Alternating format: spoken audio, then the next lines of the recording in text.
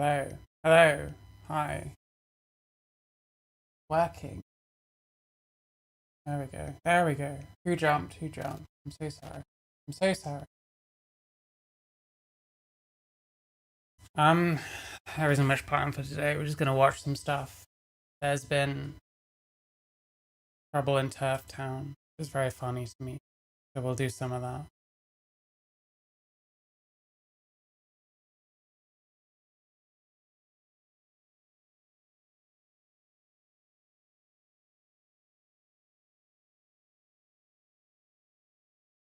Yeah, hope we're good. Hope we're good. Make sure you like the stream. We're just setting stuff up and we'll start. I haven't done any React slop for a while. I'm working on a video about brains. I think we're almost there with it. What I also want to do. Hi, it's me. What the fuck is going on there, bro? Wow. I also am hoping I can get a few people to argue with me about trans brains. I think that'd be a lot of fun. See if First Amender still wants to have that conversation. Ignore this, by the way. I've got a spot or something. Looks terrible. Yeah, I want to have a few conversations, a few debates around the whole trans brains thing. YouTube is going to put ants in your house. I don't know why YouTube would put ants in your house. Usually that's more about leaving food out and stuff like that. That's when you get ants in your house, I would have thought. What is my fucking hair doing, bro? What is it doing? What is it doing? What is this? That's nothing. Okay, wow. It's just gonna look a mess. It's fine. Don't worry about it. Like the stream, don't forget you can. Super chat on YouTube, Streamlabs, all that kind of stuff. What are we gonna watch? What was this? What was this?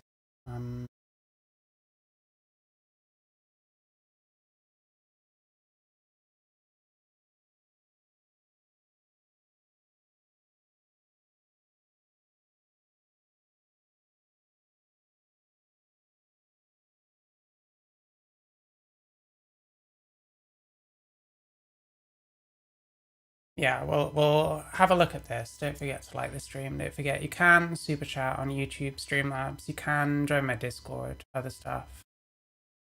Apparently there's trouble in Turf Town, so I guess we'll start here. So yesterday... So we know who Known Heretic is, someone called Amy Souza. Like, about as ultra as it's possible to get. Apparently J.K. Rowling has been kind of wavering a bit on the whole preferred pronouns thing and will occasionally call a trans person a she when they're actually a male. Oh no.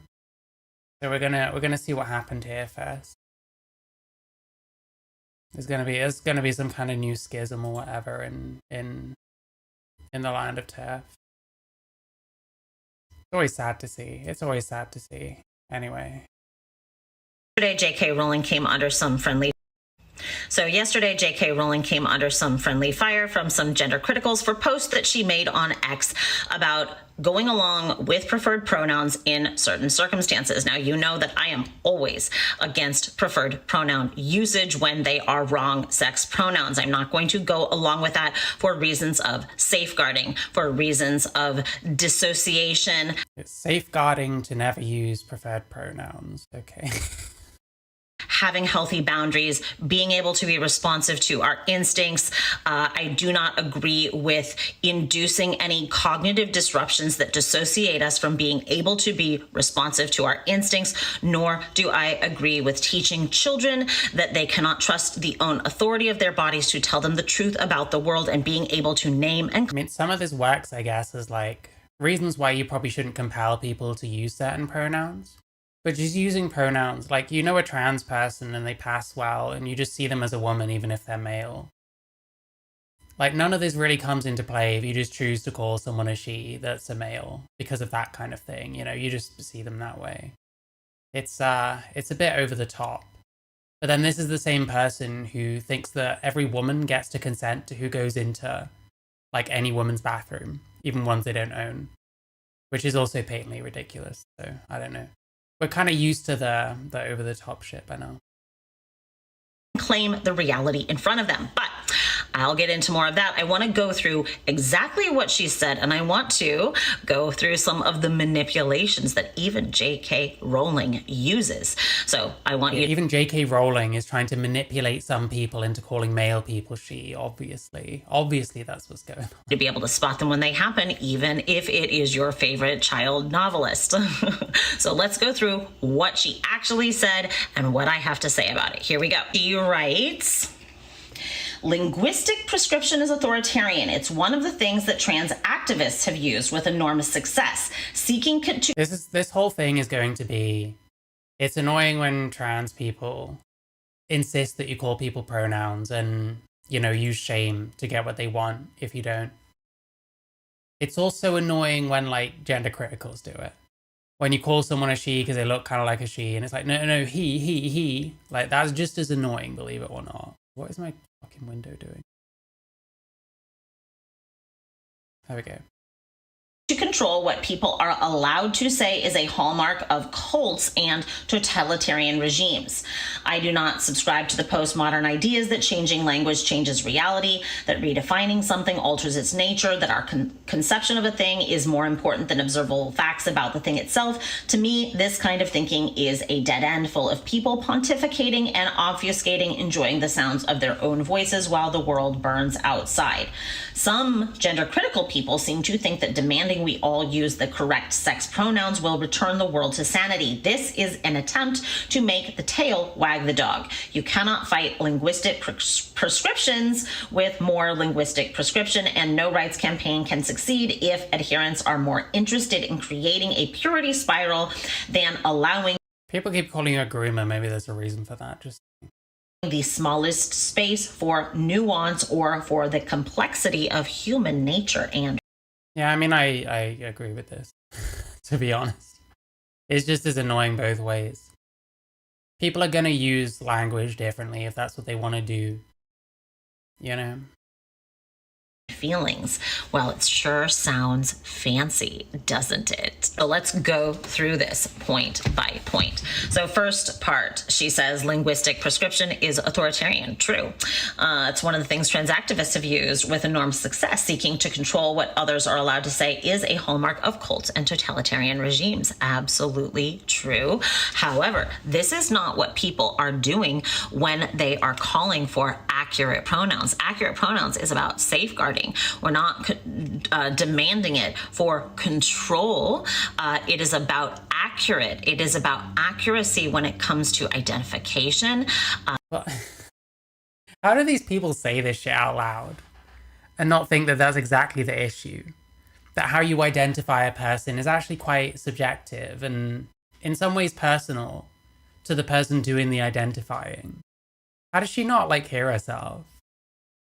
And reality and affirming what is in reality. I don't want you to call the grass green because I am trying. You're telling people what reality is. I mean, what if you called a trans person a she because you just didn't know better and they didn't correct you? Then your understanding of reality doesn't map onto actual reality, I guess. But no one's does 100%. Everyone has their own version.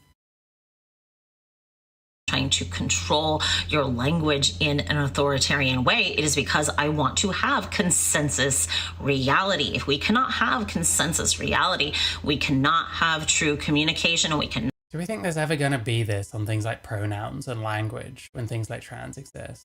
Like, it's just not realistic, is it? Not have true relationship. Relationships require trust. In relationship requires consensus reality. So I'm not going to lie about reality for anyone, for their comfort or otherwise. I forgot to get any water. I'll be back in 1 sec.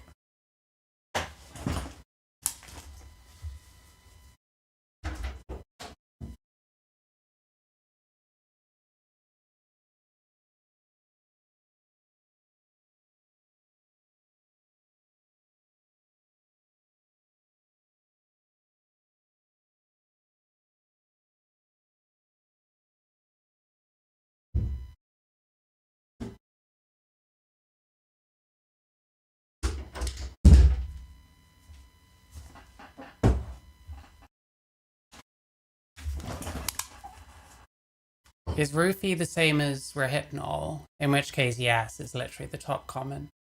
Wrong pronouns of rehypnol. Very, very crazy beliefs we have over this side of the internet. Very, very crazy. Okay, second part. I do not prescribe to the postmodern idea that a change in language changes reality. I agree with this. Or that redefining something alters its nature. I agree with this. Or that our concept of a thing is more important than the observable facts about it. This is true. She says this is a dead end. I agree with all of this. So she's saying where we are in agreement. Then the last part, this is where we get into some true manipulation. She says some gender critical people think that demanding that we all use correct sex pronouns will return the world to sanity. I don't think this is accurate. Mostly that is in reference to them being used in enforced environments. This person isn't doing it. They're just saying it like as a general rule. And I'm pretty sure this person also says this kind of thing as a general rule as well. I don't think people are saying, hey, if we stop participating in pronoun rituals, everything is going to go back to the way it was. No, I don't think that is the case. But I do think it is true to say that participation is perpetuation. When we participate in a thing, it is perpetuated even more. Okay, and the plan is to just annoy people into doing the opposite, right? So... And when we practice something, it grows that thing. Even look at like a... What happens if you annoy people into doing the opposite of what you want because you're just fucking annoying?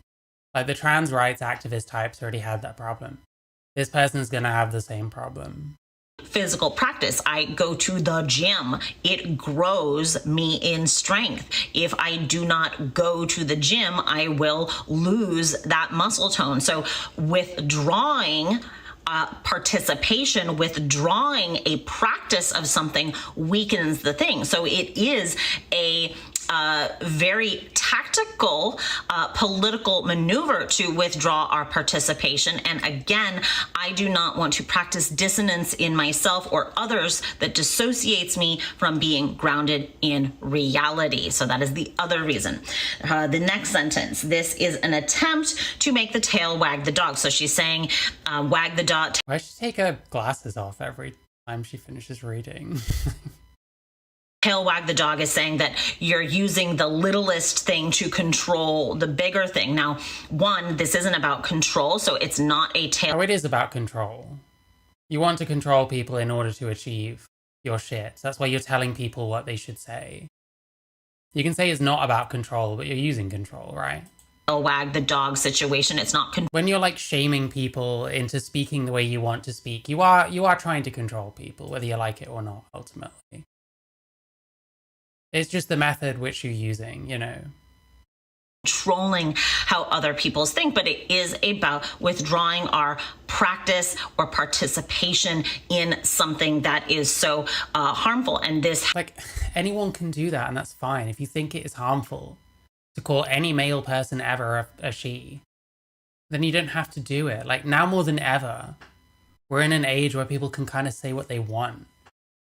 We're like acting like it's still like 2018 or some shit, and it just isn't. You know? Like, people can say what they want now. It's fine. But now you want the other. You want everyone else to go along with what you're doing. Has been an authoritarian control system with these things being enforced in government, in law. Women have had to call their male rapists by she, her pronouns. So this has been enforced in a very totalitarian way. Children have been expected to participate in these rituals in public education. People have been expected to participate in them in their places of business and have faced losing their jobs if they do not participate. So this has been very authoritarian. So saying no to participation is it is a political act, and it is saying I do not agree with what is happening all over. It is a strategic defense tactic as much as anything else in terms of critiquing this ideology, and it is a very easy tactic, and it shows others that it is okay to say no to this. Then she says you can't fight linguistic prescription. Who is this? Someone called Known Heretic, who is upset with J.K. Rowling for thinking that doing the same shit as the TRA types is also annoying. With more linguistic prescription. Again, these are the people that say things like pronouns are a hypnol. These are the people that think that women have to like give consent for any one person using any one women's bathroom, which doesn't make any fucking sense. Like this is kind of I'm somewhat gender critical, I guess. This is the kind of shit that's like way too far for me. You know what I mean? We've got another pronouns are a hypnol. What is this? Oh, it's a song. Oh God. Pronouns are a hypnol because they try to numb your senses. Cause if you can't tell it's a dude in a dress, then you must need contact lenses. Cause lesbians don't have penises. There's no such thing as a pill. That it's just drugs. No such thing as a pill. That it's just I just cut off the drugs. narrative. Back off. I suspect they all are sick. These adult men believe in rules. But what does that really mean?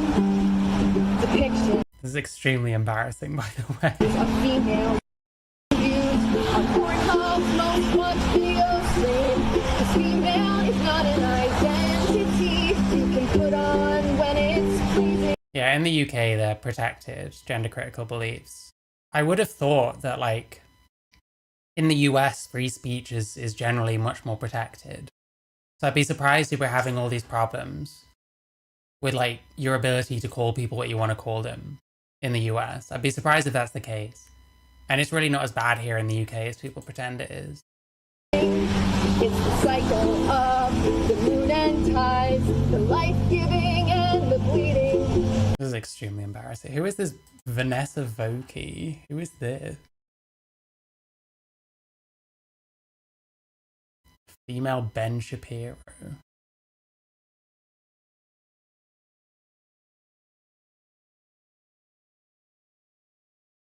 What the fuck is this?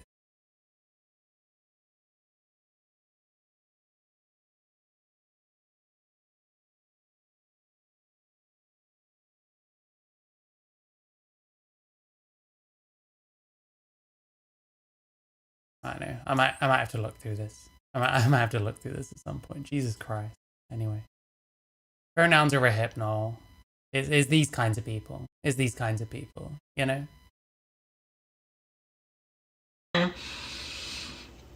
Non-participation is not, to me, linguistic prescription, and observing the harms of participation in pronoun rituals is not authoritarian prescription. I'm simply observing, hey, it's harmful when you practice this. To me, that is not authoritarian. It is observing a simple fact of the matter. What I think is a fact. Wow. Then she says, no rights campaign can succeed if adherents are more interested in creating a purity spiral than allowing the smallest space for nuance. So this is not about purity. And I don't think there is anything nuanced in calling a man a woman.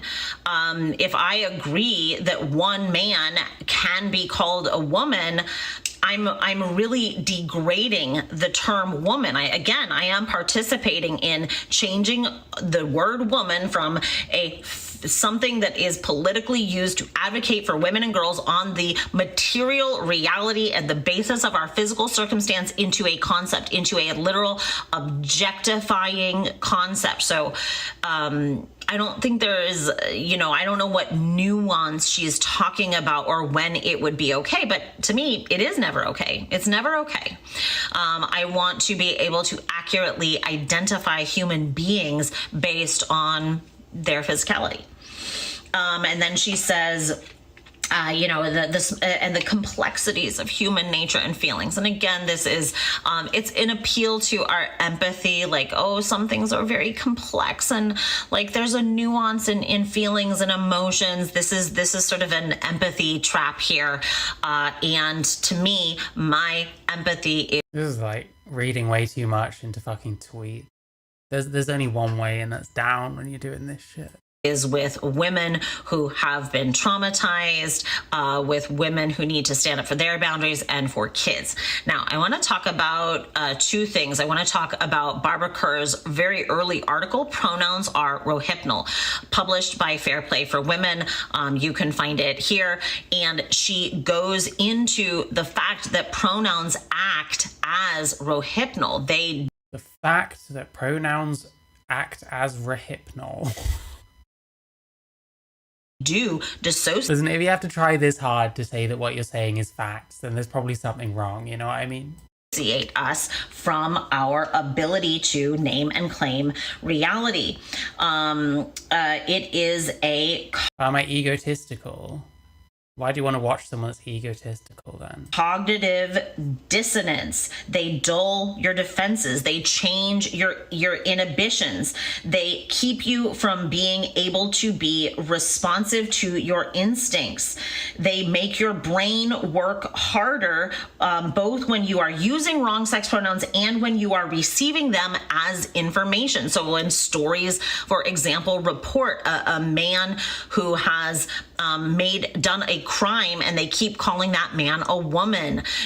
She attacked her victim. She assaulted her victim. All of these things are meant to... I don't know why it was funny to me. Attacked her victim. She assaulted her victim. All of these things are meant to numb us, confuse us, remove our instinctive safety responses. Okay?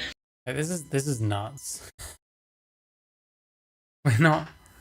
It's not about numbing you. It's not about, like, where do you even go with stuff like this? This person is fucking cracked out.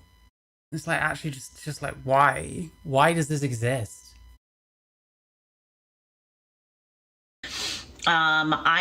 She ends with, I want to be a... Sorry, the buzzing thing is really loud today. I don't know how to... I don't really know how to fix it, unfortunately. Alert. I want others to be alert. I want people to see the real picture. And she talks about the Stroop effect. And there is a woman I have been meaning to speak about, Dr. P, who is Psych Girl 211 on X. Her name is Dion Joseph, and she was recently on GB on X. Wow, this person looks totally not unhinged. X. Her name is Dion Joseph, and she was recently on GB News talking about the new Swedish study and why it is so important not to medicalize kids with wrong sex hormones. I'm sorry. Billy is on YouTube. Did you know?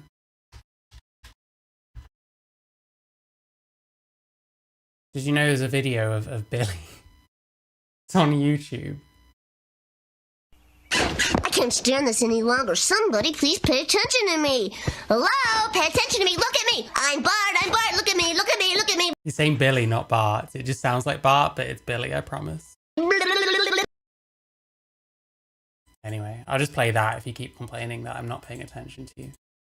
And puberty blockers, and she has so many amazing things to say. I want to cover her more.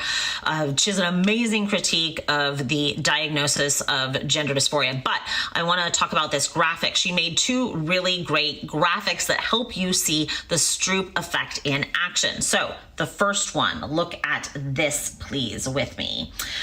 So the trans Stroop effect, she says, call out the colors on the top, then call out the colors on the bottom. The delay is your brain trying to decode two asynchronous, contradictory stimuli. This is what happens when you see a cross-dresser and you're meant to, this is what you see when you see someone who's taken cross-sex hormones or when you use wrong sex hormones. So let's just read the top as quickly as we can, then read the bottom. Red, green, purple, brown, blue, red. Then the next one, green, brown, blue, red, purple, green. So it is a little bit harder. Notice that there was some stuttering when I was trying to read them as quickly as possible. Now look at this graphic here. She talks about what is congruent, what is incongruent. When people are asked to name a color, if the word and the color match, congruent, they respond more quickly. If the word and the I mean, telling children to call their male teacher, etc., is a very specific thing. Like, usually kids probably shouldn't be getting too involved in this kind of shit. But this person isn't talking about children calling their male teacher. They're talking about any use of different pronouns, like, ever. Like, when it comes to certain, like, what am I saying? When it comes to certain examples of it, I'm not necessarily for, like, preferred pronoun use either. But to act like, in all cases, it's, like, harmful to call any male person a she, like, ever. Any female person a he, ever, is just completely insane. And, like, people always just jump to, like, extreme things where it's like, yeah, that's probably true. That doesn't mean that this person is making sense here. Color don't match, it's incongruent. Like, this person is acting like there's no difference between the Scarlet Blake thing or the fucking children calling their male teacher whatever, and just you calling your mate something and finding it annoying when people like her like have to correct you every time. That's what we're really talking about here. Respond more slowly. The response time taken is called the latency time. And like, this is actually like fucking turf parody or something. I wouldn't be surprised if this person comes out one day that it was a joke. You know, have I seen the one at Oxford, the fake rubber tits and the big beard? Yep, they look fucking ridiculous. I've no idea why you go to work looking like that. Do that on your off time. You look fucking crazy. Anyway. there is also a relationship between emotional trauma and latency time. Longer latency times occur because the brain is under the extra stress of trying to decode asynchronous stimuli. People who have experienced significant emotional trauma respond more slowly to asynchronous stimuli than those who have not experienced trauma. So very important here. One, this asynchronous causes cognitive incongruence. It inserts a cognitive disruption that dissociates us from being able to be responsive to what is in front of us. And if you have experienced trauma, if you have PTSD or CPTSD, this is going to be even harder for you. So when people use these wrong sex pronouns around you, again, it becomes even harder to be responsive to those safeguarding instincts that we all have.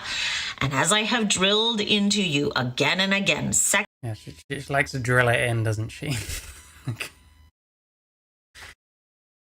It's painful. Recognition is the most primal, important, safeguarding instinct that we have. Sex is our connection to all of life. And all of life wants to reproduce. Life wants to perpetuate itself. This is primal. It is... Like, this doesn't have to have anything to do with it, really. You can still know what someone's sex is, but choose to call different people different things. Encoded into all of life, all of us. So understanding the opposite sex when you are a sexually gonochoristic, dimorphic species is very important. It is important for procreation and it is important for safeguarding reasons. So to dissociate us from this is dangerous. It is to practice something dangerous and dissociative. And I want to say this for all of you who are saying, but some men have morphed themselves. They have had enough plastic surgery. They have taken enough drugs. They blocked their puberty early enough on that they really are accurately sex mimicking women. Now, this is what I want to say to that. In nature has a lot of mimicry. And in nature, animals are always attempting to stay grounded in their adaptive instincts and to dispel false mimetic signals. And that is what I preach to human beings as well. Dispel any false mimetic signals. This is too dumb. I can't do this. This is too fucking dumb. Oh my god, man. It's actually painful. It's actually too fucking painful. It's actually too fucking painful. Make sure you like the stream. We're just gonna move on because I can't be asked. I actually can't be asked. I went to watch this peak trans video because she did a video about Steve and it was pretty fucking dire.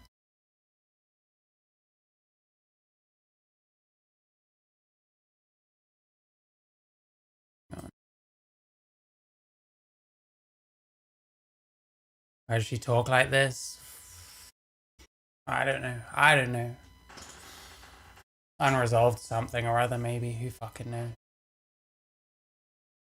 But yeah, I wanted to watch this Peak Trans video. So, my good friend Peak Trans here did a video about Steve. And I saw the title and I got excited for a minute, you know? Gender identity ideology turns people bad. Look at this one, for example. What I was hoping would happen is that she meant like, well, the kind of obsession with gender ideology and shit has shown Steve up to be a bit of a fucking moron. You know? But that's not what this means. What this means is people are mean to Billboard Steve in the street because they don't like him fucking content farming the public. And they don't like what it says on his thing, you know? So I'm wondering if there's some kind of audience capture at play or something like this. I'm wondering if it just really is for most people, oh, well, this person's on our side, so we have to stick up for him and not learn anything about this person or see what kind of shit they get up to or what kind of other creators they pal around with. Even when it doesn't really make them look good from like a feminist standpoint, you know. We saw all the shit that went down with the Hannah Spencer thing. Thank you for the 3 months, Billy. Hope you're good. Sorry for being mean to you. Why am I dancing with that trans person? I promise I will pay attention to you more in the future. Maybe. Don't take my word for it. I lie all the time.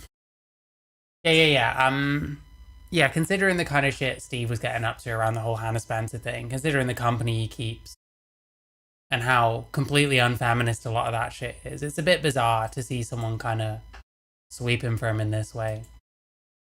But let's see what the video is. Let's have a look. Hi everyone. It's all becoming a bit much. There's so much to read and think about and do, and I've been feeling rather overwhelmed and sort of hit a wall. But then I caught up with the intrepid billboard warrior, Steve James, on his Edge of the Matrix channel, and now I'm in the mood for a rant. Steve meets quite a lot of really horrible people on his travels. Sometimes I have to grit my teeth and force myself to watch, and it feels like a particularly weird form of masochism. But I also find it quite interesting to observe their behaviour. Well, that sounds like I'm talking about a different species, but unfortunately they are all too human and a reminder of how bloody ignorant and nasty some members of the human species can be. I'm only going to share a few minutes of this particular guy in total because that's all my blood pressure can stand. The rest of it will, of course, be me. What are we getting? She doesn't really watch much of his stuff because it raises her blood pressure. So probably doesn't know a huge amount of what this guy gets up to. Blethering away as usual, well, providing an insightful and erudite commentary, obviously. Here we go. I vehemently believe that people who wear stuff like that are fucking idiots, so... Oh, that's not very nice, is it? Is that your theory? How many other people have you seen with this? Well, just one. You. Just me? An idiot. Am I? Yeah. Go on. Yeah, I mean, 100% success rate so far, right? You are. Go on. Put some meat on the bones to that. What do I need to put meat on the bones for? Why do you feel the need to wear something like He looks like Vorsh. that? Like this? What are you proving by Actually looks like Vorsh. It's crazy. wearing it? Well, I'm trying What's your point? What is the point you're trying to make? What is the point you're trying to make? I'll answer Apart it. from upset people. He's obviously feeling very triggered the way he keeps firing basically the same question. Why? Why? Yes, it's almost like some of these people see this as just like hectoring trans people. It's almost like trans people don't necessarily need reminding that they're different in some way, just by pricks standing in the street. And maybe some people are like sensitive to that and see it as kind of offensive. And like, you know, he should be able to answer why it is that he's doing what he does, for sure. Why do you feel the need? What are you proving? What is your point? He At doesn't. the same time, you don't need to answer why. You don't need to ask why, should I say. He wants the views, he wants the clicks, he wants the money. He wants to show up at fucking Detransitioner what's it called? Conventions and shit like that and be hailed as a hero. He's been trying to get somewhere, pushing all kinds of weird conspiracy things for a long time. My Steve videos are the best ones. Okay, thank you. I appreciate that.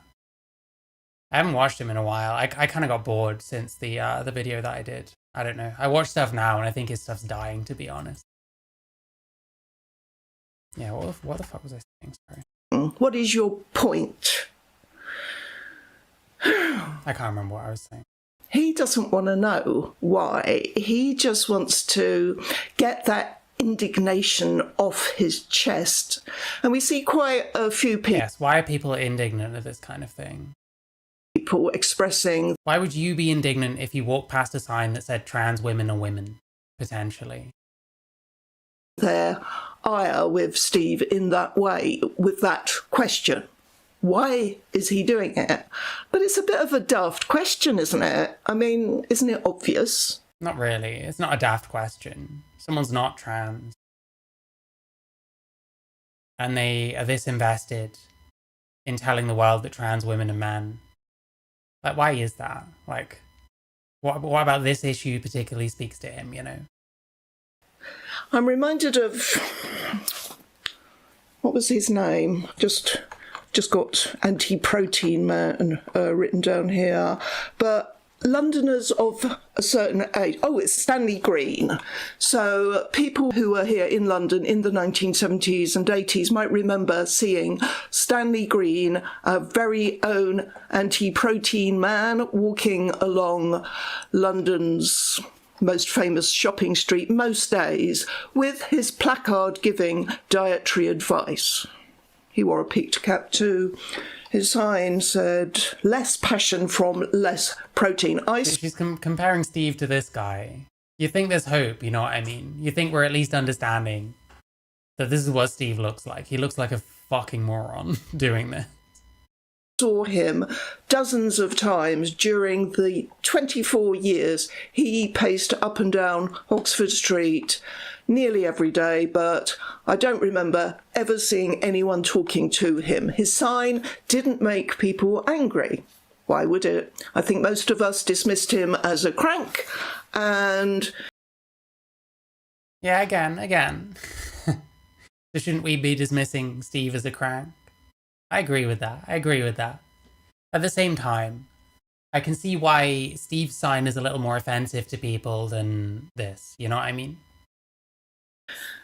If anyone gave his message any credence, I think it more likely that they tried the reverse and ate more protein. I think, listen, it's true that Maria was assaulted. It's true that shit happens to people.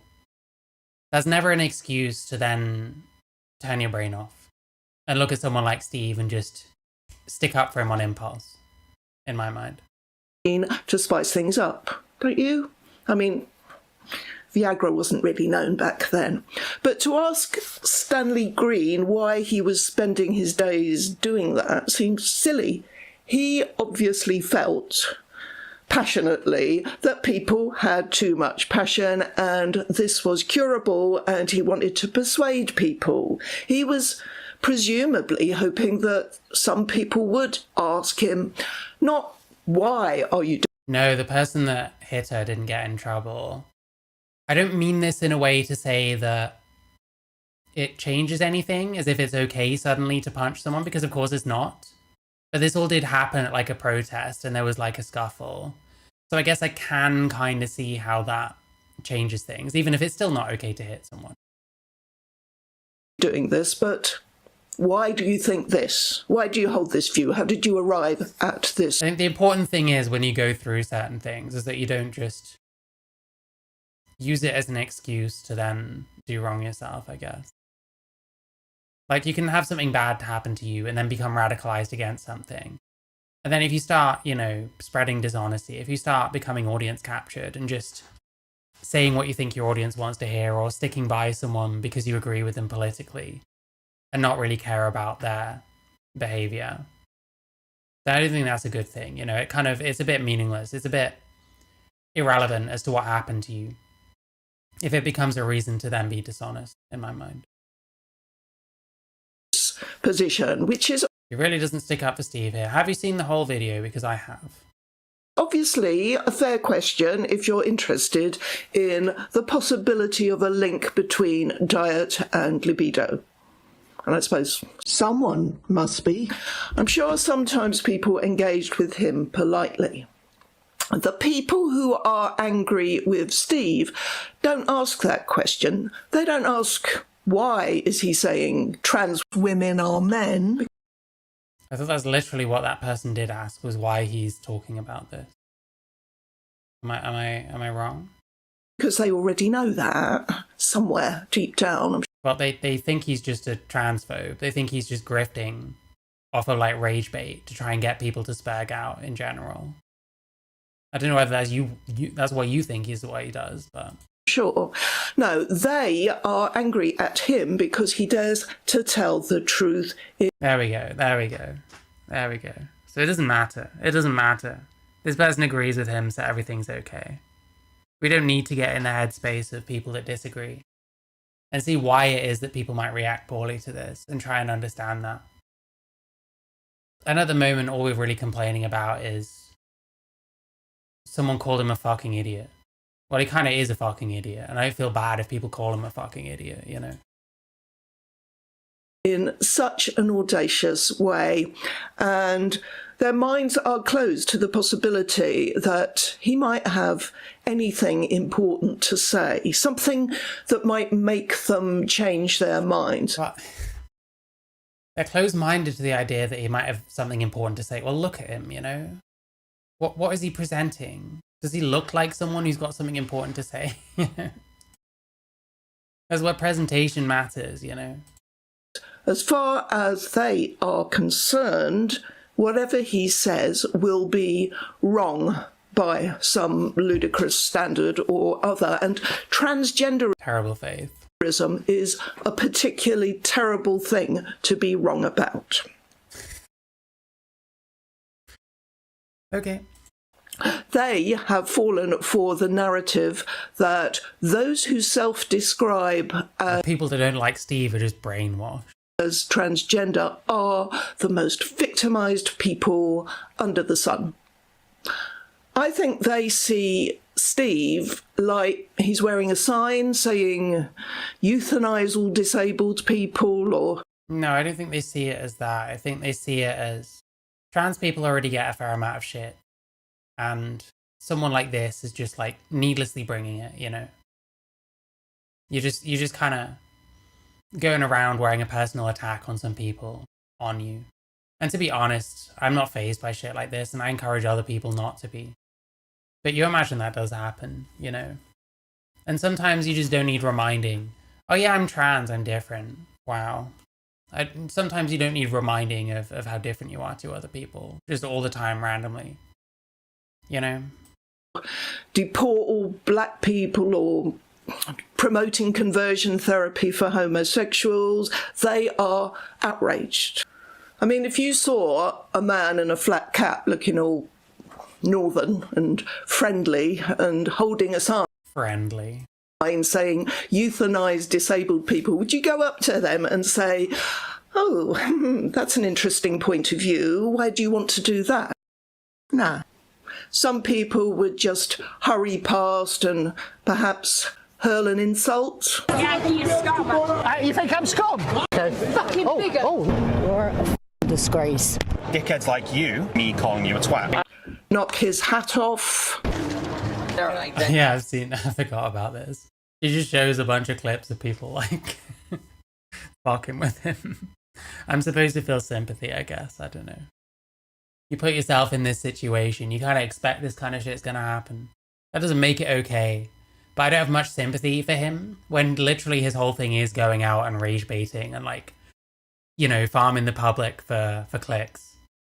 And often not exactly behaving in the most kind of well put together kind of way himself. Like the kind of shit he says about like feminine men and about, you know, he'll point his camera at anyone vaguely gay looking and like try and bait them into coming over.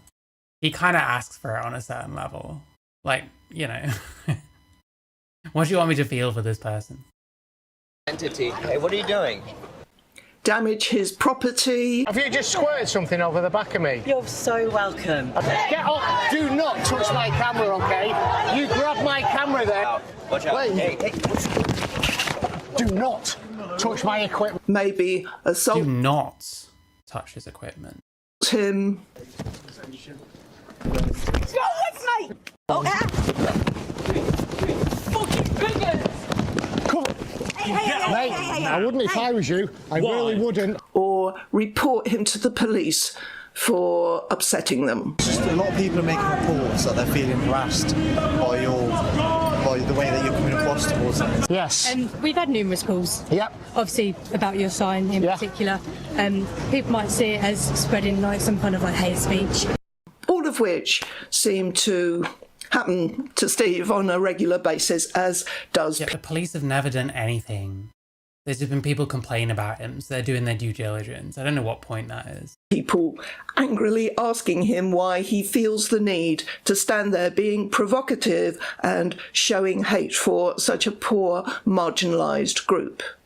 Actually, if I saw someone just standing there with a billboard in those same colours, but different words, maybe saying trans women are women, and protect trans kids, and women's sports don't matter, so we should let mediocre sportsmen who LARP as women to participate in them and win all the medals. I don't think that'd fit on there. I would love to have that conversation with them. Goodness knows I've tried with some of the bullies that follow us around all over the bloody place, but I've always found... Fred Wallace, she's talking about you. Are you watching? She's talking about you. They just refuse, point blank. Are you making that noise with your mouth? Why? What? Do you not have any arguments? Debate me at the protest, bro. Debate me, bro. Debate me right now at the protest, bro. Come there, listen to women, engage in peaceful, calm debate. You have to come here and try and drown out our voices. You're sad, and your mum's a turf. Brain dead cowards. At least the man Steve is talking to isn't a... Well, he's not a coward. I'll answer it if you don't interrupt me. Go ahead, speak. So it's all about raising awareness of the harms of gender ideology. Right. Tell me about the harms. Okay, well, last week I was in Washington, D.C. Right. Right. It was for the... Wait, didn't someone in chat say that this person never let him answer? So he literally just did let him answer. I don't particularly appreciate liars, just saying. Detransitioners Awareness Day. Balaclava with the spandex pants and trans flag cape. Yeah, I remember the person. Did she just say your mum's a TERF? Yes. No, these were predominantly young people that had been harmed by this gender ideology. Right, how had they been harmed? Right, I'll tell you. Okay, I'll tell you about a young man called Ariel Salvatore. Right. Okay. Don't worry, I'm just... He's trying to educate me and it's not working. It's not working. Smug I wonder if the guy thinks back to what he said there and regrets it. Yeah, why isn't he giving this guy the time of day? It's like crazy. It's crazy how you'd look at this guy and think, you know what, I'm actually going to have a sensible conversation with him. Because he should, shouldn't he? He admits to being uneducable, or rather too close-minded to even listen to what Steve's trying to tell him, while virtue signalling to other closed-minded bigots. It's okay, I know better, I'm impervious to reason. Ich. Cool, go on. There was 70 people there. Yeah, tell me more. So, well, I mean, Ariel was just one, okay? A young man that suffered childhood trauma, was led to believe that the answer to that trauma was to become a woman. He was a young man. Right. And he believed them, he went all the way to Thailand, he had an osteotomy and a vaginoplasty. Right. That was his testicles ripped off, his penis cut off, turned inside out, and he realised that wasn't the answer to his childhood trauma. So you asked me about harms. Did someone force him to do that? So he was abused as a child, he was groomed as a child, so what those people down there are protesting against is a parent like myself against grooming. 100% I'm against grooming. Well, he says he's against grooming, but is he? If this guy's young child was being told by, let's say, a teacher that they have to accept as a woman someone in a dress who is quite clearly a man, would he be okay with that? If his child was unhappy because they felt different or confused about their sexuality and they heard from someone or other that they could be transgender, and that's fine, it's a normal part of human diversity, in fact, it's a very special thing to be, would he be okay with that? Would it make a difference to him to know that affirming this delusion in his child could set them on a medical pathway involving risky and irreversible procedures? Because if you're okay with any of that, you're not against grooming. You're not against children being taught to go along with a falsehood that could end up hurting them badly, because that is what grooming is. No one forced him to go have that surgery.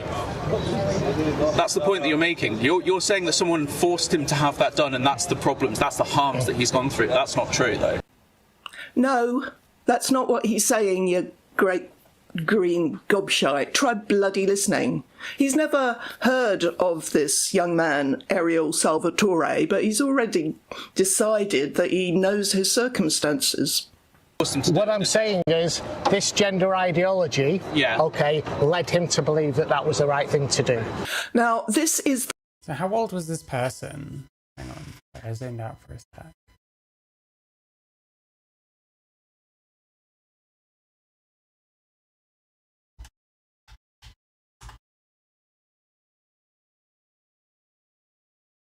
Started hormones at 16. I mean, that's pretty crazy, to be fair. But I don't know, like, you want to be taken seriously and talk about serious issues. You got to present yourself a certain way. This is very, it very much looks like he's going for the shock factor. So then how are you supposed to expect a normal conversation about, like, detransitioners and about actual potential general harms, you know? Cis-chan. I do think Firebat looks slightly like Maria. Like, when you see him from certain angles. Medallion. Yeah, Jesus. Yeah, I don't know, Matt. I don't know why we're sweeping for this guy, but hey. The point at which an open-minded person with a modicum of humility would understand that he doesn't know everything, and maybe this person who has travelled to another country to listen to people who've had a very different life experience might say something worth hearing. Instead, we get this. That's the harms. That was their free choice. That was Ariel's free choice. He was a young, impressionable man. When he actually got the surgery, well, when he identified. Before he transitioned, how old was he? I can't remember exactly, but he's probably from about, I think he said about 12. Oh, look at him. He's deflected from the point Steve was making about the kid being young and impressionable. He doesn't want to deal with that fact that kids are vulnerable, susceptible, they can get lured into adopting harmful ideas. Because where could he go with it? He could hardly deny it. So he's like, you can't even remember exactly how old he was, as if it makes any difference to that point about kids. Well, if you're going to go out and debate shit, you probably should know your own talking point. He really needs a slap at this point. Now, this question... Like, Steve gets, like, douchebags come over that think that they're good people because they're arguing with him. And a lot of the time, they just make fools out of themselves. But, like, that doesn't really make what Steve is doing acceptable or okay. Of free choice, free will. It's always seemed pretty obvious to me that we are... Like, as if this guy really gives a shit about these, like, detransitioners and stuff. Like, out here, money grubbing with his stupid sign. That's just a means to an end for him.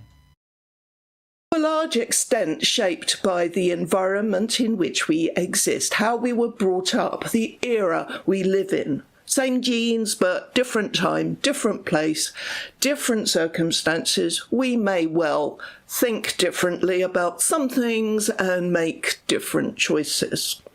The choice to try to escape your sexed body and get a different one didn't even exist in earlier times. And that invites the question of why so many young people are choosing it now. It should raise alarm bells in any parent of a young child or teenager today, and for many it does, of course, but for so many others it's like something happens to their ability to think, to their natural curiosity and intelligence. The moment they hear the word transgender, they turn into complete imbeciles, and that is what we have to contend with in trying to defeat this craziness, this scourge that is modern gender identity ideology. The man Steve is talking about, Ariel Salvatore, has been interviewed by YouTubers that I follow. His social media name is Sackless Jack, really. Jack was his birth name, apparently. As for Sackless, well, what is especially unusual about Ariel is that he isn't gay. Well, supposedly this person transitioned as a kid, and I'm never for that kind of thing. And you can say, well, you know, maybe this kind of thing isn't okay. But that's like specific things that probably should change.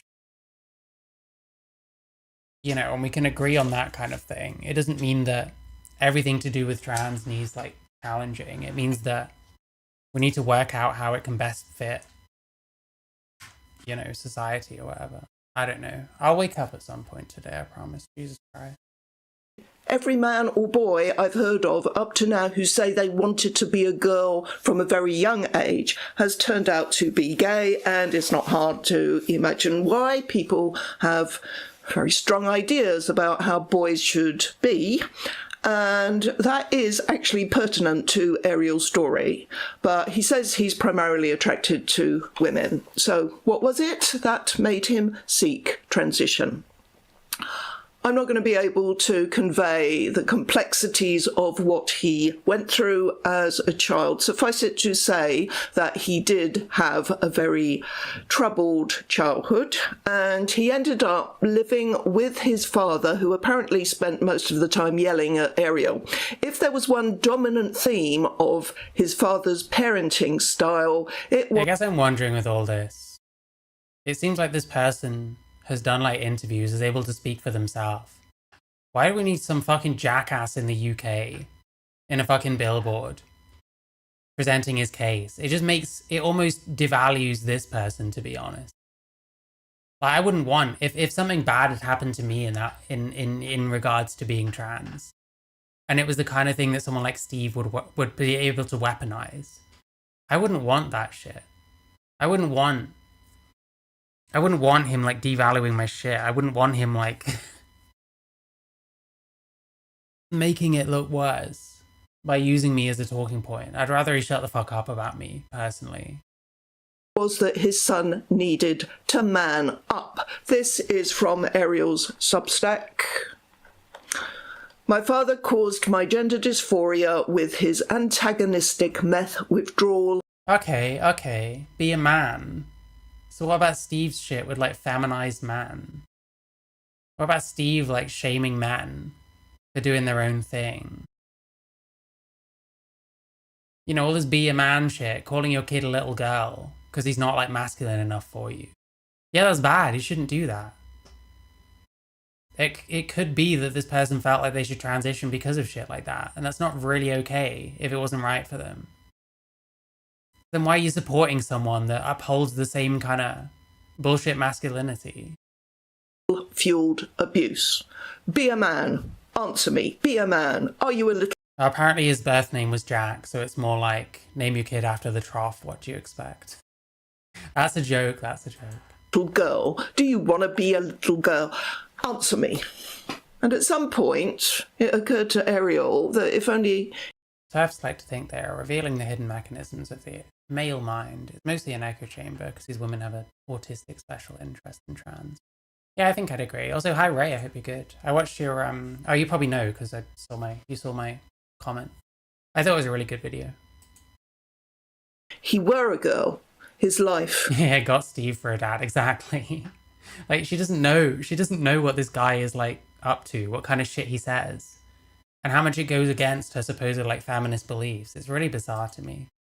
Might have been easier, and of course nowadays, well, not nowadays, this would have happened over 20 years ago, but that free choice, as the man in Leeds put it. How did you think that any of English Ned's kids would fucking be treated if any of them are male and like show some like feminine behaviors or something?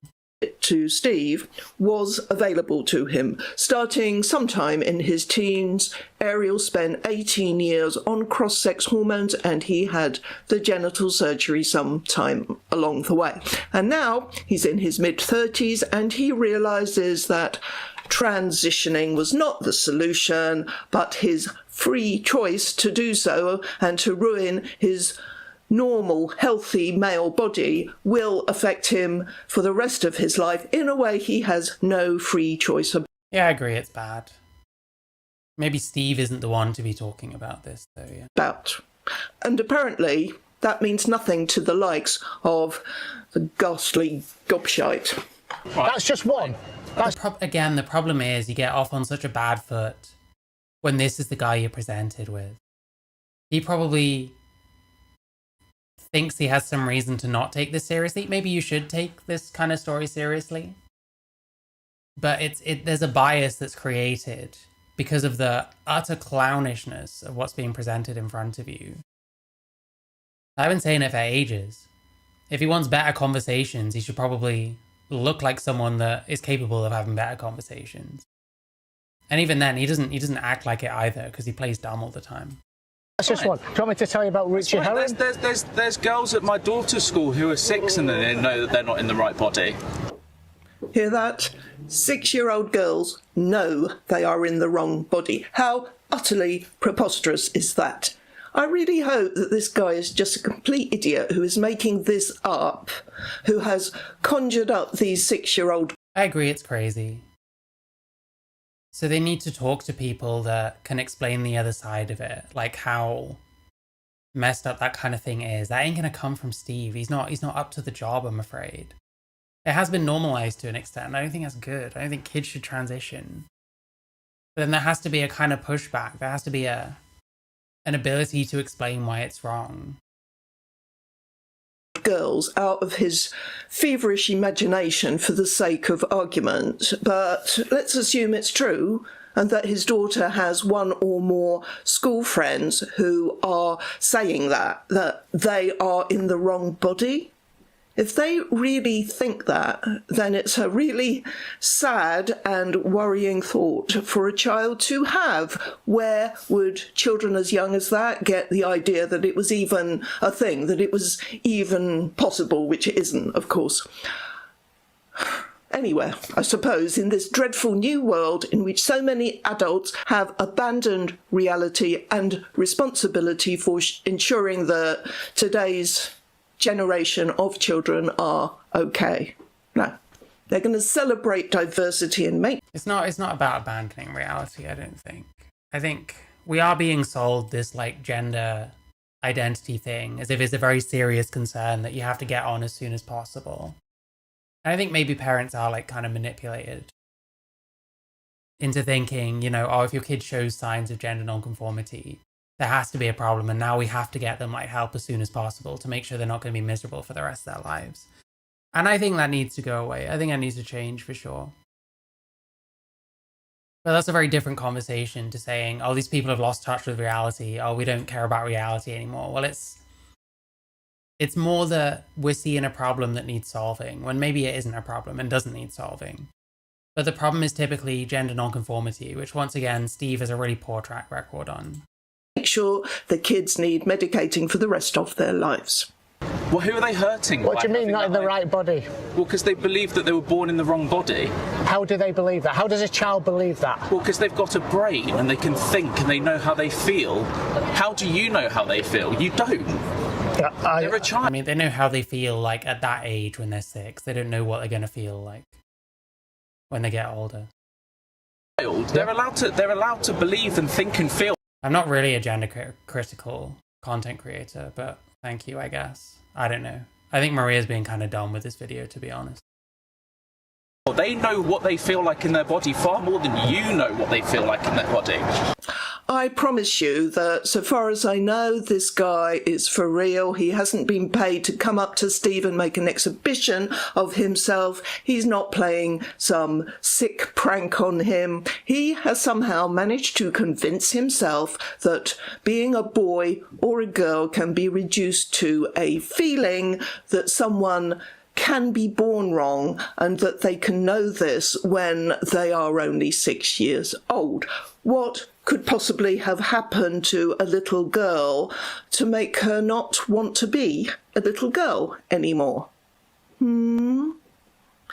It should be raising a red flag, but it's totally lost on this guy. Who are you to decide what someone does with their body? Do you think it's... No, answer my question. Who are you to decide what a child or another human being does with their body?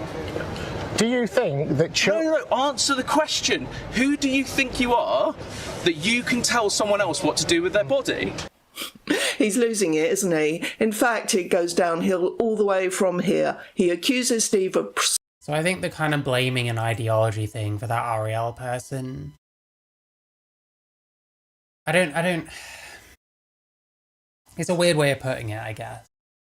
I guess what we're saying is, like, a child is, like, reduced agency. And so, like, doctors and adults are more likely to lead them to that kind of decision when they don't have as much ability to consent to, like, medical shit as an adult would.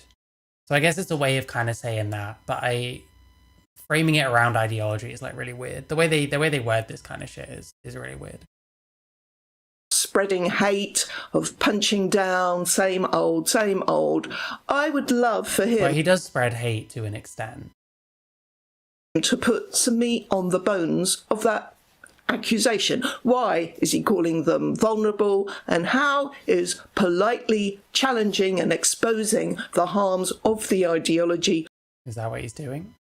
...punching down and... Is it politely... Listen, we might as well just use the same fucking clip.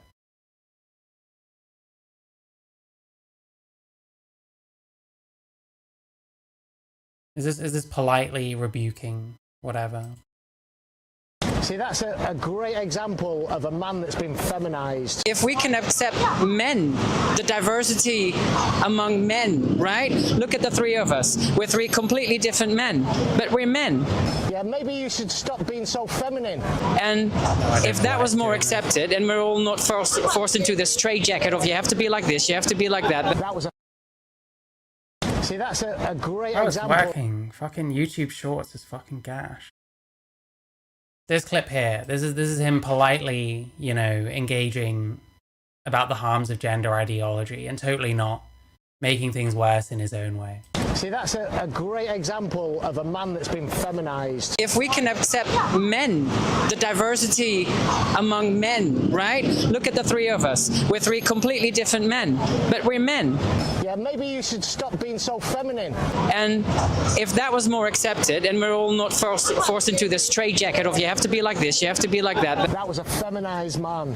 We need to open the bandwidth of what it means to be a man. Yeah. Not force people into these straitjackets. Another feminized man over there. There are men of course, masculine and feminine, and it's absolutely fine. I tell people it's absolutely fine. We should stop labeling, stop judging. The most feminized man that you could come across. See, that's a great example of a man that... How nice. How nice. But yeah, it's not like I don't see all of what she's saying. But this guy isn't just politely having conversations about gender and getting the shit kicked out of him and having shit thrown all over him. He's out there content farming using a very easy topic right now. Something that, listen, I'll give Kelly J. Keane, I'll give Kelly J. Keane a little bit of credit, okay? She's right about him. He's a fucking Johnny-come-lately who's swooping in and getting a lot of clout and a lot of money doing this. Wait, I've got the clip. Hang on. I've got it on my computer somewhere, but either way, I'm gonna have to find it.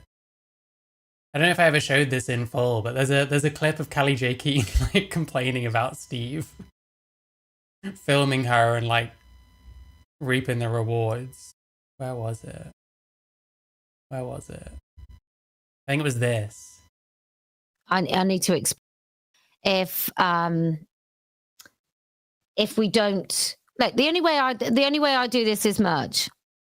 Oh, it's this bit. It's this bit. I'll just be back in like 1 sec, and I'll talk about this, I guess. I'll be back in a sec.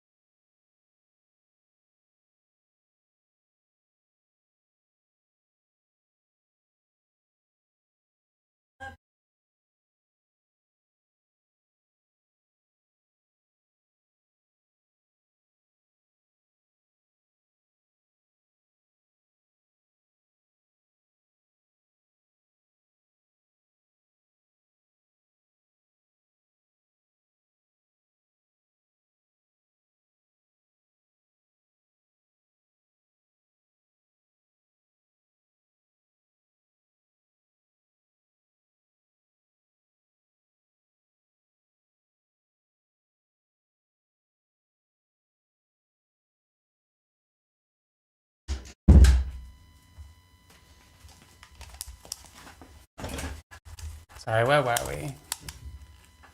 Oh yeah, we've got Kelly J. Keane bitching about Steve. This is a good clip. I like this. Unlike other people, like I was in. I'm just going to moan a minute. So just. Yeah, I'm going to moan a little bit. So let me moan. Right, when I was in Newcastle. When I was in Newcastle, I filmed an exchange between myself and a wide-eyed nut job who was working at the NHS. And somebody else filmed it. And I've got 70,000 more subscribers than the other person who filmed it. And I've been doing this a long time. And I've probably got close to, 100,000 more followers on Twitter. And yet, on my YouTube channel, I had fewer views for my own video than somebody filming me.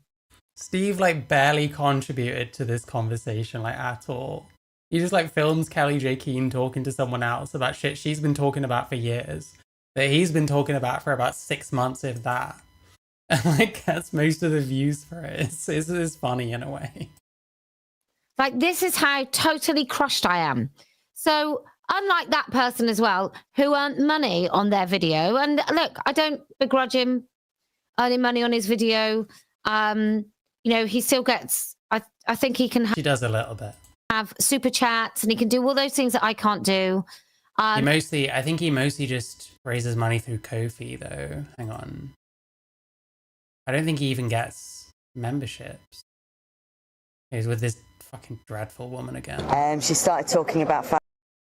We needed that story again. Wow. Yeah, you can't even join his channel. Most of it is like buy me a coffee, but he must make a decent amount of money off of this. Like 79k subscribers. This is what he got in like maybe 75k in a year, which is insane, you know. But yeah, he must make a lot of money on here. And who knows what else he does to monetize, you know. And he milks the fuck out of it when people assault him. And then people give me shit for saying, this guy wants to be assaulted on a certain level. Well, he does, because he gets fucking money out of it. He gets clout, he gets views. And I don't get any money on X because I got throttled when it was difficult to speak about these things, not now. When it's not so... It's true. It is true, though. She's got a point. Steve started this in 2025. The tables had long since fucking turned in 2025. She's got a point here. Difficult. I'm not saying it's completely easy to speak about these things, but when I was talking about these things, it was really, really hard to say the things that I was saying, and yet I said them, and I got cancelled everywhere, and I couldn't have a platform. And I think I was just left to YouTube and demonetized on YouTube. So it was it was just really difficult. And now people have come on very late, so they might have only started talking up about it in the last couple of years, saying all the same things that I've been saying for the last 7 years, and yet they can make money from it. Now, if Let Women Speak can't generate the sort of money required to keep it running, I won't be able to do it. Ruh-roh. We can't be having that now, can we? Everyone buy an adult human female t-shirt and or hat and or poster. You can have a room that looks just like this. Otherwise, Kelly J. Keane will have to file for bankruptcy. And we can't have that now. So make sure you all do that, okay? Spreading hate. People who say stuff like that, obviously... Yeah, he's a fucking grifter who fucking jumped on this shit years after it was like a brave thing to do. He just wants the attention badly enough. I know, man. Have no clue how hysterical they sound.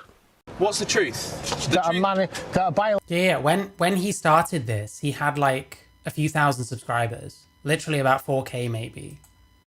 Like a year ago, because he started this after the Supreme Court thing. So he jumped on the winning team after the big Supreme Court thing. That's how much of a Johnny-come-lately this fucking guy is. It's crazy. Biological man is a man, and his gender identity does not override biological sex. Oh, I can't argue. What if you don't really have a gender identity? What if it's just based on whether other people see you as something or not? What then? With you any longer? I don't, because I'm right. You're not right. I'm absolutely right. That's why I'm here. Absolutely not right at all. And there we have it. His answer to the statement that gender identity does not override sex is, you're not right, absolutely not. Because reasons he doesn't know. It's almost like people that show up and just talk to this guy aren't prepared for these kind of conversations, so probably don't have talking points like memorized offhand, you know what I mean? It's almost like one of the things this guy banks on is that people are unprepared and don't know who the fuck he is, or aren't really expecting this or that or the other talking point. It's pretty obvious he's given no serious thought to the questions raised here. He's never had anyone challenge what he thinks, and I think that's true of most of the ones that stop and behave like he does. But to say, in effect, that gender identity trumps biological sex means he's okay with men with a fetish getting into his young daughter's changing rooms. I hate this shit so much. But yeah, this definitely means that, sure, bro. That boys stealing the success and the glory in sports that maybe his daughters might have. But no, this fucking idiot talking to Steve probably doesn't even think any of this shit's real. You have to like explain this kind of thing. But is Steve the guy for that?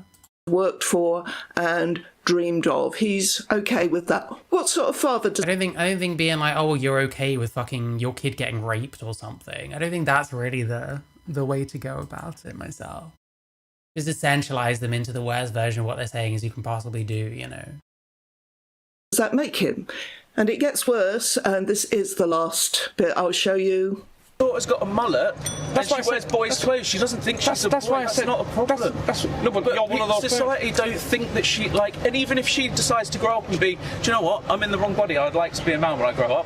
Fucking more power to her. She will be braver than either of you two will ever be. So have a lovely day, enjoy what you do. Would you allow her to have a double mastectomy? Would you allow her to cut her breasts off? Hey, if it made her happy, it's her body. She can do what the fuck she wants with it, mate. And that's why people like you she can have a vasectomy and stick her tits on your head and you'd be a fucking... talk about like that. There we go. Yes, there we go. A perfect example of how gender ideology turns people bad. And this guy is not open to, or it seems even capable of, engaging calmly and with civility. He's a pompous prick, basically, and the only crumb of comfort I can draw is the belief that he will dwell on the exchange he had with Steve, maybe watch the video and think about what he could have said differently, what he could have argued, and just maybe that will start him questioning his own beliefs in some small way, because sometimes people do. That's what I did, and that's what I continue to do, and that's how I ended up with what I think now. Yeah, be like Maria and you can stick up for this utter moron on your YouTube for 4,500 views. That's it. Bye. Oh, we're crediting MKR with... Oh my god, bro. You just know who any of these people are. It's so fucking embarrassing. Let's credit MKR, one of the ones involved in the whole Hannah Spencer thing. So how feminist is it, showing up to an MP's speech to scream at them about how they're a liar? And like wanting them to talk about like graphic shit that you've heard about with like women in Iran or something, while supporting a war where fucking girls in Iran get the fucking shit bombed out of them. Oh, it's so painful. I honestly, some of these people, I don't think the feminist stuff is actually super important to them in a lot of ways. Who was being attacked? Who's complaining? Who's complaining? Now, what is this? Are we trying to say like 2-tier? This ain't 2-tier. They think he's a threat to the peace. Of course they think he's a threat to the peace, obviously. Wow, I don't know, that was cringe as fuck. Like the stream, etc. I can't be asked with that. I want to watch this.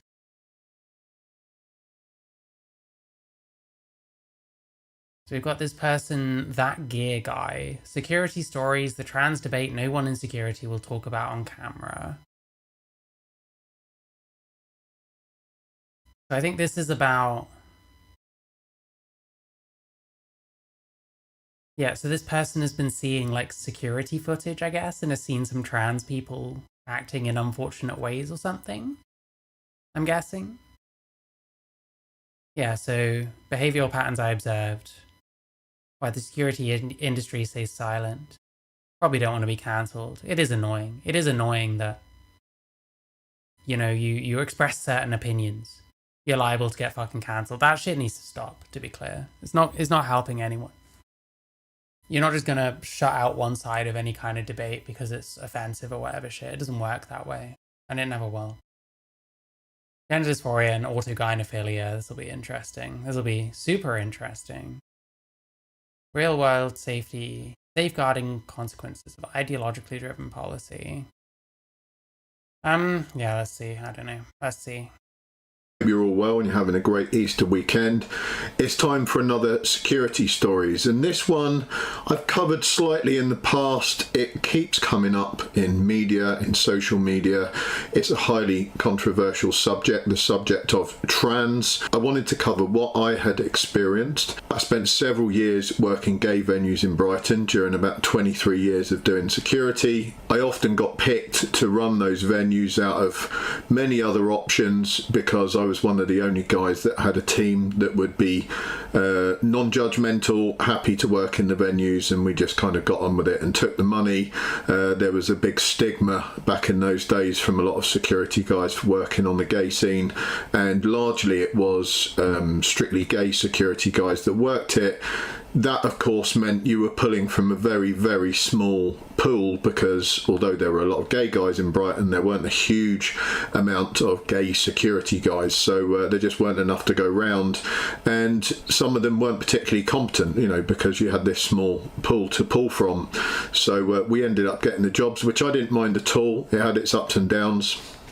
But I really want to talk about my experiences with the trans community and how that's shaped some of my beliefs today, and, you know, cast doubts on a lot of things that are being said, especially by some of the more vocal, aggressive members of that community, and certainly by the extreme left, that seem to prop anything that's said up by that community. You know, there's no sort of evidence checking, there's no statistics, there's no personal experience.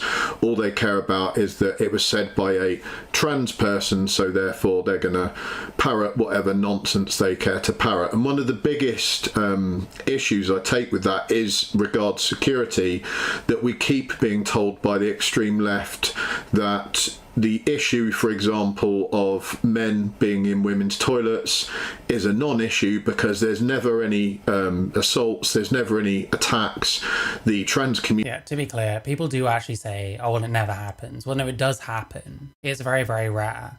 What's also very rare is things happening in the men's room. It's just rare in general, because most people just go into a toilet, piss, and leave. Community are a completely safe community full of incredibly nice people that just don't do things like that. That, unfortunately, is a complete lie. I'll tell you that straight away. I mean, it's not a complete lie.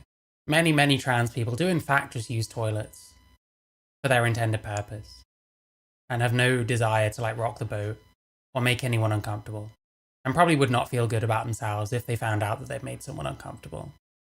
That wasn't my experience, and it's also a most ridiculous concept. You know, you just imagine if you take a large group of any community, the idea that all of them are just these fantastically nice people is absolutely ridiculous. So that concept in it... Yeah, the kind of moral is, well, you don't have to lie. You can very easily make arguments for, like, trans inclusion without lying. You don't need to say it never happened. Itself is completely flawed. As we go into this video, I'll take it further as to why they are actually overrepresented in crimes like sexual assault, for example. That is in itself even more disturbing, and I will be very frank about this. You know, I'm not bashing on a minority. I'm trying to balance out a debate where the left have fielded a lot of gaslighting and a lot of lies in order to prop up their ideology, and I don't ever think that's healthy. You know, if you have an ideology which can never be criticised or questioned, that definitely leaves room for unpleasantness to occur, and then no one's allowed to say anything bad about it. So that is a very disturbing thing in and of itself. So I worked in these venues, and they had quite a reasonable population of trans people, and there were both female or biological females that had transitioned to male, and there were many more biological males that had transitioned or dressed like a female. So they were the vast majority, and I'll say first off that I never had any problems whatsoever, and never witnessed any problems, never heard about any problems from biological women that had transitioned into males. There you go, Poons versus Troons, Poons wins, there we go. We just simply didn't have any issues with them. They tended to be... keep themselves to themselves. You know, we were kind of aware that they were around, but they didn't make it a big deal. They just got on with stuff and, you know, did whatever they did, and that was that. We never really had any issues with them at all, and that is very likely because being biological females to begin with, as we've seen in terms of patterns of offending, you know, the biggest offenders in things like violence and things like sexual crime do tend to be male. It's no big surprise that we didn't... This is true. I will say as a counter, you've never been to a gay bar if you haven't witnessed some middle-aged, drunk, straight woman getting thrown out for being just completely fucking paralytic. Witness any of the biological females enacting any of that type of behaviour. And if you have a look at the media and the protesters and the most prolific voices in the trans community pushing the more extreme ideology, it is usually the biological males that have transitioned to females. I've very rarely seen incredibly angry biological females that have trans to male that are kind of standing around screaming abuse at people, or, you know, kind of forcing their opinions down people's throats. In my experience and from what I've seen in the media, they tend to be people that are just getting on with their lives, which is kind of what the public would like. You know, that's one of the big problems with this push by LGBTQ plus and the trans community. I think what I will say, at least we're kind of acknowledging this kind of thing. There's plenty of us that talk about this. Like, the kind of representation we have is extremely unfortunate. I would hope that more people wouldn't judge, like, all trans women based on, you know, the fucking Frida Wallaces or whatever of the world. You know, the Stephanie Haydens, all those kinds of people. The Katie Neves and so on. Brianna Wu's. Fucking Caitlyn Jenner's, all that kind of shit. Like, I think more people need to understand that we don't really choose who gets uplifted. We don't really choose who ends up being a fucking attention seeker that wants to speak for us despite having no ability to. And that we just have to kind of get on with it regardless. And the hope is that people don't generalize, but unfortunately a lot of people do. Ultimately, it isn't really trans people at large's fault that people generalize, and that kind of thing should be encouraged out of people as well. So I do wonder if he'll do any of that, but often that's not the case. It's like, oh, well, a few of you are bad, so, like, you know, now it's perfectly understandable for people to look at all of you that way. And I don't like that, if I'm honest. Is that people were quite happy when folks just went about their business, you know, that they're... I think this is true. Like, my experiences living and, like, working, being around a lot of people, as I used to be, you know, and being openly trans the whole time. Most people basically don't care. And I've known other trans people that have gotten on with a lot of people and made a lot of friends in, like, office environments and stuff like that. Because they're just, you know, they just are friendly people and they get on with it and they're nice to be around, you know. So I don't think most people care. And I do wish that a lot of the alarmist kind of people that try and represent us would keep that in mind. Because if they shut the fuck up a bit more often, it probably would look a bit better for us, I think. Preferred gender and their preferred sexuality wasn't their entire personality. You know, I don't walk into rooms and then... Yeah, I mean, I don't know what we're saying here. Announce to everyone what sexuality I am. I don't have a need to do that. I don't know why lots of trans people do, whether they like it or not, because they don't pass. Anyone has a need to make it, you know, their entire personality, and people are kind of sick of that. It screams of attention seeking, frankly, and I think that's probably a large proportion of these very vocal side of these communities, is that they are attention seeking people and they don't really have much else to get attention from, so they're utilizing their sexuality or their preferred gender to kind of draw as much attention to themselves as possible, which in itself is kind of boring and slightly irritating. I think the public are pretty accepting of different sexuality. No one's really got an issue with that in 2026. So it seems kind of bizarre that people are picking up the torch now more than they ever were. You know, we had Stonewall at one point campaigning for equal rights, which was a good thing, and you know that was at a time when gay people were massively stigmatized and marginalized. And I think there still is a lot of stigma and some marginalization going on for trans people, to be clear. It's not like people are picking up some cause that's like completely erroneous, and actually we're extremely privileged in general. There are certain privileges, but there's still a lot of shit that's not ideal.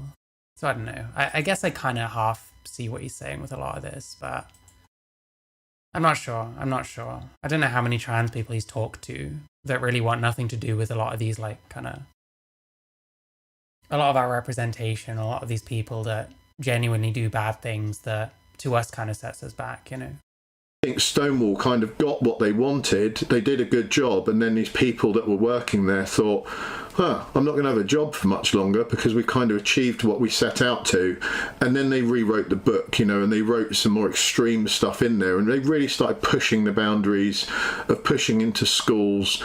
As soon as you start pushing into schools and involving children in subjects like sexuality, people are going to really take issue with that. And I think it's almost like they knew people would take issue with that, and they wanted to make it like a hot potato topic that it's like a viral topic, because it polarizes people. You're going to have people that have a view of, well, of course children should be educated on all this stuff at a ridiculously young age.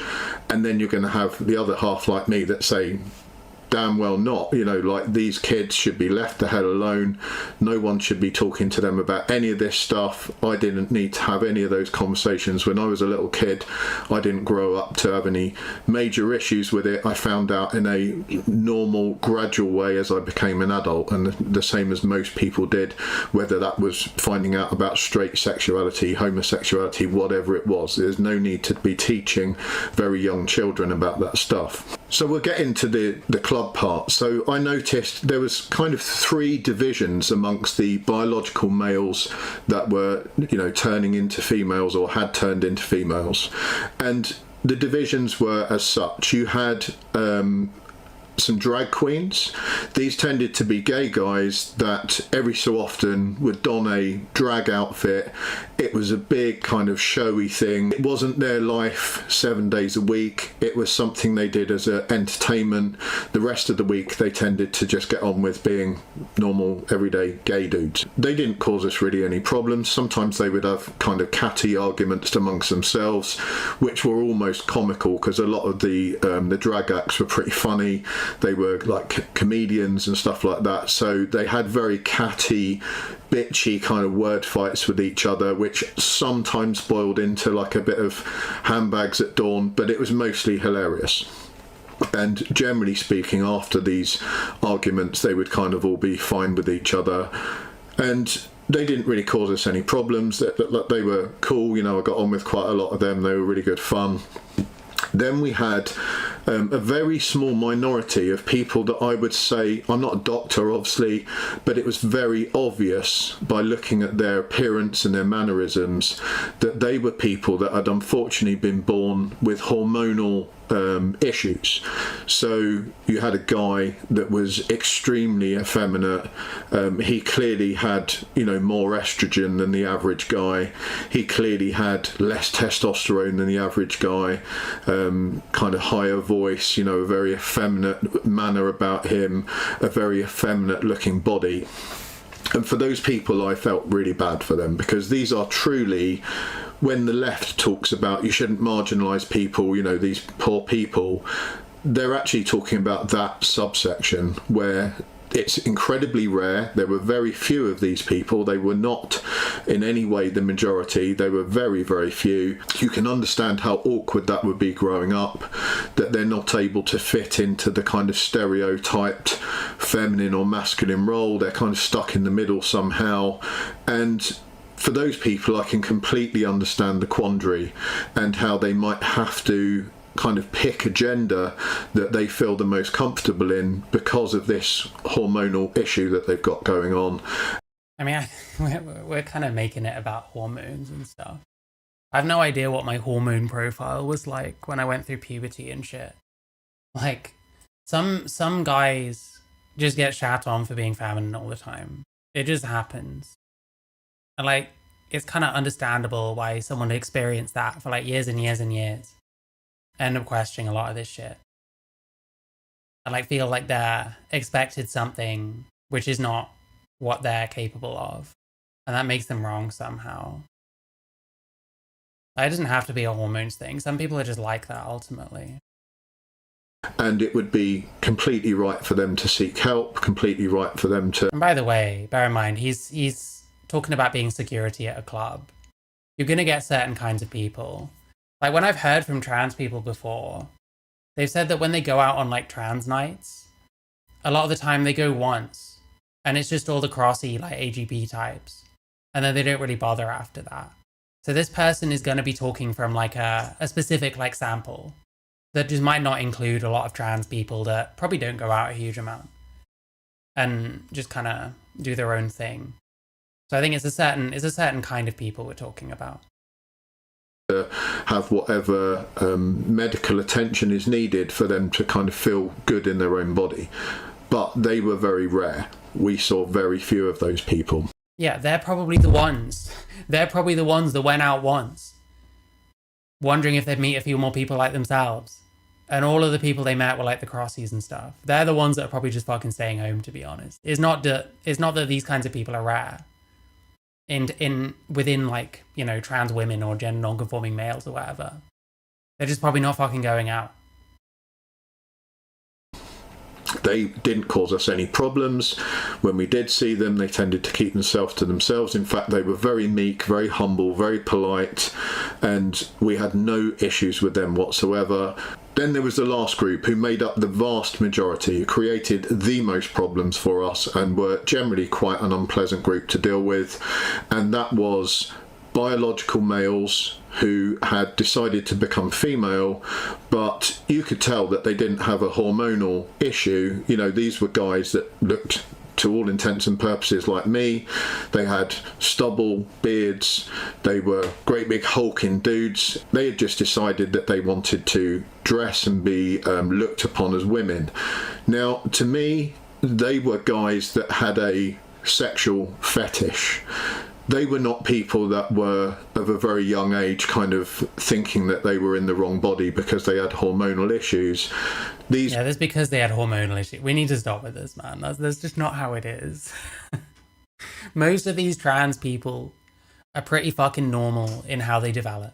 Most of them don't have DSDs. Most of them don't have hormonal issues. That's not... There's a lot more to it than that, you know what I mean? Like, we can oversimplify, oh, you have a trans brain, so you're trans. You have a male or a female brain. It's not really true. You can act like hormones are a massive predictor for this kind of stuff. But it's not like you know. It's not like you know what any of these people are like. They might have just been completely normal. In terms of, like, you know, how they developed and stuff. These were guys that, from us talking to them, they got a sexual thrill out of dressing in women's lingerie. They got a sexual thrill out of wearing women's clothing. Yeah, and doesn't it kind of make sense as well that you're more likely to run into these kinds of people? Because these people, they don't just want to present in a way that makes them feel like themselves. Like, part of let's say they are like fetishists and stuff. Part of it is being seen out and like taking a lot of pictures and looking at pictures of you where you look kind of feminine, especially when you're like seen from the back, or like, you know, where you can't really see how much bigger you are than everyone else. Like, I do think that you're going to get those kinds of people, and they are the people going out. Probably if they're older, they're the ones with more money, because, you know, most people like my age and younger who are trans ain't got fucking no money. It does kind of suggest that he's going to have this kind of sample bias, you know. And that's where I kind of start to take issue is, firstly, if you've got this untouchable class of people, let's call them the trans community, and no one's allowed to say anything to... Yeah, the point is, most of the troons that you saw coming into these clubs, they weren't drag queens and they weren't just ordinary trans people. They were weird, crossy, AGP, fucking loudmouth, probably not very nice to deal with. No one's allowed to question anything. No one's allowed to criticise them. Is it not entirely possible that creepy, perverted men would look to ingratiate themselves within that community because it provides them with absolutely perfect cover, that no one can question anything they do, because if you dare to question it, they can point at you and say you're a transphobe and a Nazi and kind of get you shut down or cancelled or whatever it is.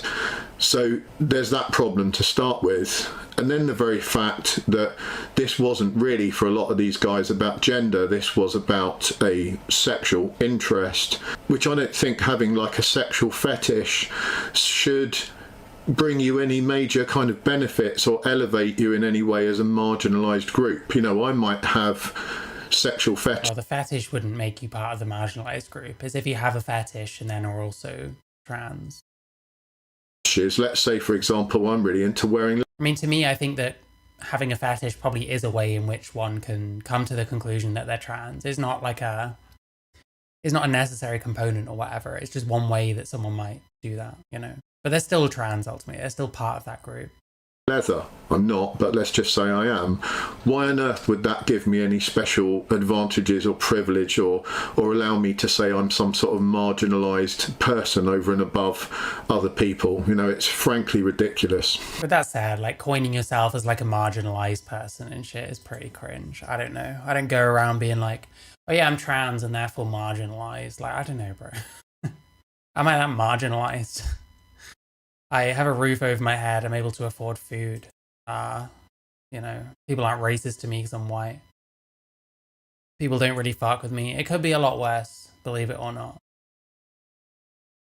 And what sort of behaviour did we see from these guys? Well, as you can expect, we saw very aggressive behaviour.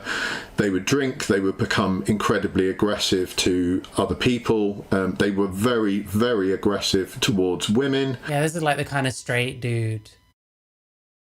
You know, you don't really get him in the gay club. So instead you get the AGPs. And they're the ones filling the straight group, the straight guy cohort or whatever. This is probably just what you see in normal clubs, mostly from like normal straight guys. This is probably like the gay club version of that, I would imagine. They were sexually aggressive towards women, so we had many, many situations where women would come out of the toilets and say, there's a guy in there swinging his dick around, or just... That's fucking rank. Listen, we're taking his word for it, I guess. I don't know how we'd substantiate a lot of this. Walking around, you know, with his bits out and purposely doing it, obviously, to make us feel uncomfortable. He would be sitting in the girls' toilet with the door wide open and going to the toilet, but kind of staring ominously at everyone. I mean, why would you be going to the toilet with the door open? And the excuse was always, well, I'm a woman, you've got to treat me as a woman, and if I want to go to the toilet with the door open, I can, or if I want to kind of rearrange my underwear and walk around in the toilets, I can. It's the women's toilets. But it made all the other women feel deeply uncomfortable. And then there were a number of situations. Listen, there's one way, there's only one way to use a women's toilet as a male person. A, you have to actually look at least somewhat like a woman. And B, you're like a guest in that space. And you have to show it ultimate respect. Otherwise, just use the fucking men's. It's that simple. Like, if trans women keep doing insane shit in women's toilets, then yeah, it's just gonna make things worse for the rest of us. Not that I even use women's toilets anymore, but yeah, I mean, what do you say? Where there was actually hands-on stuff going on, where women came and reported that these guys had made moves on them, you know, grabbed them, etc. And we would then have to get involved. Pretty much in all these cases, no one wanted to press charges. The women themselves didn't want to press charges, which the thing is as well, I bet in these kind of places, these women probably don't care when it's someone that's not threatening, that doesn't come across like they're, I don't know how to put it, but like, you know, just random like trans women, they probably don't care that those people go in the women's toilet, and probably like encourage them in a certain way, or like treat them as if they like belong in there or whatever. It's like these kind of specific people that will kind of make people more suspicious of everyone.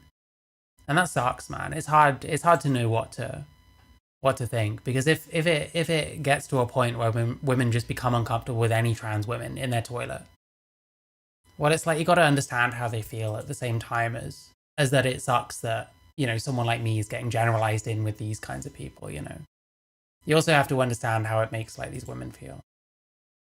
Is incredibly common, you know, in anyone who's been sexually assaulted by any other person, whether it's a straight assault or whoever did it. The fact of the matter is that victims do not like to press charges, especially for things that happen out of sight in toilets where there's no solid evidence, there's no CCTV.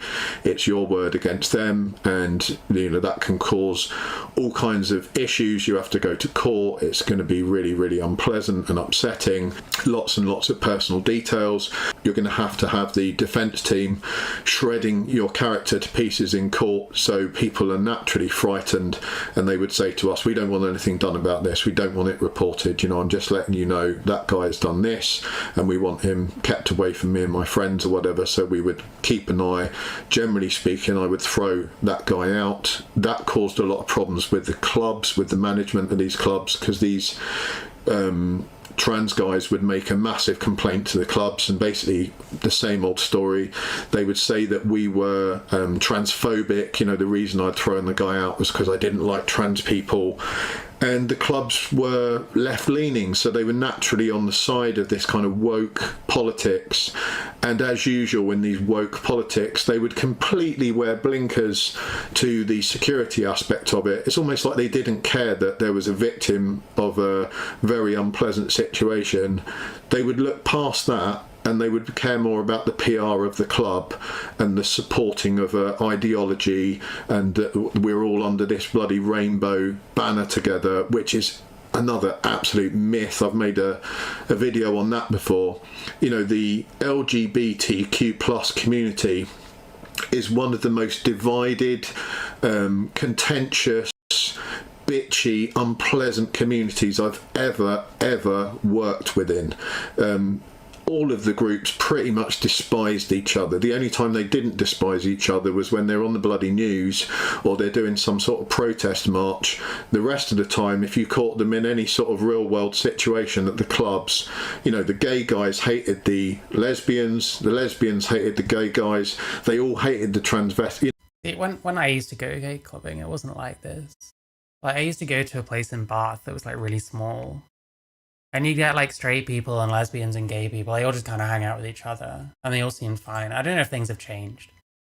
Like, I've been out gay clubbing a handful of times semi-recently. And I don't really enjoy clubbing anyway. So I don't really bother anymore.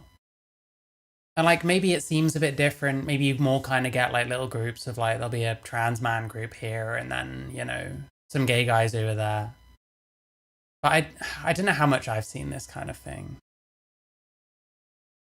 You know, that they hated every other single group except for their own. Like, there's this huge stereotype that trans women and trans men hate each other. But I don't know. I'm also told that I'm especially vitriolic towards trans women, so maybe I don't fit that mold. I'm not sure. The gay men wanted the whole club to be just completely gay men. The lesbians wanted their own space. They didn't want the guys there at all. You know, and they really were very unpleasant to each other. Yeah, that's what I mean. Like, it is either changed or it's a very different place what this guy was working at. And listen, there's every chance that you'll get a gay community in one place that's very like inclusive and everyone gets on fine with each other. Maybe in other places there's more like friction here and there, and it probably varies from place to an extent, you know. And you could probably say that about basically any kind of community. And even towards their own group, so the gay men all bitched and stabbed each other in the back, you know, treated each other horrifically in terms of slander, spreading gossip about other people. You know. Okay, I mean this is the thing, but like again, this is kind of how it is in most groups. This is this scene that they exist in. There's a lot of gay guys I know that purposely will not get involved in what's called the scene, which is like the clubbing world, the gay pubs world. Yeah, trans people are the same. Plenty of trans people purposefully will not get involved in anywhere that claims to be like trans inclusive or whatever, because they know it's going to be full of crossies. Or because they know it's just not their kind of people, because we're kind of expected to be this monolith and have these kind of belief systems. And if you're not like that, then you'll probably find other people like you on the internet and shit, but you're not going to find anyone IRL. So if you're that kind of trans person, you're not going to fucking gay clubs. You're not going to fucking trans nights and stuff. Because you already know what you're going to get. There's no point. And people don't realise that, you know, when you go to these clubs as like a group of straight people, you get like a hen group go there and they go, oh, we had the best night. You know, they never see the kind of darker inner... Bro, hen... Oh, come on, man. The gay clubs fucking hate fucking hen nights. You know what hen nights do? They show up, take a whole bunch of space up. They don't talk to anyone outside their own little group. They're like annoying as fuck, loud as fuck. And then they fuck off after like 20 minutes, usually. That's how I remember fucking hen nights at gay bars. These clubs, as like a group of straight people, you get like a hen group go there and they go, oh, we had the best night. You know, they never see the kind of darker inner side to the scene. They just see the kind of shining Yeah, out. because they don't give a fuck about it. They're not there to be around any gay people. They're there to take up a bunch of space and be annoying for like half an hour and then leave. Yeah, they probably did have a good night because everyone left them the fuck alone because they just wait for them to fucking go. Outside of it, we all danced around our handbags and a couple of gay guys came over and we had a great laugh. And it's very, very shallow, but if you scratch that surface, you know, underneath there's a lot of unpleasantness, there's a lot of heavy drug use, there's a lot of extreme sexual acts going on. I have heard about like chemsex and stuff, I'll be honest. We watched the one. What's a hen night? So you know when you get married, you've got like a stag do for the man and a hen night for the woman. And it's like, you know, the guy and his mates will go off and play paintballing and drink and stuff like that. And then the women go off and do their own thing. Is that kind of thing. What was I going to look at? No, there was a guy. Who was it that I watched? Fuck. Was he called like Silver Dan or something? I actually quite liked him in a way. I actually found him quite relatable. Is it this guy? Yeah, this guy did a video about like chemsex and some other. Whoa. Oh, he took all his stuff down. You know, I actually thought this guy was kind of cool. Like, he did a video about like chemsex and stuff, and like some of his experiences in like gay communities, and like the promiscuity and all the heavy drug use and stuff. And it sounded like pretty crazy, some of it. That's a shame. He's like taking all his stuff down. Like, he seemed like woke as fuck, but that's not always a bad thing, you know. I don't judge people just on that. So there probably is something to what he's saying here for sure. A lot of very high risk behaviour and a lot of hatred towards each other in that scene, and especially towards other groups within that scene. My experience completely goes against what we keep hearing from the extreme left, which is this kind of stuff just doesn't happen. Biological men that are transitioning to women or want to be treated as women, they just don't do that kind of stuff. Well, they absolutely do that kind of stuff because I witnessed it. And my concern is actually that these were predatory men that saw a crack. Listen, like, detransitioning is not going to be better for you if it doesn't make you happy. You got to do what you want to do, first and foremost. I don't know, it's about what you want out of it. If you want to be treated like a woman, then the hope is that you'll resemble a woman enough that that'll happen eventually. But I don't know, I don't really know your circumstances. I hope you're good, though. That they could operate in, you know, and I've heard this from the left as well. There's no way they would go to those lengths. What, wearing a wig and a dress? Look at Jimmy Savile, predatory man.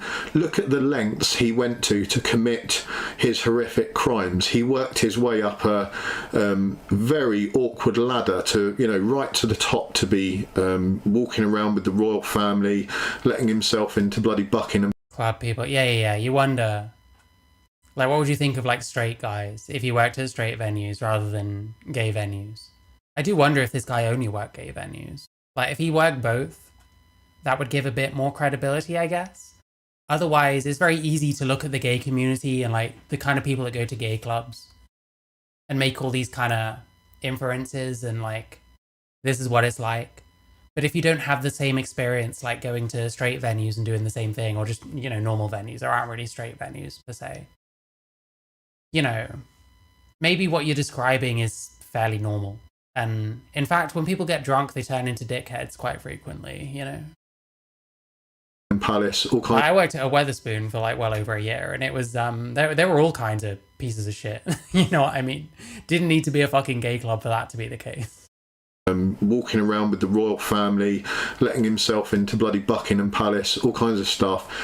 That's the lengths he went to. You look at Rolf Harris, you look at preachers that have worked their way up the hierarchy of the church over many years to get into a position of high authority so that they can abuse and carry out their unpleasant sexual behaviour and not be questioned about it and not be criticised because they're in this position of authority.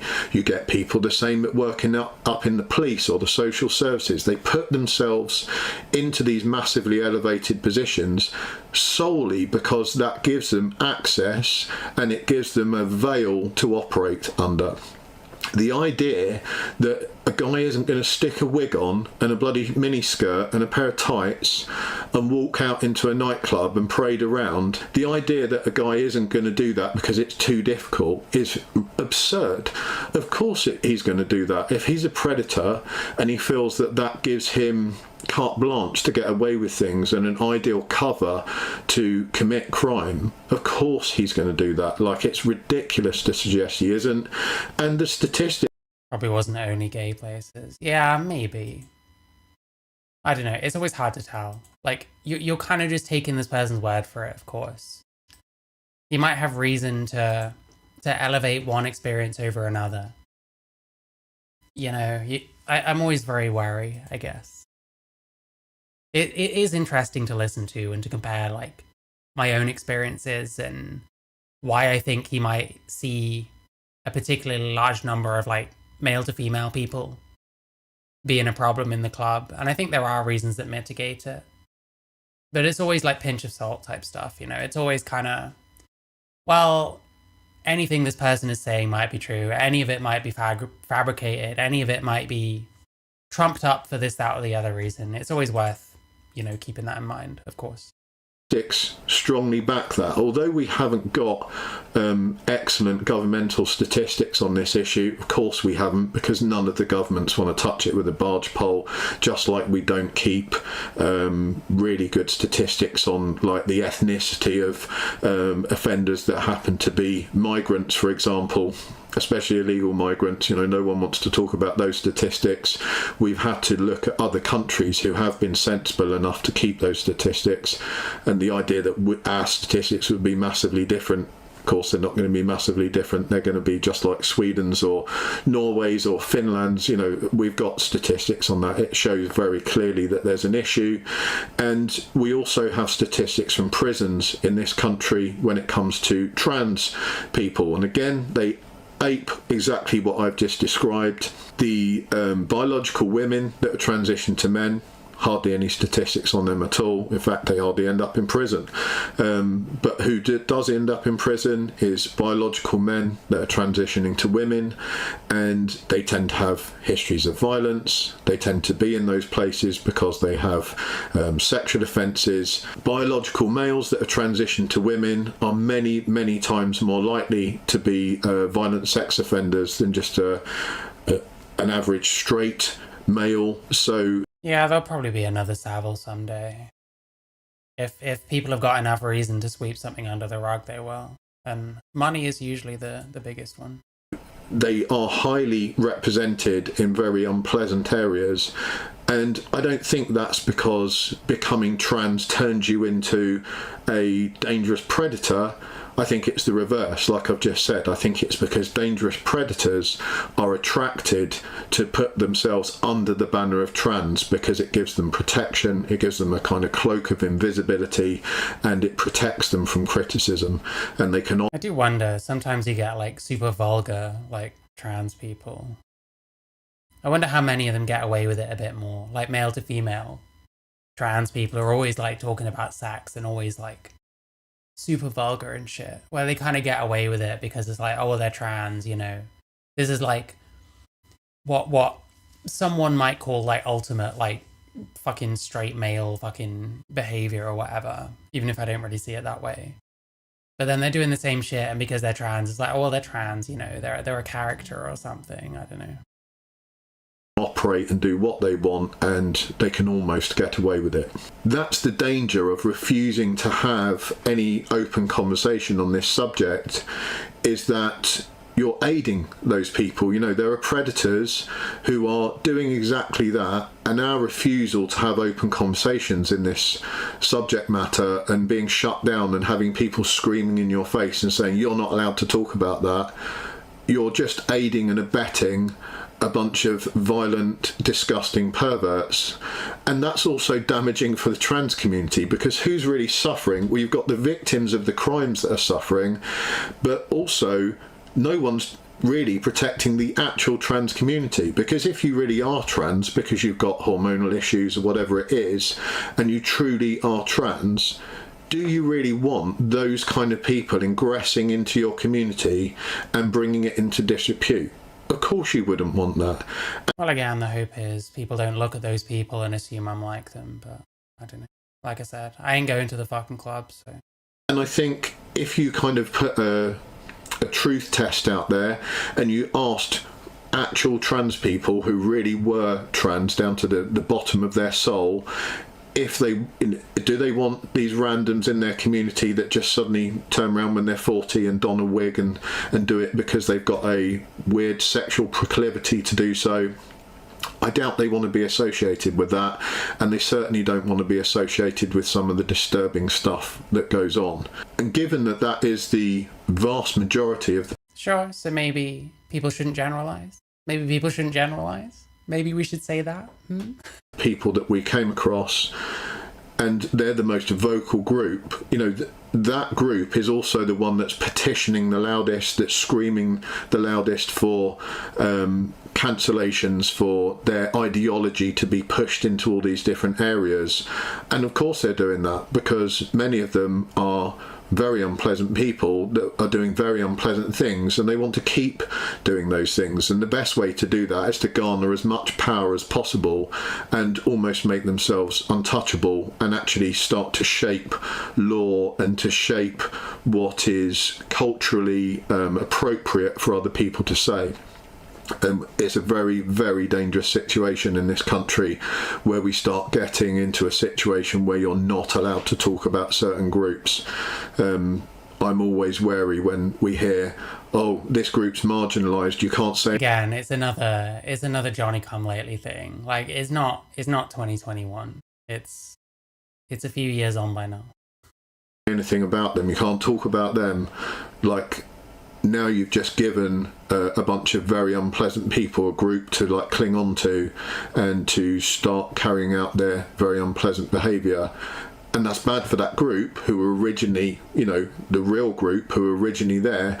They're going to start being usurped by these bad players. So it's bad for everyone. You know, it's bad for the safety of our children. It's bad for the safety of women. It's bad for the marginalised group itself that shouldn't ever have to put up with these kind of horrific people usurping it.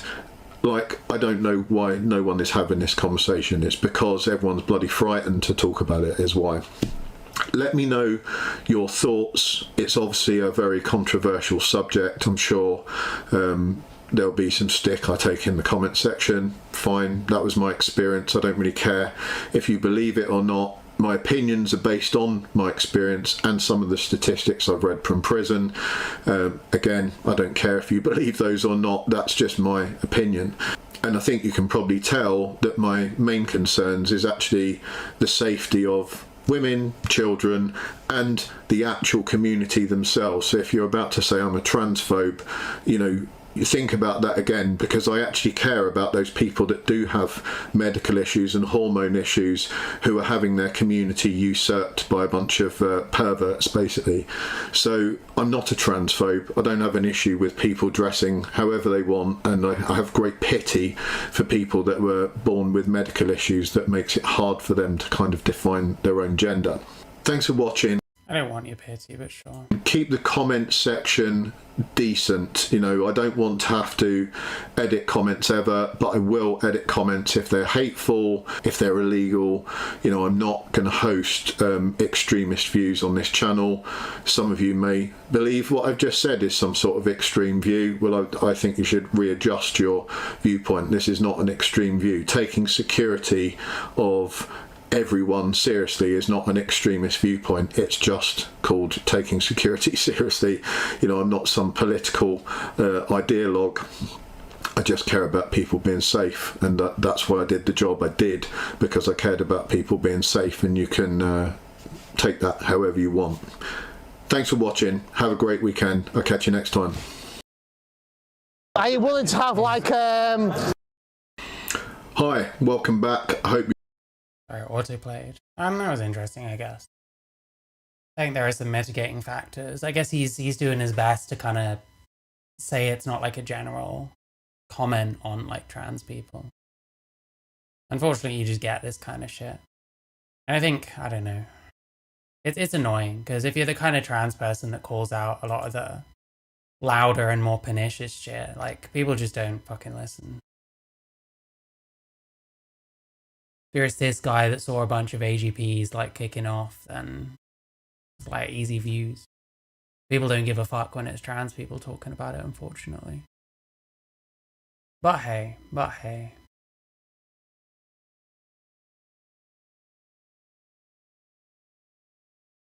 Don't know if there's any interesting comment.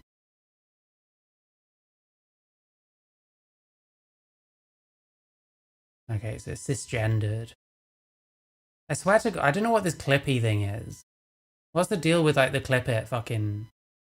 I swear to God, everyone that has this profile picture has like the stupidest fucking takes on like everything. What is this from? What is this from? Whoever it is, like, your fan base fucking sucks, bro.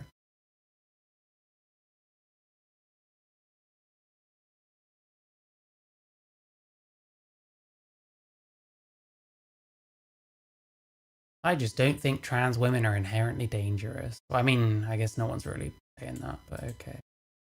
There's always one.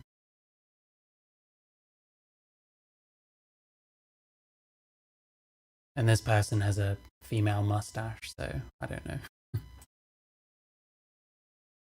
Yeah, they're probably nice to you because you're also trans, and they probably don't want to fuck you because you're a trans man. No offense.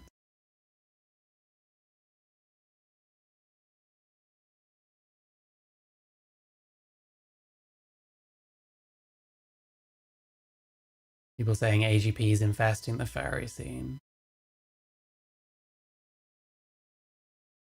Yeah, I mean, that is the thing, though. You do hear from other trans people that say that, like, trans nights are just full of crossies and AGPs. And it's, like, very uncomfortable for them.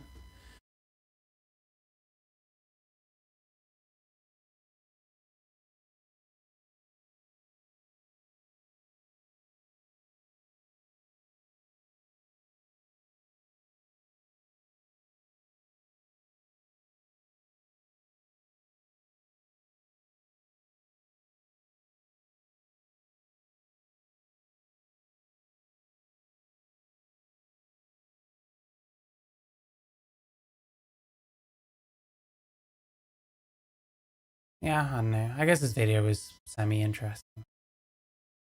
Don't know what else there is for it. Make sure you like the stream, etc. Don't forget you can super chat on YouTube as well as Streamlabs. I wanted to look at something.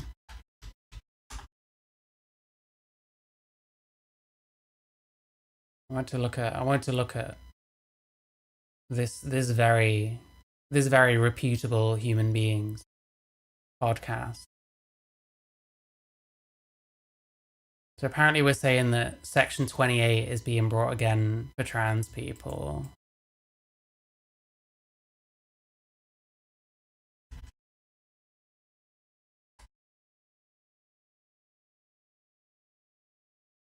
Which I already know is not true because I've looked at this before.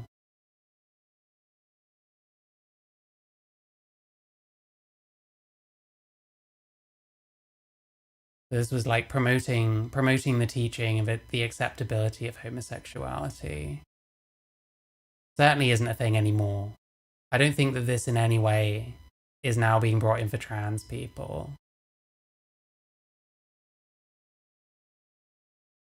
There was an RSHE guidance for this coming school year, I think, saying that we're not teaching people things like everyone has a gender identity because that's contentious, you know, and there's not really any proof of that being a thing.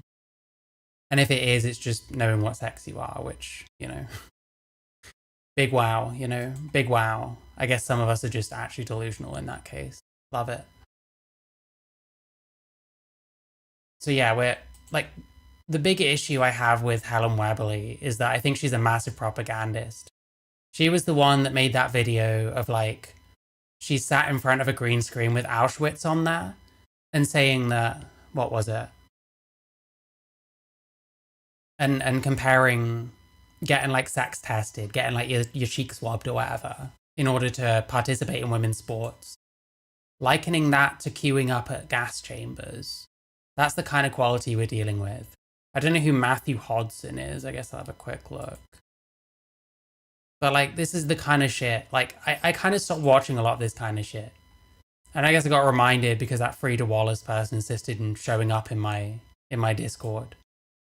And started sharing a lot of their articles and stuff. And those people, and that person is like a fucking liar. That person just makes stuff the fuck up. That person listens to someone saying something and then takes the worst version of it because they have a vendetta against that person. And it's just propaganda. And they won't respond when you accuse them of lying because they've got nothing to say because they know that they're lying. I think Helen Weberly is very much the same. I think it's just fucking propaganda. It wasn't just schools, it was anything provided by a local authority. Well, yeah, so we'd have to show that that's the same thing happening now. I don't see that as happening at all. And these kind of people saying, oh, it's Section 28 again, I just don't think it holds water. I think it's nonsense. I think it's scaremongering. I think, if anything, you're just kind of harming people's mental health. Telling them that stuff is far fucking worse than it actually is, you know what I mean? But I don't know, so we'll see what this is. So, I don't know, I want to look up Matthew Hodson.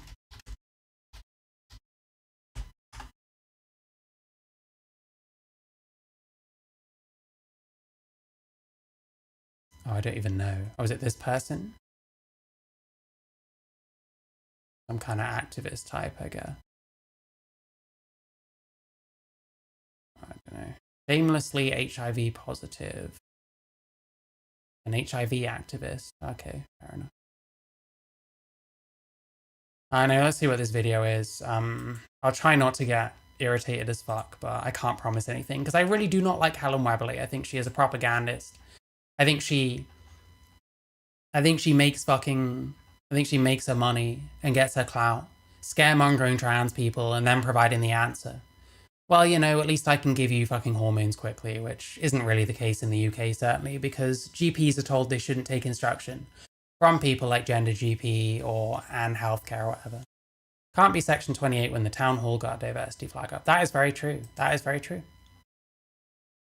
We probably still, I don't know about anywhere else, we probably still have crossings in this country that have fucking gay flags and stuff on there. So where's the Section 28, I wonder?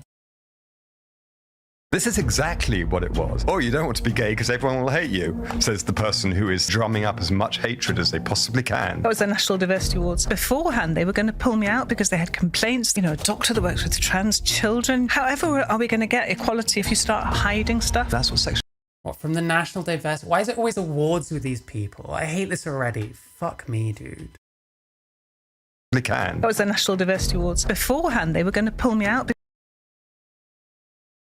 Let me see. Hang on.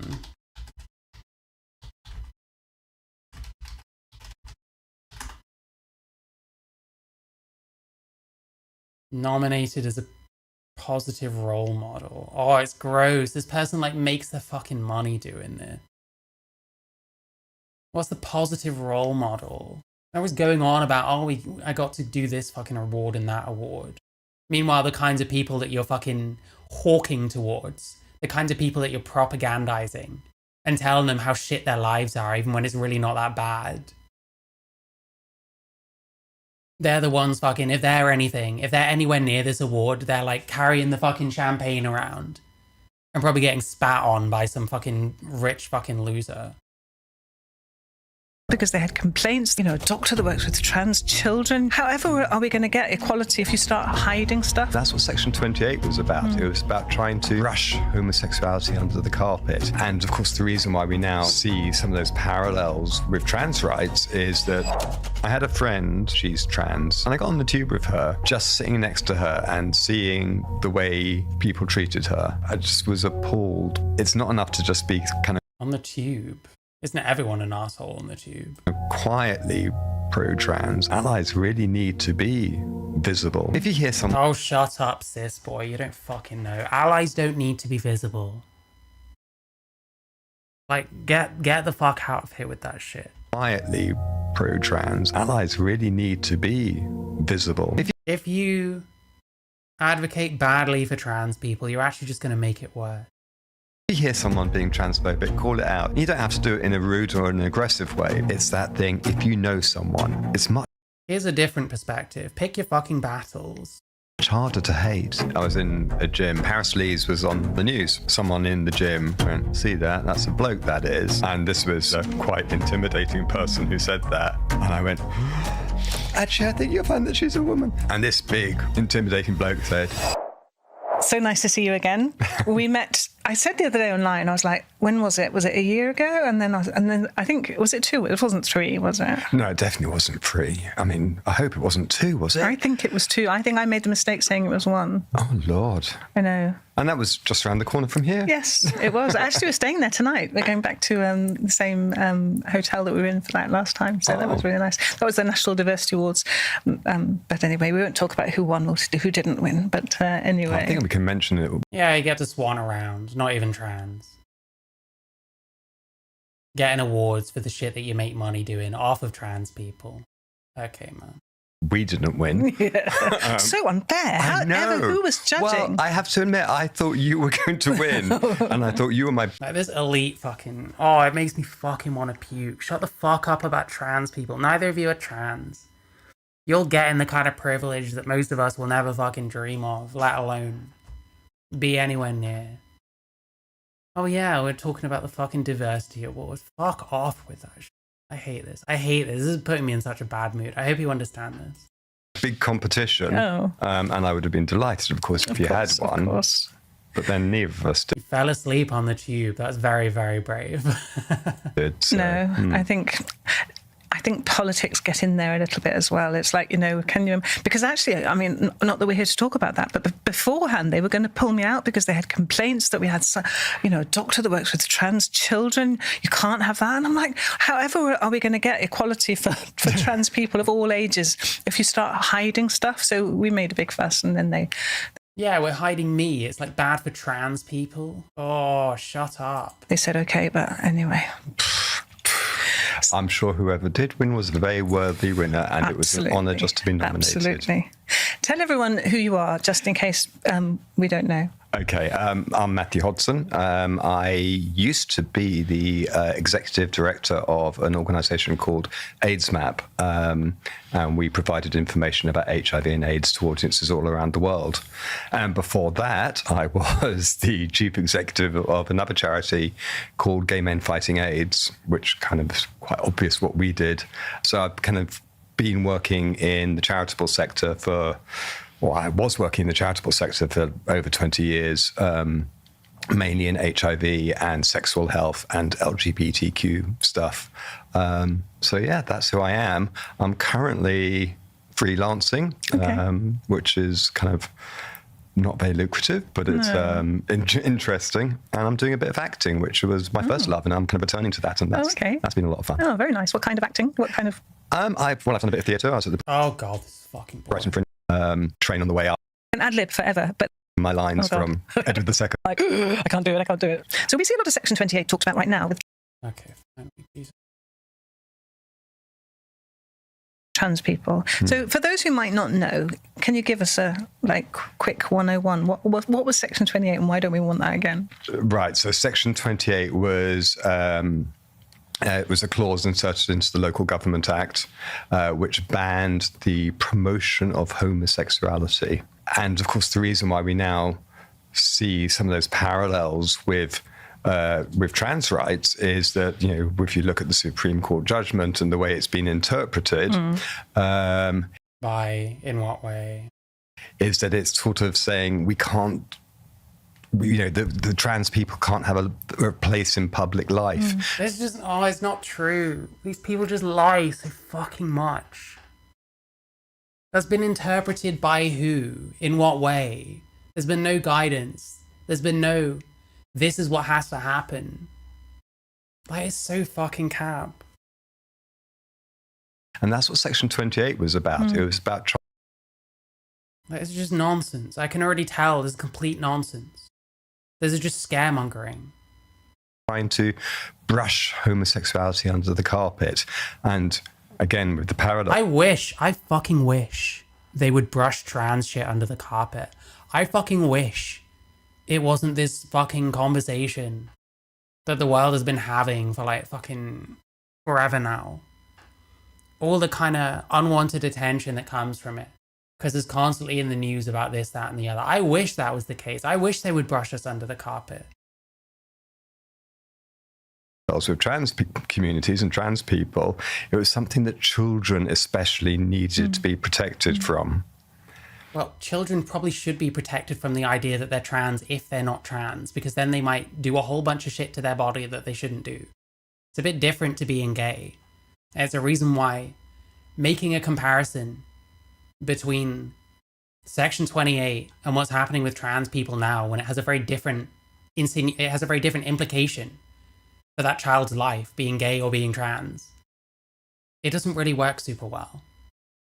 And I mean, it's one of the reasons why I think I've kind of felt really moved to be visible and vocal in being an ally to trans people. Well, can you be honest when being an ally as well? Can you do that? Because for me, the parallels are just like really obvious. It's just like, this is exactly what it was. I mean, you know, there may be slight different technicalities as, you know, well, it's not this law, you know, or not that law, but it's the way the media treats trans people. The media? What do you mean the media? The way that... What's the media got to do with Section 28? They can say what the fuck they want. Some of it's pro, some of it's anti. It's just like that. Public discourse is framed is in such a way as that being trans is so terrible, we must protect children from this. And that's exactly what they used to say about homosexuality in the 1980s. Again, it's a bit, the consequences are different, right? Can we at least accept that? I think there's so many parallels, and I've said it before and I'll say it again.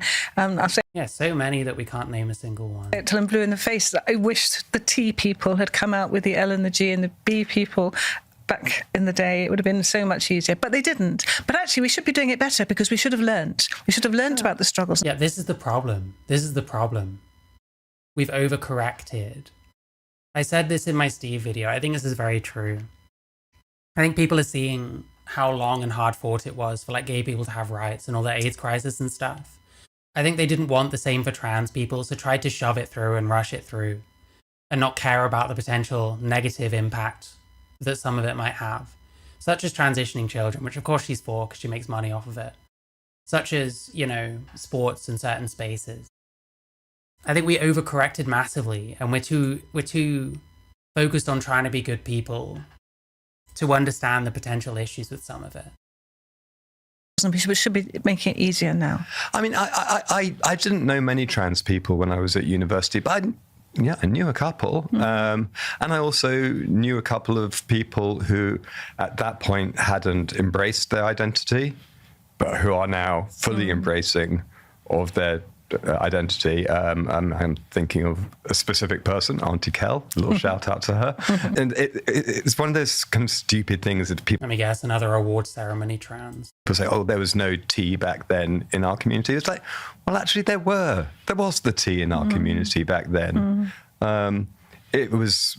We talked about it differently, but, you know, also lesbians and gay men, we often talked about the differences between us. Yeah. And actually Section 28 was something that united lesbians and gay men kind of to quite an extent, because it was a piece of legislation which affected lesbians as much as gay men. But you mentioned the closet. Yeah. It always feels like such a horrible place to be. Well, I mean, obviously... Still not saying why there are parallels, just saying that there are. Because I am of that age, so I came out quite young for my era, and then kind of like telling a couple of friends when I was like 16, and I think I told my mum when I was about 17, but then I came out with bells and whistles and stickers and posters and badges and all of that when I was 19. And the reason I came out was because Section 28 was happening. Okay. It was kind of going through legislation at that time, and I felt I can't stay in the closet Alright, BRB bathroom. Yes, this might be your calling. I hope you're good. because we're being attacked, and I can't respond to that attack unless if you're hidden, I'm honest about who I am.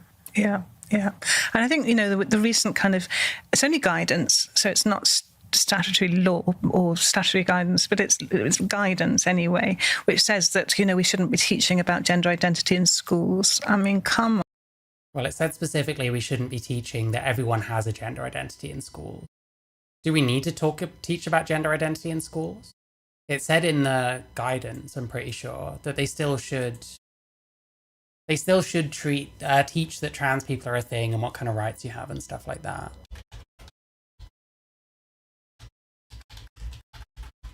These people always misrepresent the fuck out of this. We did this shit.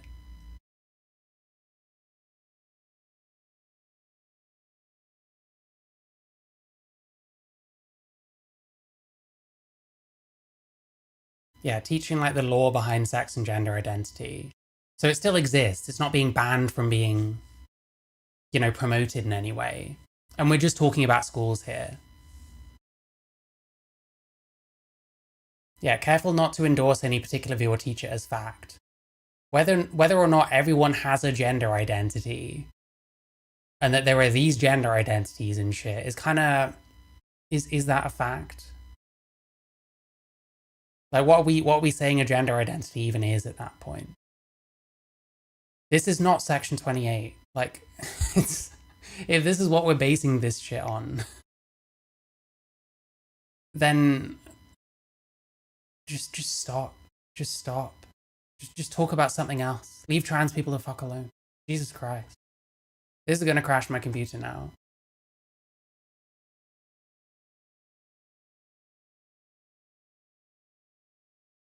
Anyway, both sides complained about it. The TERF said it's not going far enough. The TRA said it's going too far. Section 28, well, whatever. Come on. How can you not teach children about the world around you? Well, and gender identity is not the same as the world around you. Which says that, we shouldn't be teaching about gender identity in schools. I mean, come on. How can you not teach children about the world around you? It just says like the most retarded shit. Why do people listen to this person? And if children don't learn about it in schools, where do you think they're going to learn about it? We can't. On the internet, in their own time. Why does school have to be the place? Why is it Section 28 if it's being promoted elsewhere anyway? And the government isn't stopping it. Can't stop children learning. I mean, if you're going to give children access to the internet, which most children will have access to in some form or other. So then let them do it on their own time? Why do schools need to be involved? Why does the government have to endorse that particular worldview by teaching it? That's not Section 28. Yeah. They are going to learn. Now, do you want children to learn in a way where you can be careful about the information, you can give them a much broader viewpoint, or do you just want people... But when it's something like gender identity, whatever you teach them, they're going to find all kinds of other information anyway that probably clashes with it, and probably come up with their own ideas about it anyway. I don't see the point in this, I'm sorry. What are they teaching them? What's the point? What benefit is it to teach these kids about this thing? Like, you're really trying to enforce it that hard, right? To learn about it from sources which may not be reliable or safe. No, exactly. And it reminds me what you were saying, that it was a preferable outcome if people weren't going to be gay. And I think that's what we're seeing a lot now in therapy. And, you might take your child or your loved one to therapy. And we've got to be really careful that therapist doesn't have the preferable outcome that this person isn't transgender. For whatever... Well, it's a preferable outcome to not transition if you shouldn't transition. when it comes to children, it's super hard to tell which one should or shouldn't. Good reason, like it's not safe, it's not a good world, you know, you'll have a happier life. I mean, we've heard all of these things before with the gay community. I even know what we're referring to here. And we must allow people to explore authenticity and not put up the barriers and say you're going to have a much easier, better life if you don't do this foolish thing. We've got to be really careful, haven't we? And so much of those reasons which they give for not being gay or for not being trans are actually about the level of stigma and that society applies. It's like round in the loop, isn't it? Or you don't want to be gay because everyone will hate you, says the person who is... Well, think about it this way. You should be pretty sure that transition is right for you. If you're really that worried about what other people think, then maybe you aren't tough enough to be trans, just saying. You're going to get shit from people. If you get a job, work in a bar, people are going to give you shit because you look like a fucking man trying to look like a woman, and to people that's humorous or whatever. Well, if you're that hesitant because you're that worried about what people are going to think of you, maybe it's not right for you. I'm sorry. Yeah, absolutely drumming up as much hatred as they possibly can. Yeah, no, it's tragic. And we have this ridiculous thing is that, you know, trans rights, trans dignity is discussed in the House of Commons. And where's the trans representation there? Yeah. There's no one in the room. Then vote for a trans person. What do you want? And so often these discussions are happening. The problem is when trans people are able to like control their own shit, we get things like WPATH.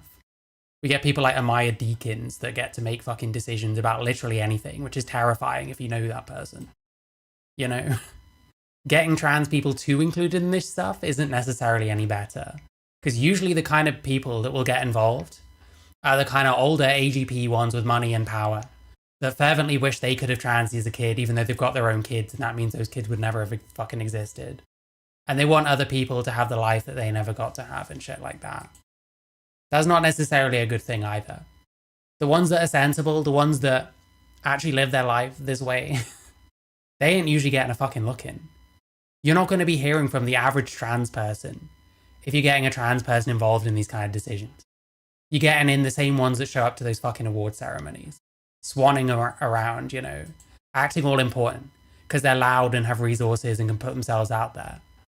So, like, be careful what you wish for with this kind of shit. Without trans people being part of that conversation, and yet they are part of that conversation. They vote for the people that make the fucking decisions. This is so dumb. The subject of the conversation. Yeah. I mean, you can't make that make sense. No. It's almost like they're scared to have them in, isn't it? In case they say something that people don't want to hear. Like, hello, I live here and I want to live peacefully and I want to be loved. You can. You're telling trans people that they can't live peacefully and be loved in this country? Is that what you're telling people?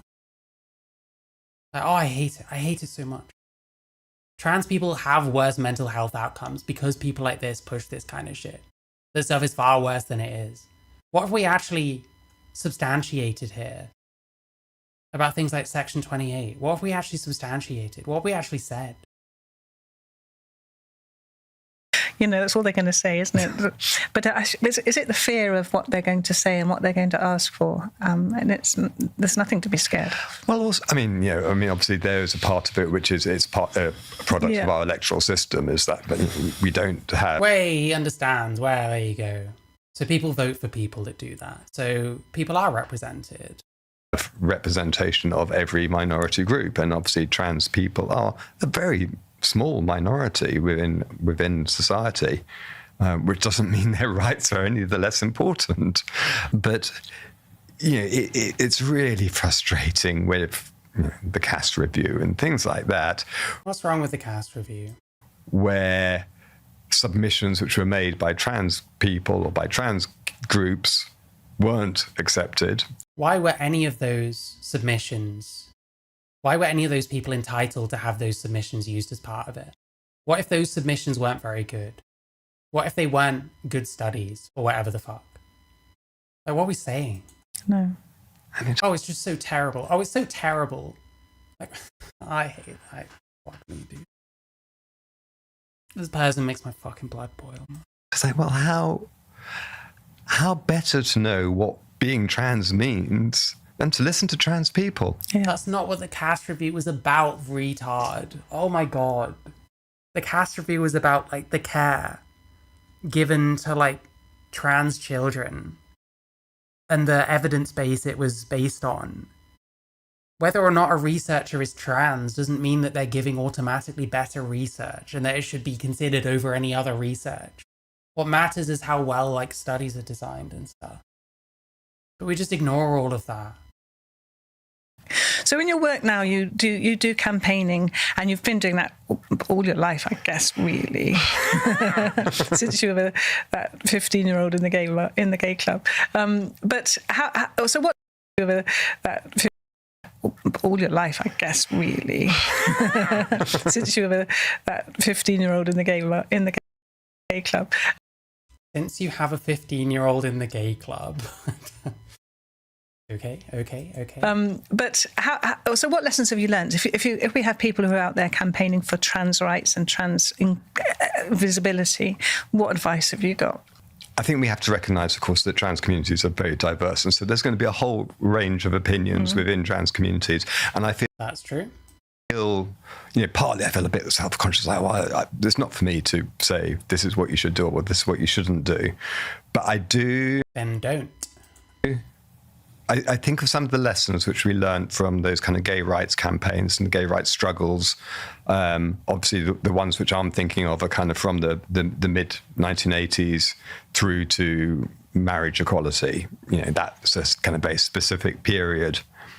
I think it's good to keep the discussion at the forefront. I think you need to... That means not cancelling people that have different opinions to you, but sure. Maybe you're not doing that. To ensure that there are a range of different ways that you're being active. So I think it's really legitimate to have those kind of protests where you might be handcuffing yourself to something, or, kind of some of those... No, protests are retarded, don't help anything. There's no point. Non-violent, but civil disobedient kind of protest. Handcuff yourself to a thing because the Supreme Court said woman means female. Like, I don't know. Wait for something actually bad to happen and then do that shit, man. Jesus. I think that is a useful tool because it gets attention. Yeah, trans visibility is a massive double-edged sword and a bit of a paradox. For plenty of us, we don't want trans visibility. You want to be able to just go about your day quietly and get on with your life. You don't want the attention for being trans, but now more and more people do. Maybe part of it is like, I'm not going to pass any other way, so I need people to understand my plight, so they'll call me whatever. But then, I don't know. I don't know how that could possibly be satisfying. I don't know how you could have a satisfactory transition where you're only ever called she because you tell people to. And you have to get as much attention onto the fact that you're trans as possible. Where most of us are just trying to get on with it and hope that we're not being reminded of it constantly. And that's a reason why people don't like people like Steve, because it's like, well, I already am reminded semi-often that I'm different from people in this way that people are going to look down on me for. And now I just walk down the street and someone's got a fucking billboard with that shit on,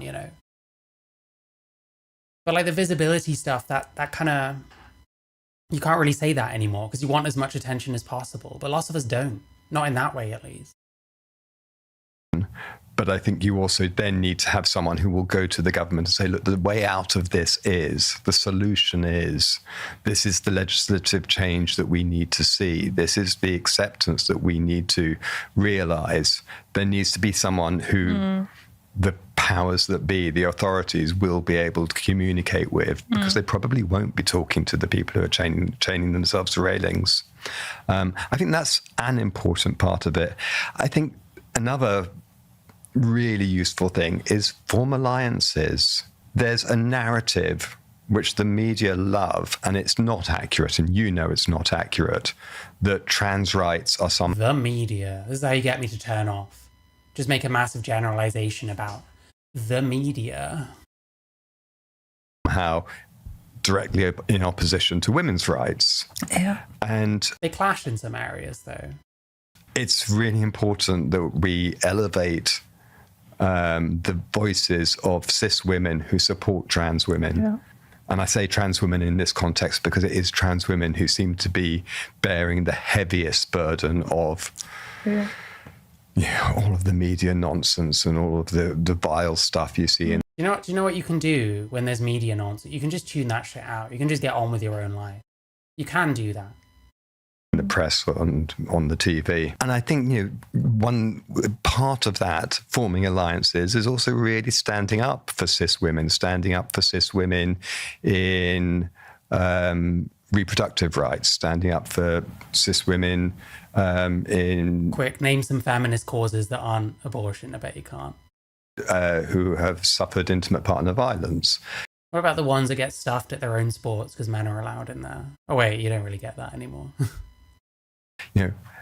The women's refuge thing, again, it's one of those media stories where they kind of make it out as if somehow trans... Women's refuges might have to keep sexes separate because a woman might come in there that's so traumatized that just being around a male person might set her off. If you get a male person and there's not any facilities for them, then something is going to have to be found either way. It's not like if a trans woman can't go into a refuge that they're just shit out of luck. I know that's not the case for DV because I've looked it up and there's laws around this stuff. They still have to provide an alternative. There won't always be a DV shelter for men. And the women's one, largely they're victims of men, so they probably need keeping away from men, They still have to be provided stuff. So everything we bring up, it's not actually as big of a deal as we're acting like it is. And you do have to understand that you're just different from other women in some way. And where you can fit in with women, then great. But sometimes that's not that simple. We treat every single thing that's not that simple as this massive rights issue that has to be afforded to us. Even though it can, be at the cost of some women, Women who also have very high levels of intimate partner violence are making environments unsafe for cis Yes, and lots of trans women only date other trans women, so I don't know, man. women. And it's just not borne out by the data. No. But I think there's a whole kind of host of actions which I think trans communities can get involved in just to show. So he doesn't understand the issue with refugees, which is to do with re-traumatizing people. It's just, we're saying that trans people beat people. Well, that's not really it, is it? Actually, we're really on women's side. Yeah. I think it's a really good point. And I think the ones that are in whatever athletic field or get stared at in fucking changing rooms and shit probably feel a bit differently. Steve drops a new video. Wow. Yeah, he was in Derby or something. He was with that fucking awful Taylor woman. I don't know. I might have a look. It depends what time it is. And sometimes I think, okay, well, why don't we get a chalkboard out? Let's list trans rights, and then let's list women's rights, and let's list men's rights. Oh, hang on. Oh, they're all the same. So dumb. Well, why don't you list trans rights and tell us which ones we're not getting at the moment? You won't be able to do that. And when it comes to they're all the same, while trans women's rights and and cis women's rights aren't always the same. Women are supposed to be guaranteed single-sex spaces in some ways. So that is just an area where they clash, whether you like it or not. I would like to have food, water, shelter, love. It's annoying most of their solutions are to have talks and courses. Well, yeah, because they can get paid for it. There's a course or a talk that this person can do or the other person can do. That's where they're getting their money from. It's fucking grifting. Respect, dignity, care, healthcare, they're all the same. It's they haven't got some kind of a trans rights thing going on here which takes everything away from those women's rights. It doesn't work like that, does it? No. I mean, it's just nonsense. It's a false oppositional Not really. They've created this antagonistic relationship, which isn't... How can trans women have the right to use women's spaces when women are supposed to have the right to single-sex spaces in some ways?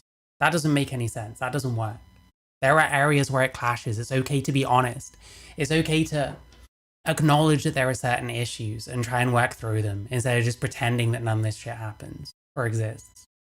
Actually real. It's just a very small minority who are trying to fan the flames and make it into something. Yeah. Yeah. And I think sometimes we give them too much lip service, that tiny little, very loud, and they think they're influential, but they're not. But I love your idea or suggestion that we need to write it down for them, because sometimes the leaders, they don't know, they might not have the experience, they don't know. So why don't we just make it easy for them and write their legislation for them, you know? When I went through my GMC... Do not fucking write any legislation ever, you fucking witch. Hearing, it was 3 months, and I had been like, it's analogous, because it felt like the transphobes were the ones against me, so they were the ones saying the bad things, but actually it was my colleagues in the NHS who were saying the bad things, but my patients and the people that I was caring for were like the trans community, and they were saying all the good things. And so, except the ones that were suing, except the ones, what was the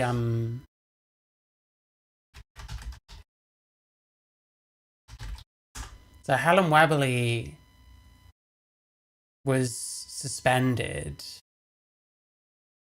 and her husband was struck off. That was based on like patient complaint, but she didn't want to talk about that, I guess. There were people that were kind of rushing through their thing, like trying to get them on puberty blockers as soon as possible, and of course you get the odd one that changes their mind.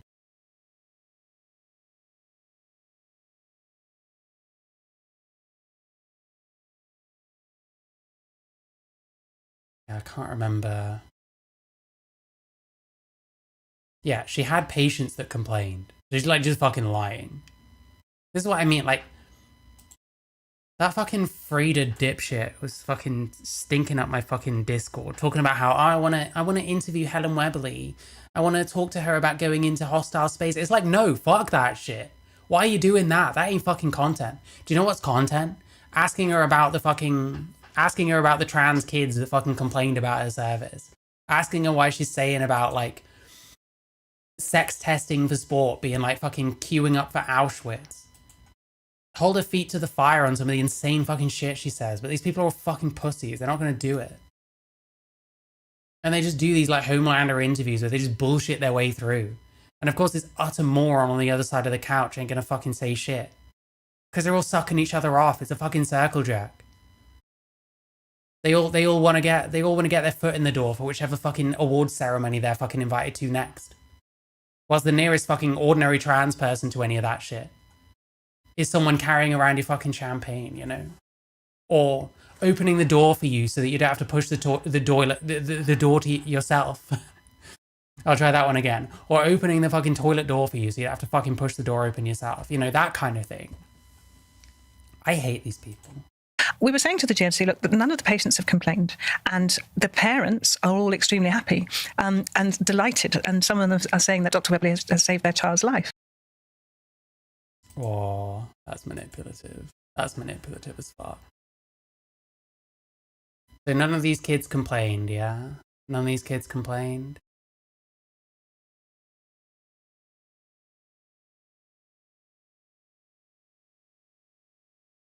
Patient C, so I imagine there's more than one.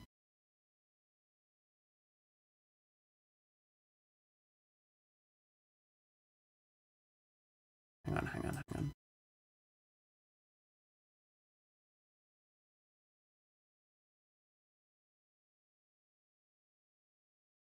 So they sent like a wrong form. They never talked about fertility. If your patients haven't been complaining, then they should have been, quite frankly. Yeah, a parent saying, my 11-year-old child is adamant they don't want children. It's like crazy.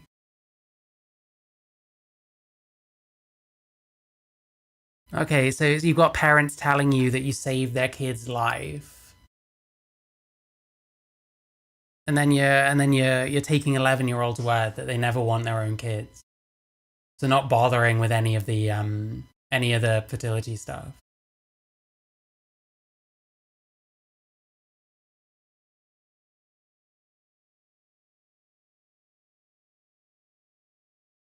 Yeah, blockers are reversible. It's not reversible if they just follow the entire procedure.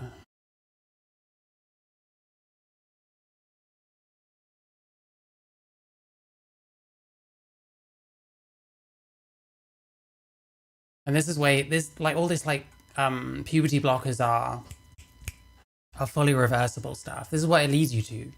You don't take it seriously. When actually that whole thing was bullshit.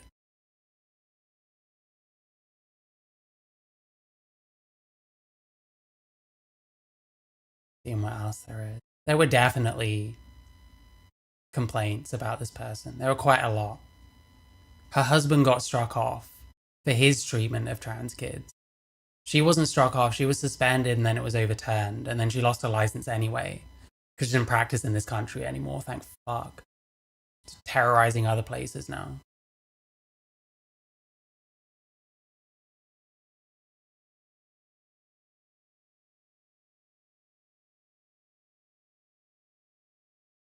I'm just seeing if there's anything else.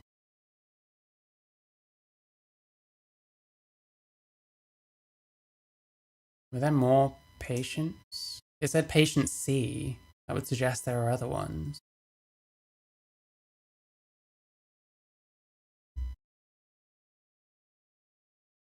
Cool.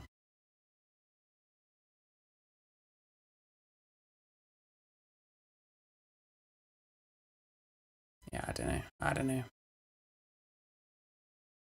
There's a lot more stuff about her husband Michael as well, who actually did lose his license, like actually was struck off. And the response was, but you can't listen to them because they might not know their own mind. What we have to listen to is the word of caution. And it feels like that right now, you know, in the world out there. So You probably should be cautious when it's children. There's a lot of loud people anti, and they're not listening to the community themselves who are saying, this is what we need, this is what we... I'm from the trans community. I think you're a fucking ghoul. Like, this is how we would like our lives to be able to be made easier. So I always feel there's so many analogies with what I went through and the trans community. I guess that's what they call discrimination by... Oh god, stop, bro, just stop. None of this fucking stolen valor shit. Come out as fucking non-binary and therefore trans, and then just start saying fucking we at that point. Jesus fucking Christ. This is how we would like our lives to be able to be made easier. So I always feel there's so many analogies with what I went through. And you know you can't trust it. It's a sales pitch. She's not going to say that she had a bunch of patients complain about her. She's not going to say any of that shit because that's how she makes her money. Trans community. I guess that's what they call discrimination by association. You go through the same kind of trajectory, and that's what we need to eliminate because we should have learnt by now through history what discrimination does. It's not very nice. I mean, we all know the part of the Niemeyer poem. I probably mispronounced. Oh fuck! I actually might stop here. Oh, we all know the first they came for poem. Yes, we know. Fuck me, dude. This is actually shit. They have made no attempt to explain how there is Section 28 for trans people now. Because it doesn't exist. It's not true. It's scaremongering. You're trying to tell trans people their lives are worse than they are. Why? So they'll watch your fucking shit. They'll think that you're like gonna be the savior. So they'll support you getting a fucking award at this place or that place and eating a fucking fancy dinner or whatever shit. On the backs of people that they're having one dinner a week probably.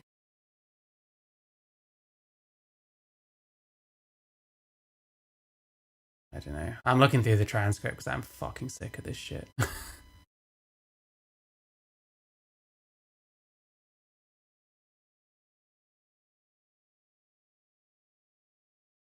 You get the cringy fucking gender abolitionist shit.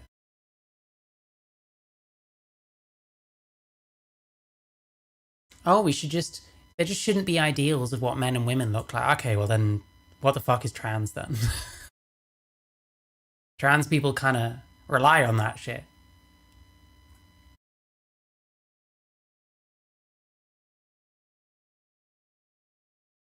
Yeah, I don't know. I'm seeing nothing.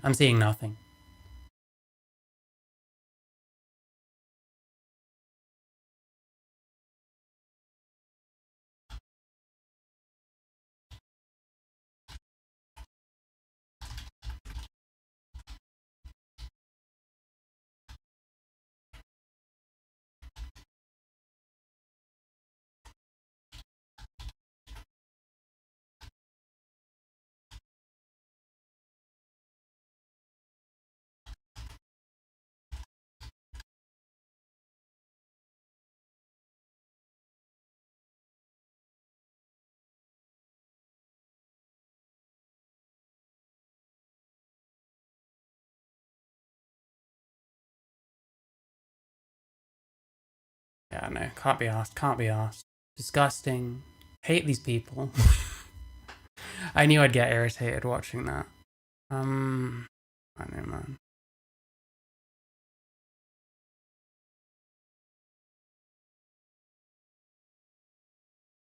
Was the other stuff with Steve and Darby actually worth watching? I watched the first part and it was boring as shit.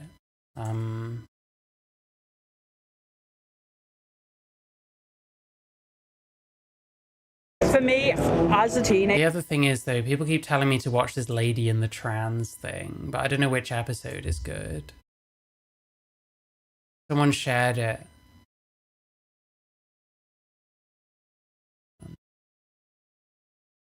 Someone shared it on my Discord. Some people were talking about it. I don't know. I'm not really, like... I don't stream as often as I used to. And part of it is I get sick of watching this shit and just saying the same stuff on repeat. I feel like it's boring. I feel like it's gotten like very stagnant. And clearly my numbers aren't what they used to be. I'm doing a lot more writing and stuff, but most of the time I watch shit and it's like, it's the same old shit. It's just the same old thing. We're gonna get the same old fucking propagandist bullshit from one side. And then from the other side. And the truth is somewhere in the middle. And it's just also fucking worthless, you know?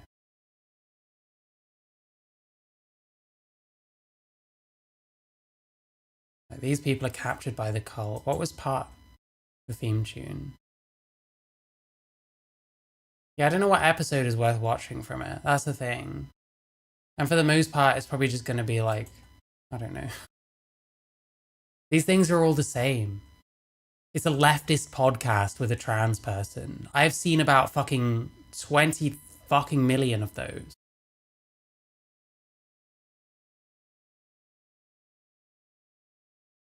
Wait, I'll see what this was. I'll see what this was. Fuck it. I hate Steve. I can't be arsed with him. Arm wrestle a trans woman. That'll tell you everything you need to know. Like everyone.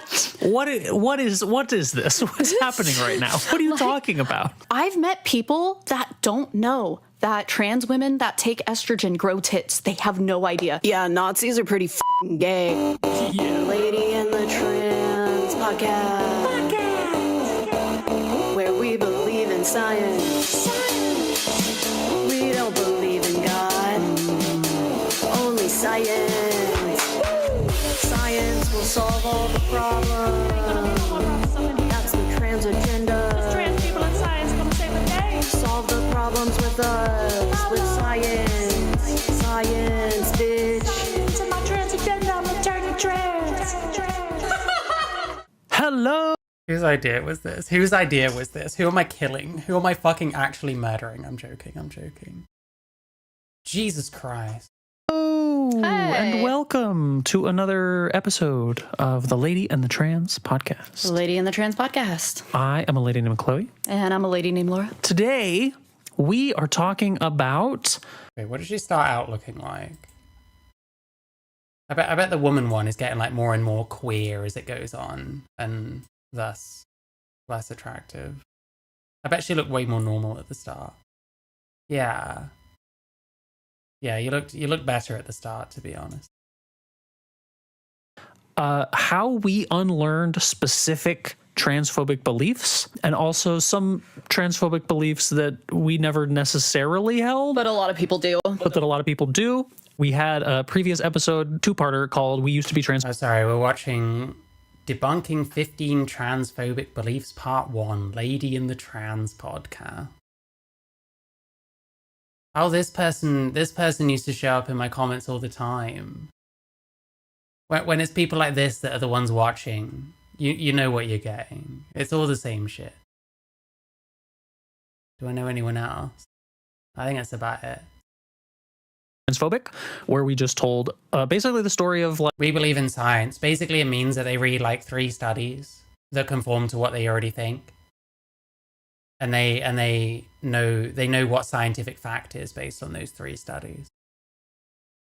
These are the kind of people that read those studies of like, someone put a bunch of brains into an AI And it turns out the trans ones are very slightly more likely to be thought of as a female brain than a male brain. So therefore trans is like real and shit. That's the kind of people that say, we believe in science. Like when we were transphobic, and then some of the pieces that helped us like start to become untransphobic, right? But I don't think I don't think we got into specifics really. We weren't of, super like, detailed. The thought processes behind like unlearning each of the beliefs.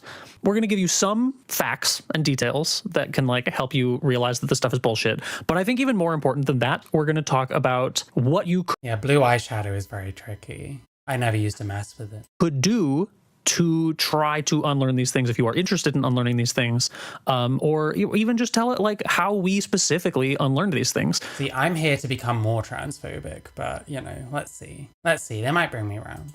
I don't know. I know for you, a lot of the times it's like data like helps you change your mind about shit. A lot of people, that's not the case. Like for most people, psychology has told us that if you present people with facts that disagree with what they believe, it makes them believe the thing they already believe more.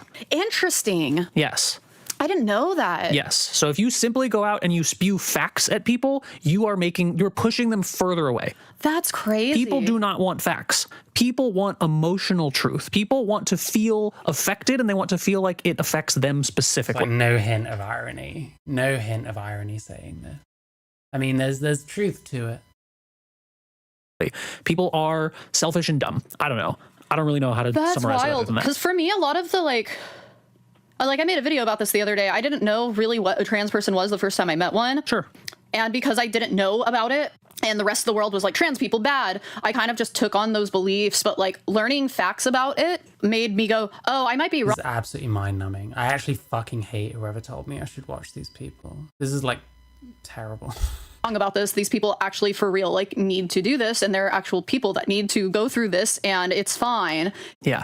Like understanding that I was wrong. I hate being wrong. I hate being factually wrong about stuff. It's my least favorite thing. Yeah. So like for me, it was like, oh, like the media has just been and I mean back then it was just they would be side characters, you know, like on some TV show or movie, and they were just like, you know, like a sex worker in the background. Like it wasn't really like there wasn't representation, but like. Yeah, once I got all of the information about like, oh, this is a real thing people experience and this like saves their life. And I really hate this lipstick as well, by the way. This is like verging on like corpsey. And it's perfectly safe and fine. There's like some Amelia Majesty shit going on here. She wears like the worst fucking lipstick. Fine, you know, like this is, you know, it was just like, oh, okay, then trans people are fine, you know? Yeah, like, well, that's not how it works for most people. That's crazy. That's scary, actually. How it works for most people is they meet a trans person for the first time. And that probably informs a decent amount of how they go forward. Like, it kind of depends on what you like. Yeah, if you're someone's new colleague and you're trans, then it really kind of depends on how you act and how you get along with people and stuff. It can go lots of different ways. That kind of horrifies me. It horrifies me too, which is why I know you talk about how I have so much patience when I'm sitting and talking to people. And it's because I know that if I just tell them they're wrong, it's going to make them hate me more. Instead, I have to listen to them. They need to feel heard, and then they need to have like a gentle sort of conversation about an alternate point of view that doesn't cite facts and data and statistics. As much as I love facts and data and statistics, the only thing that actually changes people's mind is personal connection. It's the only thing. Proven time and time again. Well, you have the patience of an ox or whatever. Or it was patience of a monk. This is like talking. This is like sued shit. What if monks are patient? These people really, really think that they are like the smartest people in any room they go in. And this is what they sound like. We don't know them. I mean, they probably get kicked out if they're not, because that's like their whole thing. What if they're like impatient internally? What if they're sitting there like meditating and they're like, man, fuck this shit. You know, like we don't know. Why are we just like giving them credit for being patient? What if they're not? So I'm pretty sure oxes are pretty patient. They just sit around all day. They start out impatient and then they go through the process of unlearning that ability. Or like, what if they're bullshitting? Look, I'm not here I know, I'm fucking around. Ignore me. Anyways, let's get into this. Okay. Love you. So we have isolated 15 transphobic beliefs. If we have a personal story to tell, we are going to tell a personal story. If we don't have a personal story to tell, we're gonna feel it out. Yes. Transphobic belief number 1. Before we get into that, like, subscribe, comment. Yes. We would love it. It's going to be so lit. It's our favorite. Transphobic belief number 1. Trans women are actually just men and trans men are actually just women and they're just playing dress up. This one, I guess, is going to be tricky for some people if they don't like facts. Are you just going to spew data at us? No, I'm not. I'm going to, for me, my personal experience with that, because the first person who was trans that I met was somebody from high school. So when she was coming out, I just kind of like thought of her as that kid from high school that I'm like, you're just like... Yeah, the whole point with this is like, you can't really say that trans women are objectively women. It's like an extremely subjective thing. A boy that wants to be a girl. I don't get it. That was like my mentality around it. And then that took me a while to like fully unlearn. I don't know what the fuck this person could possibly say as a non-trans person. Like, you can't really argue against that. If someone only conceives of woman and man being male and female, then to them, trans women are men, fundamentally. It depends on how you conceive this kind of thing and what you place importance in. It's completely subjective. But understanding, I think, what HRT does to the body, because most trans people, especially binary trans people, go on HRT. Not all of them do, and they're still... You wish you had my hair. How long have you been on estrogen? That usually helps. Valid, but most of them do. Knowing what that does to the body physically will really change your... For me, it's been like 10 years. Almost 10 years. Maybe even 10 years. Perspective on that. Arm wrestle a trans woman. That'll tell you everything you need to know. Like, everyone... What is this? What's happening right now? What are you talking about? I think a lot of people really believe physically that trans women are men. Like they maintain the strength of men and all these sorts of things. A lot of... I'm still a lot stronger than most women I've met. People believe just on a, like, even if they like know them personally and like the... Unless this person is like secretly strong and works out, I'd probably kick her ass in a arm wrestle, no offense. Way they are personality wise, in their mind, they still see trans people as their gender assigned at birth because they don't understand on a, like, even if they like know them personally and like the way they are personality wise, in their mind, they still... Yeah, big problem is plenty of trans women personality wise resemble men to a large degree. Still see trans people as their gender assigned at birth because they don't understand how much of that changes, even if you're an adult transitioning. Well, part of what I have an issue with that you're even saying right now is even if HRT did... Estrogen doesn't cure baldness, but it might reverse some receding hairline issues. Baldness, that's the one. Why are Americans so shouty? I don't know. Didn't change your body. That wouldn't mean that trans women were men. No. Like, but a lot of... Also doesn't mean that they're women. It's very subjective. The main argument they use is physically. Like, that's their argument for almost every single little thing. But even after, like, so a lot of people like to boil it down to, like, the DNA. And, like, your body physically changes, but your DNA doesn't change, so you're quote unquote still a man. No, and that's the thing too. Like, so like there are intersex people that have... So if we're talking about unlearning the transphobic belief that trans women are just men, I don't think you'd have to actually show why they're not men. But depending on how you conceive of men and women, trans women might be men. Like that might just make sense based on what that person believes. You know. Think learning about the effects of HRT is going to have any impact on that. I don't think so. I think they know what HRT does. I think their opinion... A lot of people don't. Yeah, it's like body modification shit, isn't it? Well, you might see a man that got his penis cut off, but you don't necessarily think that they've become a woman because of that. Or let's say a man might have taken HRT, like estrogen, for a specific like health like issue or something. There just isn't... You can't prove that trans women are women. You can just think they are or aren't, because it's subjective. They don't know everything, but I think they know that, like, because they definitely know about, like, the surgeries, you know? They know people are undergoing, like, transformational surgeries, gender-affirming surgeries. They know that people's bodies are changing, but they just think that that doesn't change what you innately are. They think it's it's like just like doing a costume to like the extreme degree. It's like that's farther than I would go on Halloween, but like I still think doesn't matter how many surgeries you have, how much your body changes, you could grow your own tits, I still think you're a man. Like that's what these people some men do grow their own tits. Believe. This is the thing too. So the point is, well, why is that wrong? Like that's a way of seeing things, no? Look, I've talked to a lot of transphobic people, like maybe not like extreme transphobic people, but like I've had conversations with people that are just passively transphobic because of what they hear. Passively transphobic. Oh, I hate it. Stop with that shit, man. All day in the media, and I've met people that don't know that trans women that take estrogen grow tits. They have no idea. I have met people there are that, definitely those people. Like, they genuinely think you have to go get a titty job to have the like they think if a trans woman takes her clothes off, her body is male. Like, there are people that don't know that HRT like they really think they're just taking the hormones because like there are people that genuinely don't know, which is crazy. And I know there's other levels to it, because like if you meet a trans person and know them, it's like crazy that not everyone knows what HRT does to a trans person. Yeah, sure. Well, like, especially if you know them. People have nothing better to think about, I guess. Everyone should just know this. Pre-transition, like when they come out, it makes sense, right? Like if you like know people well, like you understand that their personality does align with the opposite gender they were assigned at birth. Like there's a level of getting to know people on a personal level, and I think after you've unlearned some of the transphobia, you should do that. But I don't think someone who's incredibly transphobic should just go and make friends with a trans person and then harm that trans person with their bullshit before they unlearn some stuff, you know? I think if you're like that deep in the transphobia, I can't stand people who state definitives. I met people, it's not facts. Well, yeah, they go on about facts, and they're already talking about things where there's no facts. And it's this arrogance of like, this is how you unlearn your bad beliefs that we haven't really meaningfully pushed back on. You tried to watch this earlier. This is like fucking mind-numbing. This is actually fucking dreadful. I don't think it's possible to unlearn it without becoming friends with a trans person. I'm not saying like go just pick a random trans person. I'm saying you should find somebody who's fucking open to it, or maybe you just have to. Even when I was more woke and shit, I couldn't watch shit like this. It just drove me up the fucking wall. I got used to there being no decent like trans creators out there. Unfortunately, it kind of feels like there still isn't. Like,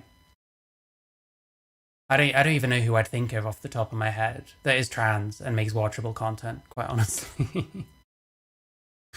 Maybe the odd trans person that never talks about trans issues and is like, has expertise in something or whatever. To be like forced against your will to like have a coworker who is a trans person and like have to go through that in your own fucking self and figure this shit out. But like, I don't think it's possible for a cis transphobic person to unlearn it on their own. I really think it takes a personal connection. I do think there's layers to it though too. So you're saying that for you, learning about HRT helped you unlearn this? It was partially that, and because when I first moved down to LA, that's kind of when I started to unpack a lot of it, and it wasn't like intentional either. It was just me falling. Okay. Moved to a place with a lot of this stuff around and then fell in line with it. Wow.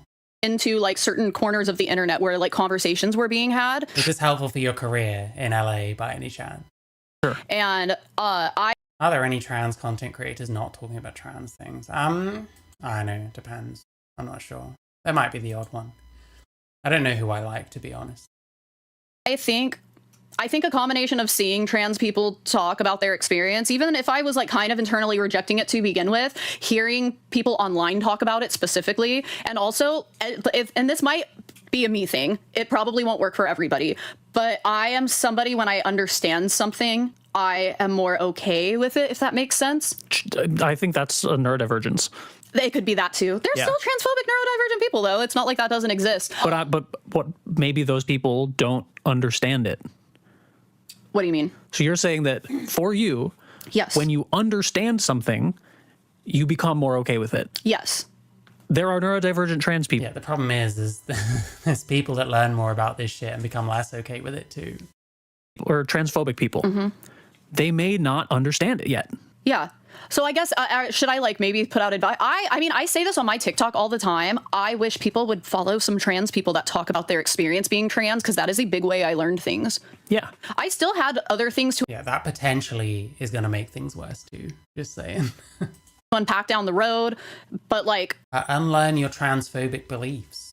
You have to unlearn them. They've made no attempt to actually counter trans women being men or women. Because... really is kind of neither, you know what I mean? Really, it depends on how you conceive of male and female, or men and women these days. You really can't land on a factual thing where it's like, they are one or the other, because it depends. It's different in every person's reality, I guess. So now here's how you unlearn this thing that we can't actually meaningfully push back against, because there's no factual answer as to whether trans women are men or women. just understanding that it is a real thing people experience and it saves their life. Also, outside of that, understanding how it works, because a lot of the like, oh, well, like trans women are just men thing that I thought when I was younger, a lot of it came from, well, like physically, you could never like physically become female. Like that's what I thought. Right. And well, you can't physically become female, really. Understanding what HRT does to the body really helped me unpack that. Okay. There's obviously other layers to it too, like interacting with more trans people and going, oh no, you're a woman, or a trans guy and going, you're a man, like, you know, or talking to non-binary people and gender fluid people's a trip too, you know, but like, I think it's really not usually a trip. It's usually incredibly boring, but okay. Understanding for at least me, that helps me. Educating myself on like the basics that most trans people go through, because like most trans people that are especially binary trans people, most of them tend to go on HRT, and understanding what that does to their body and how much better it makes them feel, it helped me unpack that. For me, it was not that. That had nothing to do with it. What was it for you then? Before I knew I was trans before I knew what HRT did to the body. I did not know meaningless the changes that HRT would do to the body. I didn't know shit about it.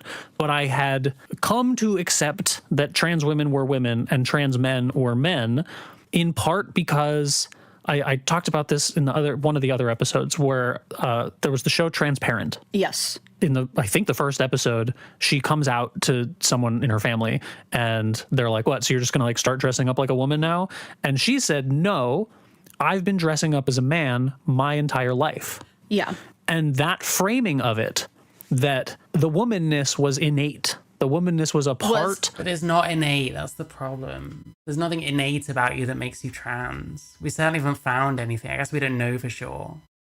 They're gonna talk about brains. I bet there's a fucking bit about like, well, my bed nucleus of the stria terminalis is small for what a man's would be, so I must actually be trans and female. Framing of it, that the womanness was innate. The womanness was a part. How come we can't point to any innate womanness in any trans women? Part of her personality was a part of her brain. Yes. And again, part of her brain. Which part of the brain? Please tell me. Please educate me. Because I haven't been reading enough about this recently. I need educating. And one of the common tests that if you're like, you see it all the time on Reddit or wherever on the corners of the internet where people are like, how do I know if I'm trans? That people will pose is the brain in a jar test. Okay. Which is if someone took your brain out of your body and put it in a jar and you were still able to think and speak and talk and be yourself and interact with people on the internet, if you were literally just your brain, would you be a man or a woman? Okay. Neither. You'd be neither. And your brain can't survive outside of your body anyway. You're not a man or a woman at this point. You've had your experience. But now you're just a fucking brain in a jar. So you're neither. You're not a man or a woman. Like, you're not a human anymore, you know? Okay, so that's the other thing. So for me, like, understanding HRT was the first step in it, right? There is this thing I thought of after kind of learning about what trans people go through and why they need the medicine.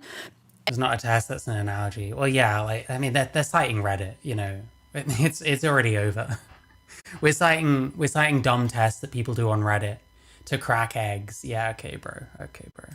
And I thought about it, like, if I woke up in a man body, titties were, I'd be stoked my uterus was gone. Like, fuck that thing. Outside of that, I'd wake up and have gender dysphoria. Yeah, you'd feel horrible. Like, if I woke up in a man's body and I had a fucking beard, and my beard would be terrible because I'm already so hairy, like, it would be a nightmare. Like, you know, like, if I walked around, like, there'd be things I would enjoy day to day because of male privilege, and it would be nice to not have a uterus specific. Oh, I hate these people. I actually fucking hate these people. Fuck off back to fucking 2016 or whatever shit. And well, I enjoy some things with male privilege. What do you mean male privilege? What male privilege would you experience if you woke up one day as a man? How do you know you'll experience any fucking male privilege? And instead of like smiling at you and opening doors for you, now people let them slam the fuck in your face. And when you walk anywhere by yourself and there's a woman nearby, she crosses the road because she thinks you're a fucking rapist. Or men now see you as like competition and are much more likely to like fucking beat the shit out of you. You know, like, what are we talking about? Specifically, but outside of that, like, just having a guy's body and then going like, I'm gonna do my makeup, and then not like If you put yourself in that situation, if you are a cis, you are literally describing my daily experience exactly before I transitioned. Yeah. That's how I felt every day. Yes. Just like, I mean, I guess I enjoy the privilege, but like, I kind of hate this. Yeah. Like, I don't think I've ever met a trans person, like a trans woman, that has talked about how much they enjoyed their male privilege before transitioning. That's such a weird thing to hear. I didn't experience male privilege. I experienced other guys being pretty fucking shitty towards me because they perceive me as like gay and like effeminate and shit, you know? I didn't get no fucking male privilege, and that's part of the whole thing. You get treated differently by other guys, you deal with that kind of shit. It pushes you towards like transition. I feel like it feels really weird hearing that from like a trans woman. Yeah, no, and I think a lot of people don't put themselves in that position. Yeah. And that was another thought process I had at one point before I started being... I tell you what, these people need to go up to some homeless man and say, well, I don't have any money to give you, but you can at least take solace in the fact that you have male privilege. I don't know if they give a shit about their privilege, to be honest. And how come most of them are male, by the way? Not so harmful interacting with actual trans people. Right. On the internal side of it, after I'd kind of understood like, oh, HRT is a thing they go on and all of this shit, and like this is which doesn't define being trans anyway, so the thing they need. Putting myself in the situation of like, oh, what if I woke up? Because like this is almost trans med shit as well. It's like, well, HRT makes you more female. Well, you don't base transition on that anyway, though. You think trans people are valid whether they are on HRT or not. So if trans women are women, they're women despite the fact that they need HRT. So what is it then? What is this factual thing about trans women that makes them women? There isn't anything. It's a subjective thing. In a dude body, I would be like, well, fuck, we gotta fucking fix this. You know what I mean? Yeah. I don't think a lot of cis people like think that way. Like, I don't think they Most people never ask themselves that question. No. Why would they want to? What's the point? Would you? Most people just think of themselves. They don't think of other people. But like sometimes putting yourself in someone else's shoes, like how would you feel? Yeah, we're like so empathetic. Like most people don't even think about other people. You know, we're just so empathetic. You know, we're just the people that empathize, and that's why we're right and you're wrong. Oh my god. Yeah. Also, for transphobic people that are actually trans, if they ask themselves that, like if you're a transphobic man and you imagine like you woke up in a woman's body. And the idea of that makes you feel like, oh, that would be great. I would love every second of that. That's the button test. You might be trans, and maybe that's why you're trans. No, you're not fucking trans because you think that. You just want to look down at your own tits and get hard thinking about it. That don't make you fucking trans. Because it's a little too close to home, but like for a person who genuinely is like cis or maybe even like non-binary or gender fluid and they don't actually care for medical transition, like if you were to put yourself in that situation, like your immediate reaction would be, I need to go on hormones, I need like some surgeries, I need some things, there's things I need to fix right now. I need laser hair removal. I've already done that. Like, I've done a lot of it and I still grow so much body hair. Yeah. But like, I think for the internal thing, at least for me, putting myself in a person's situation, like really imagining you have to actually imagine what that would feel like. Like, would you still be a woman if you were put into a man's body or vice versa? Right. You know, like I think if people really put themselves in those situations, that side of it helps. Yeah. But for me, like understanding physically what HRT does helped because my friend that transitioned, she was on hormones. I remember her telling me that she was, and I didn't really know what it meant, and I didn't care to ask questions because I was so judgy because I knew her in her like first year of transition, so she wasn't passing yet, you know. So like in my head, it's just like, oh, they're just like dressing up as whatever and like want people to believe it, whatever. Like I don't really. Well, yeah, sometimes it takes a while. Sometimes you have to earn people seeing you as a woman. Unfortunately, mean as that sounds, if you don't look like a woman, you can't really expect people to see you as a woman. So it's actually not necessarily a bad thing to not see the transition yet, you know? Care either way, but like, I don't get it, you know?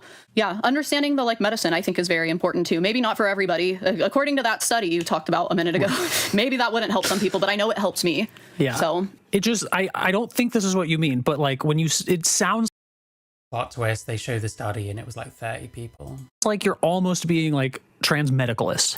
And that's not what I'm saying either. That was just now to completely like brush everything I just said under the carpet, because what I'm saying is, well, I understand trans women as women because they take HRT and that makes them more like a woman, but now I have to pretend that I don't think that because actually trans women were always women and the HRT is just confirming. But everything I've said to this point is like, well, the HRT does what it does. Oh my god, man. You can't make it up. They probably should have worked this shit out before they hit record, but okay. Just the first step I took. Okay. And just understanding that hormones change the body? Yeah. So then it was completely irrelevant. Okay, why female in that way anyway? Actually kill me. Yeah. Why do you think? There's other things on the list that Okay. that will Which one would be a good one to lead into with that? we have the trans woman in sports thing, right? Yeah. That's specifically the transphobic belief that trans people should be forced to play sports in their assigned gender at birth. Why is that transphobic? Okay, so they're going on to the next one.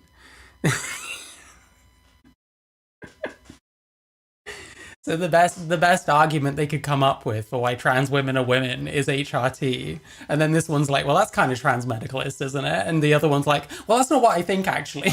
And now they're just moving on to the next one. What is happening? And why is this transphobic? There's a lot of reasons why you'd think that trans women shouldn't play women's sports. Yes, yeah. So for that argument, there was like a brief moment in time where that started to be a conversation where I was kind of like, because there would be like misinformation, like clips of the Joe Rogan podcast or wherever else, where they're like, it doesn't change this, and this, and blah, blah, blah. And I'd be like, well, there are things it doesn't change, like lung capacity and bone structure and stuff like that. That is actually just true. and I started thinking about like, are some trans women just like stronger than cis women no matter like what if they transition to like I kind of had a moment of like trying to figure that out. I have met, listen, even when I was like 7-8 years on hormones, I have met like women the same size and build as me that can't lift shit compared to what I can. I've had jobs where I've had to move tons of shit, and I've been years on HRT, and I've been lifting the same kind of shit that the guys were doing, or the other guys, depending on your perspective. And then a woman that's kind of my kind of height and build will like try and help me with something, and they have to put it the fuck down because they can't handle it. And I'm better off just taking it by myself because I can still lift that kind of shit. I would never enter into women's sports because I would feel like I had an advantage. I'm just like bigger and stronger in some ways, even after like 10 years or so. Then looking into it, I'm like, oh no, if you go on estrogen for a couple of years, you're level playing ground with other cis women. That's just not even true. That's not even fucking true. You know? Okay, so I... like, hang on. She almost sounded and looked nervous saying that. I want to see that in... She must know this is complete bullshit. Like, she probably has read studies and shit like that, but it's been the kind of thing that trans women, like, spam people's discords with to be like, no, actually, it's fine because this ridiculously bad fucking study said that this trans woman actually was below women standard strength and shit. Like, no, sorry. That's conclusion first shit at that point. Like trying to figure that out.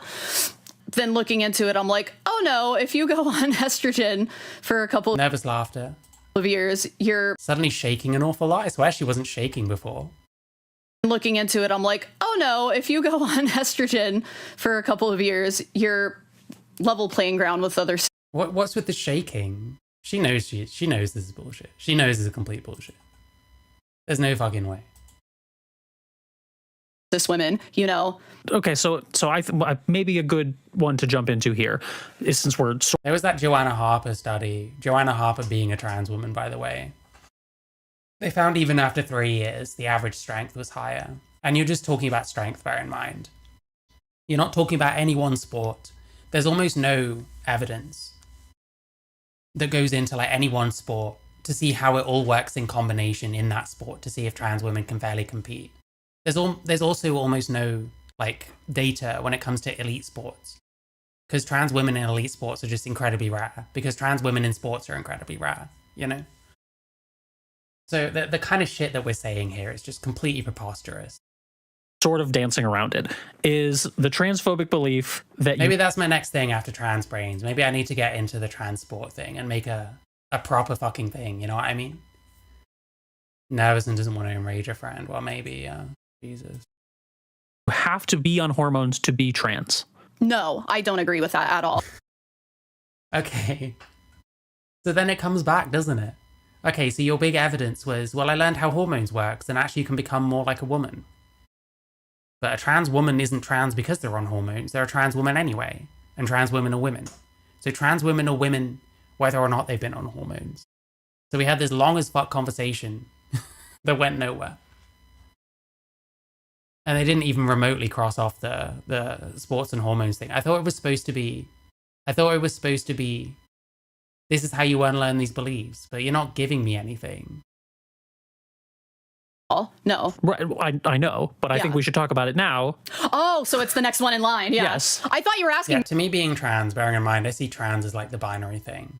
I think non-binary is its own thing. And the word non-binary is fine, let's use that. But don't treat it quite the same as trans, because it's not quite the same as trans. To me, it's about living as the other sex. If you can't, if you don't need hormones to resemble a woman, and you never go on hormones, and you change your name to a woman's name and everyone regards you as a woman, then you're still trans. It doesn't have to be, you take HRT and then you get a vaginoplasty and you do this and you do that. It's different for everyone. Me, I was like, bitch, you know I don't believe that. I'm literally reading off of the list of transphobic beliefs that we have that we agreed on beforehand. And this is why you do all the lists, because I'm already, like, we're following your list and I still can't stay on task. Yeah, she's already completely fucked it up. Like, I don't know if they can recover from this, to be honest. Okay, let's get into it. God damn. Okay. Do you see why all my teachers in school thought I was stupid? Yeah, I could see that from the word go, but okay. Like, it, you know, like... Okay. Okay, there's a transphobic belief that you have to be on hormones to be trans. This is a transphobic belief that I think... I don't care to call this belief transphobic. I just think it's wrong. I don't see why calling this transphobic matters. I don't see why calling people transphobic matters. I had that conversation about like bigot shaming and stuff, where people think that it's somehow helpful in any way to point at someone and say, that person's transphobic. Like, no one cares. And that person probably doesn't give a fuck that you're calling them transphobic. They probably cop to it. Like, get an actual criticism, you know. A lot of trans people still hold. A lot of trans people do. I see these conversations online all the time. This is something that I fairly recently sort of... Why is this transphobic for a trans person to think you need to be on hormones? It's not transphobic. They just have a different definition. I mean, recently, as in like within the last 3 years. But as I started transitioning, I still very much held the opinion that if you're not taking hormones, or if you're the type of person specifically who says, I just don't want them, that it didn't count. Like then you're not trans. You have to, even if you don't have access, if you are like, I don't want to, I thought that was like completely invalidating. And that's tied to the transphobic belief that like, if you don't pass, then you're not really trans. Yeah. Or like non-binary people. Well, if you don't pass as a woman, then are you really a woman? You're kind of cutting off any avenue by which you can become a woman if you don't pass and aren't female, you know? Well, that argument is used with a lot of non-binary and gender fluid people. And that is like part of why I wasn't able to accept it, is because I didn't really think non-binary people were a thing. I didn't for a while either. Like, I was like, well, are they a thing in that there's an innate thing about them that says they're non-binary? Like, non-binary exists like subjectively. And in a way, trans kind of exists subjectively as well. It's a thing to believe in or not, ultimately. A binary trans person, I was like, that just seems like, what do you mean you're like nothing? Or like, what do you mean you're in the middle? Like, I don't even understand that. Yeah, I had a hard time wrapping my head around non-binary people too. I would say like the very last little bit of transphobia I had was accepting non-binary and gender fluid people. Because didn't you ask me about that? I think I did. Like early on in our friendship? I remember I asked you, I was like, hey, so like, I know this is a big... No, I'm actually starting to see her like coming off a bit like frightened. Like, I do worry a little bit. Are they in the same room? I can't tell. Topic amongst like binary trans people. Do you think, I asked you, do you think gender fluid and non-binary people are considered trans? That's what I'd asked you. Because I would hear different things from people in... I think they are considered trans. I don't personally consider them trans. Because I don't believe in like self-ID being the sole metric. The trans community even. And yeah, she comes off like she's under duress. It's weird. Are they in the same room? Is there like on this trans person's lap, is there a fucking loaded pistol or some shit? Is that what's happening? Yeah, I remember you being like, yes, they have a different set of struggles, but like they are a part of the trans community. And I was like, okay. Yeah, I saw that Sky is posting a video tomorrow. I'll see what it is. Her content was okay from what I remember. She's like a lot of people. I agree with some stuff and disagree with other things. I wanted to, because I know you personally, so I It was nice to meet a sort of more sane trans person that isn't just insane in the other direction and like MAGA and shit. I value your opinion above like most people's. Yeah. So because like if you go strictly based off of the definition of the word trans, and this is a big issue like internationally because different languages have getting paid. Hey, maybe different interpretations of, and like so many people are like, oh well, trans, that's just an American thing, or like that's just a Western thing, or that's like just white people. Like by the strict definition of how we have interpreted trans, which is not necessarily the same interpretation as other cultures have interpreted trans, it is that your gender identity is not the same as the. This is a really shit definition of trans. I don't buy this definition at all. It's not around gender identity. Like, maybe you have to identify as something to kind of accept it as what you should do and what you are. You can't solely make it around gender identity. Someone's gender identity could be female, and they don't present as female, so no one's fucking seeing them as female. But they're a woman to you, but no one sees them as a woman. So in what sense have they achieved womanhood? Because they think they're a woman? What if they're wrong? What if they don't understand what a woman is? You know, it just doesn't make any sense. It's not about identity solely. It can't be. That doesn't make any sense. And if you think it is, then you believe in the attack helicopter meme. One you were assigned at birth. Yeah. Pure and simple. If your gender identity is any... And you're not assigned a gender at birth anyway. You're assigned a sex at birth. So how can you... If we're going to say that in general sex is binary, and let's say that the person we're talking about has nothing different about them, so they are just male or female, how can you map on non-binary identities to binary sex? It just doesn't make any fucking sense. Anything other than what they gifted you upon your arrival in this plane of existence, you're trans. Yeah. Yeah, that's a retarded definition. Period. End of story. I think a lot of people, and I think it's largely because we exist in a culture that intentionally like binaried itself like super hard and was like, well, no, we're a sexually dimorphic species. It's just always been a thing. Absolutely have to be either man or woman so that we know how to treat you. Even sexuality for a long time really isn't how things are now, but okay. I'm like, yes. I knew I was bisexual when I was 5 years old. Oh my God, this woman's bisexual. I'm so surprised. And I didn't even have a word for it until I was in middle school because it was not like gay people were. Wait, how do you know you're bisexual when you're 5? And I didn't sexuality for a long time. Like I knew I was bisexual when I was 5 years old. What kind of age do people's sexualities normally develop? And I didn't even have a word for it until I was in middle school because it was not like gay people were talked about at that time. Like in the 90s, gay people were a topic of conversation, but like bisexuals really weren't. I feel like people did not talk about that. If you were a bisexual and you were out with like somebody of the same gender as you and that was like your partner, people would just categorize you as gay. Yeah. Or like vice versa for women if you like were a bisexual. Like you're bisexual in a straight or gay relationship, you know. Woman and you were with a woman and then you ended up with a man. It's like, oh well, she's just straight because we're so male centered that we can't imagine like anyone choosing to be with women over men, which is crazy because I think it's actually the opposite, but that's besides the point. Right. But like, yeah, we try to put people in a box on extreme ends of the binary of anything. Yeah. That's like how capitalism and our misogyny and like white supremacy, that's how that system operates. Like you are. I hate it. Actually, it's actually driving me insane. I hate people that talk like this so much. Why isn't this shit gone yet? Why is like trans the one place where this like insane fucking SJW fucking lexicon is like sticking around? Just get rid of it. Just shut up about fucking white supremacy. What does white supremacy have to do with this? Are in this box, and it's so you will make more babies for the, you know. Yes. And I think binary trans people came out a lot sooner because it was. If you're on the extreme ends of the spectrum, yes, you're first to be accepted. It's not even accepted, but like be visible because it doesn't like. You're gonna make the most noise. Yeah. About how things are wrong. Yeah. No, the binary trans people are making the least noise because they just want to pass as the sex that they want to pass as.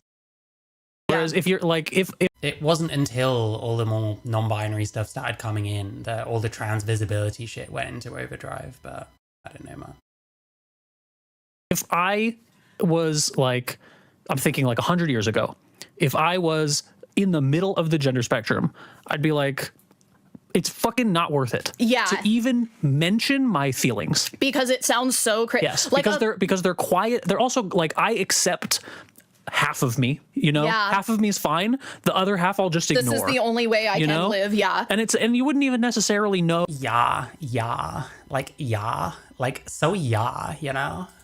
That like you were non-binary, you would just know that like, I don't know, I guess I have like dysphoria sometimes, but like, doesn't everybody? Yeah. Whereas if I was like 100% fully on the opposite end of the spectrum, I'd be like, every single day of my life is living hell. And like, even because like, I don't think I'm like 100% to the female end of the spectrum. Yeah. I think I'm more. I'm like so fucking bored. What are we even fucking talking about? Trans was always physical. What the fuck does that mean?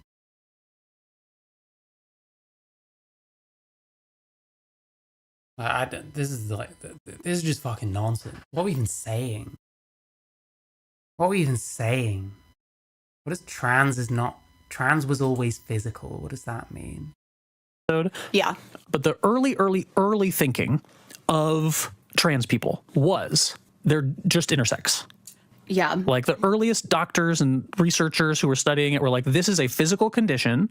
You have a fully female, like your genes and your hormones and your everything is supposed to be female, but something like switched in the wrong direction and you have expressed as male.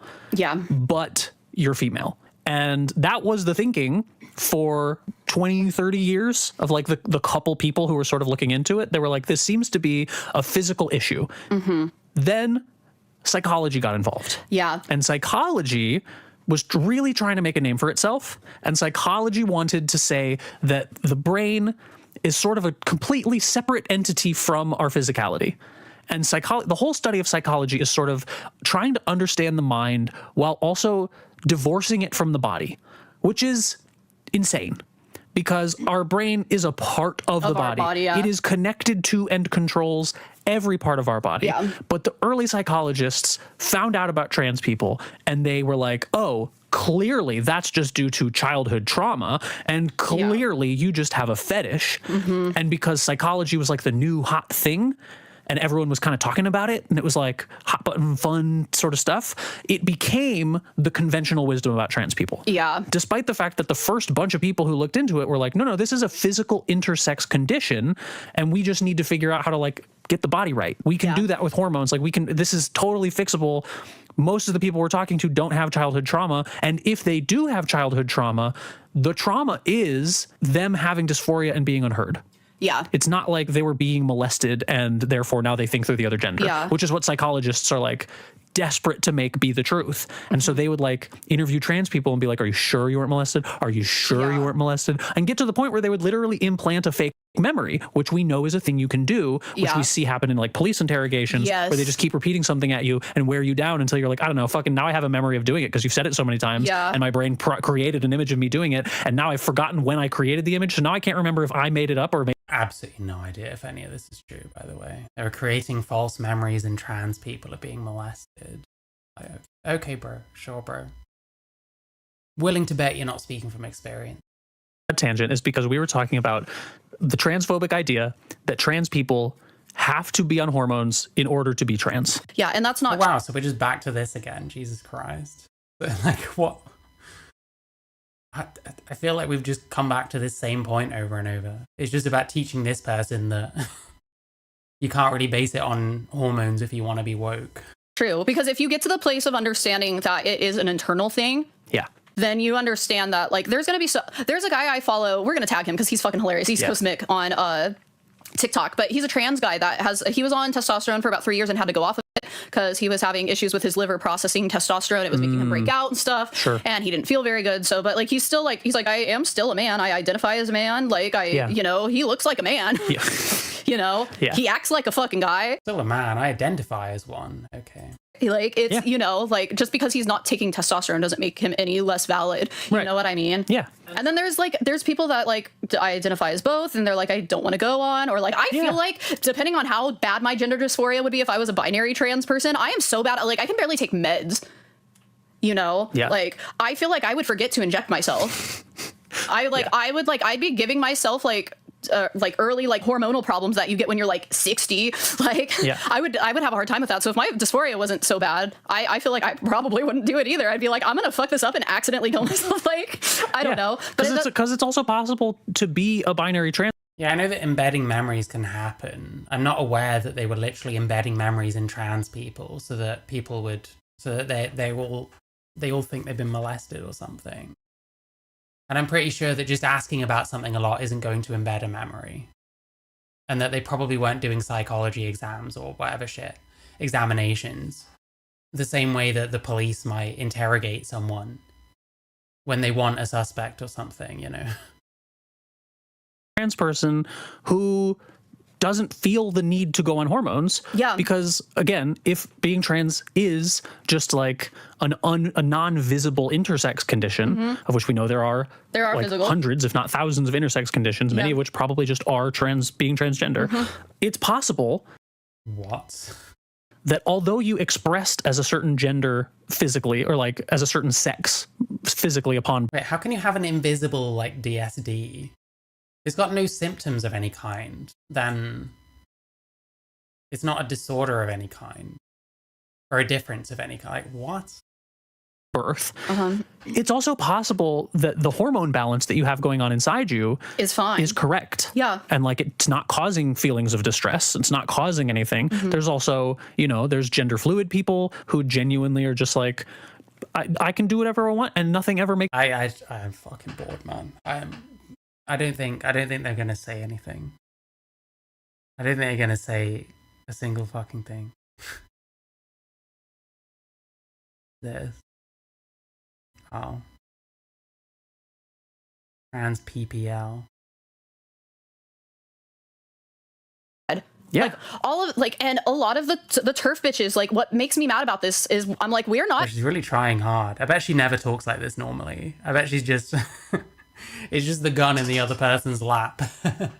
Better make sure I call hers bitches. Feminist, by the way. Progressing for like gender equality by doing this. Cis men are the problem. Why aren't we fucking talking about that? Just like now, trans people seeking healthcare would agree with the clinical psychologist. It means they can access care faster. Yeah.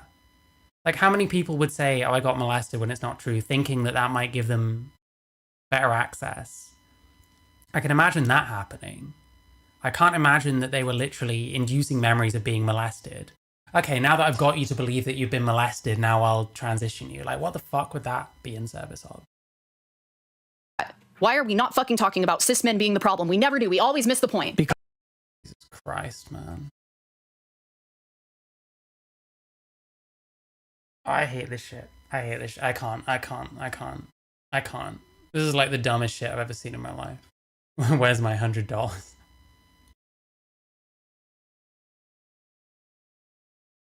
I don't think she's getting paid in money. I think she's getting paid with being able to leave this room with her life. I think that's what she's being paid with. She probably lives in a fucking closet under his fucking stairs or something. I'm joking. That's a joke. And you're a woman. You're a woman and a she, and I'm sorry.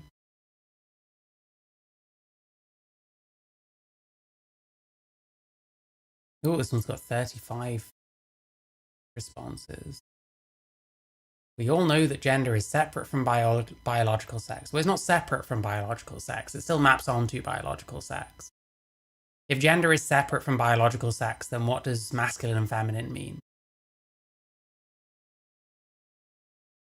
And then, if gender is separate from biological sex, then that means that a trans person changes gender rather than sex. What does it mean to change gender?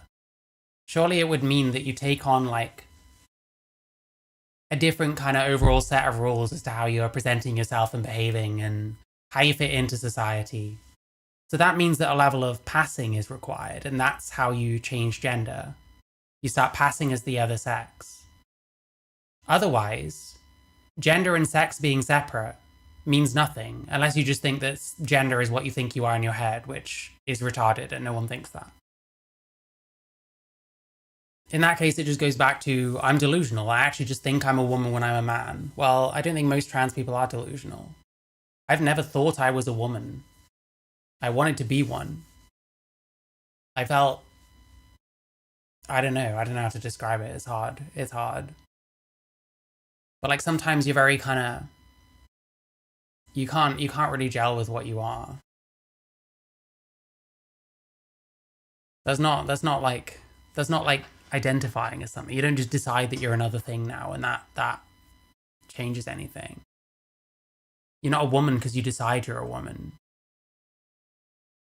Like, do these people accept like gender as a social construct or just a psychological thing, I wonder?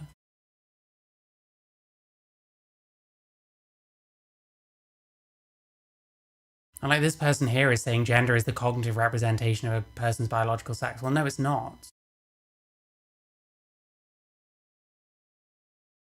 The other interesting thing is, like, how many of these people that insist it's purely psychological and so on, that means that if, you know, you take something like Judith Butler, for example, that means that you're very against that line of thinking because you don't think that it's a social thing and you know, something that is perpetuated through actions and how people live their lives and stuff.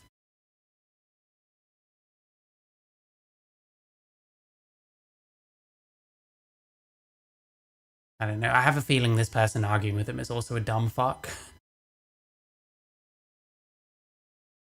So I don't know. I swear I've seen this person before. I can't remember if they hate me or like me. I mean, they're correct in that transphobia has become meaningless. Just a thing people say now. You're transphobic.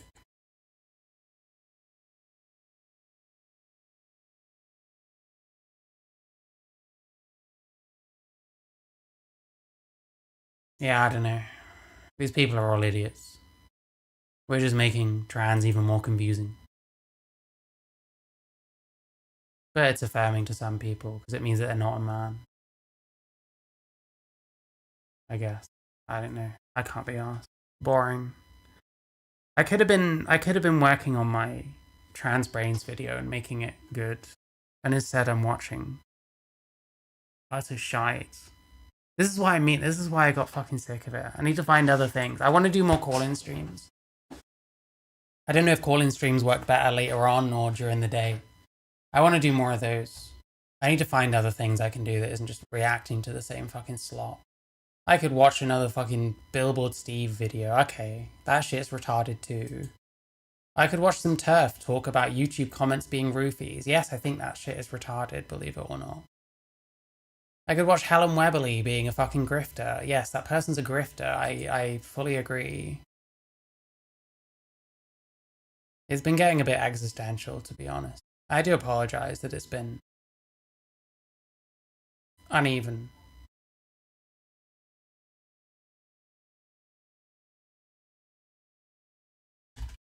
Sorry, one sec.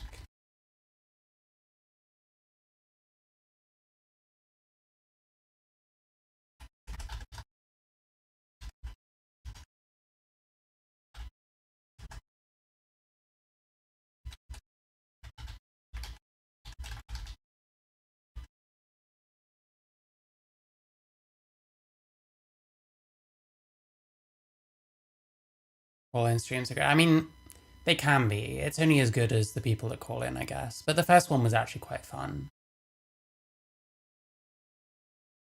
I think we were hoping that Fred Wallace and Amaya would call in if we did enough of them, but they both fucked off out of my server, so that's a shame.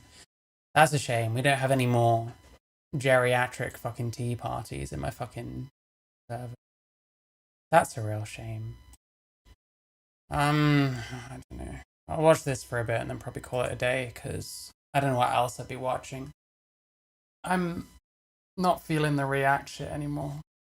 I want to do other things, but I'll still try and do streams.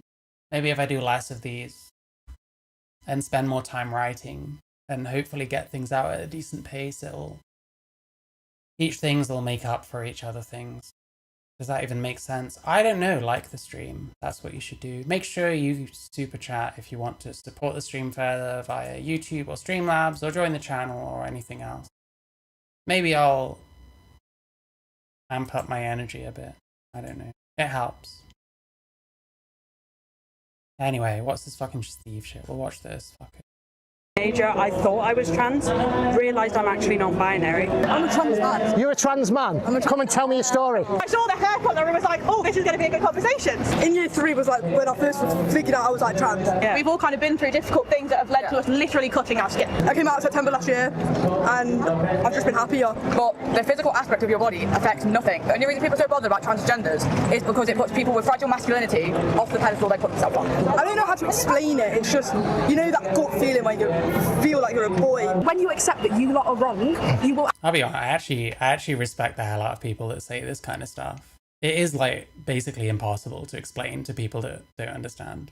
You know that gut feeling when you feel like you're it kind of is this though, isn't it? It kind of is this. That's the thing. It's not necessarily feeling that you're a boy or whatever.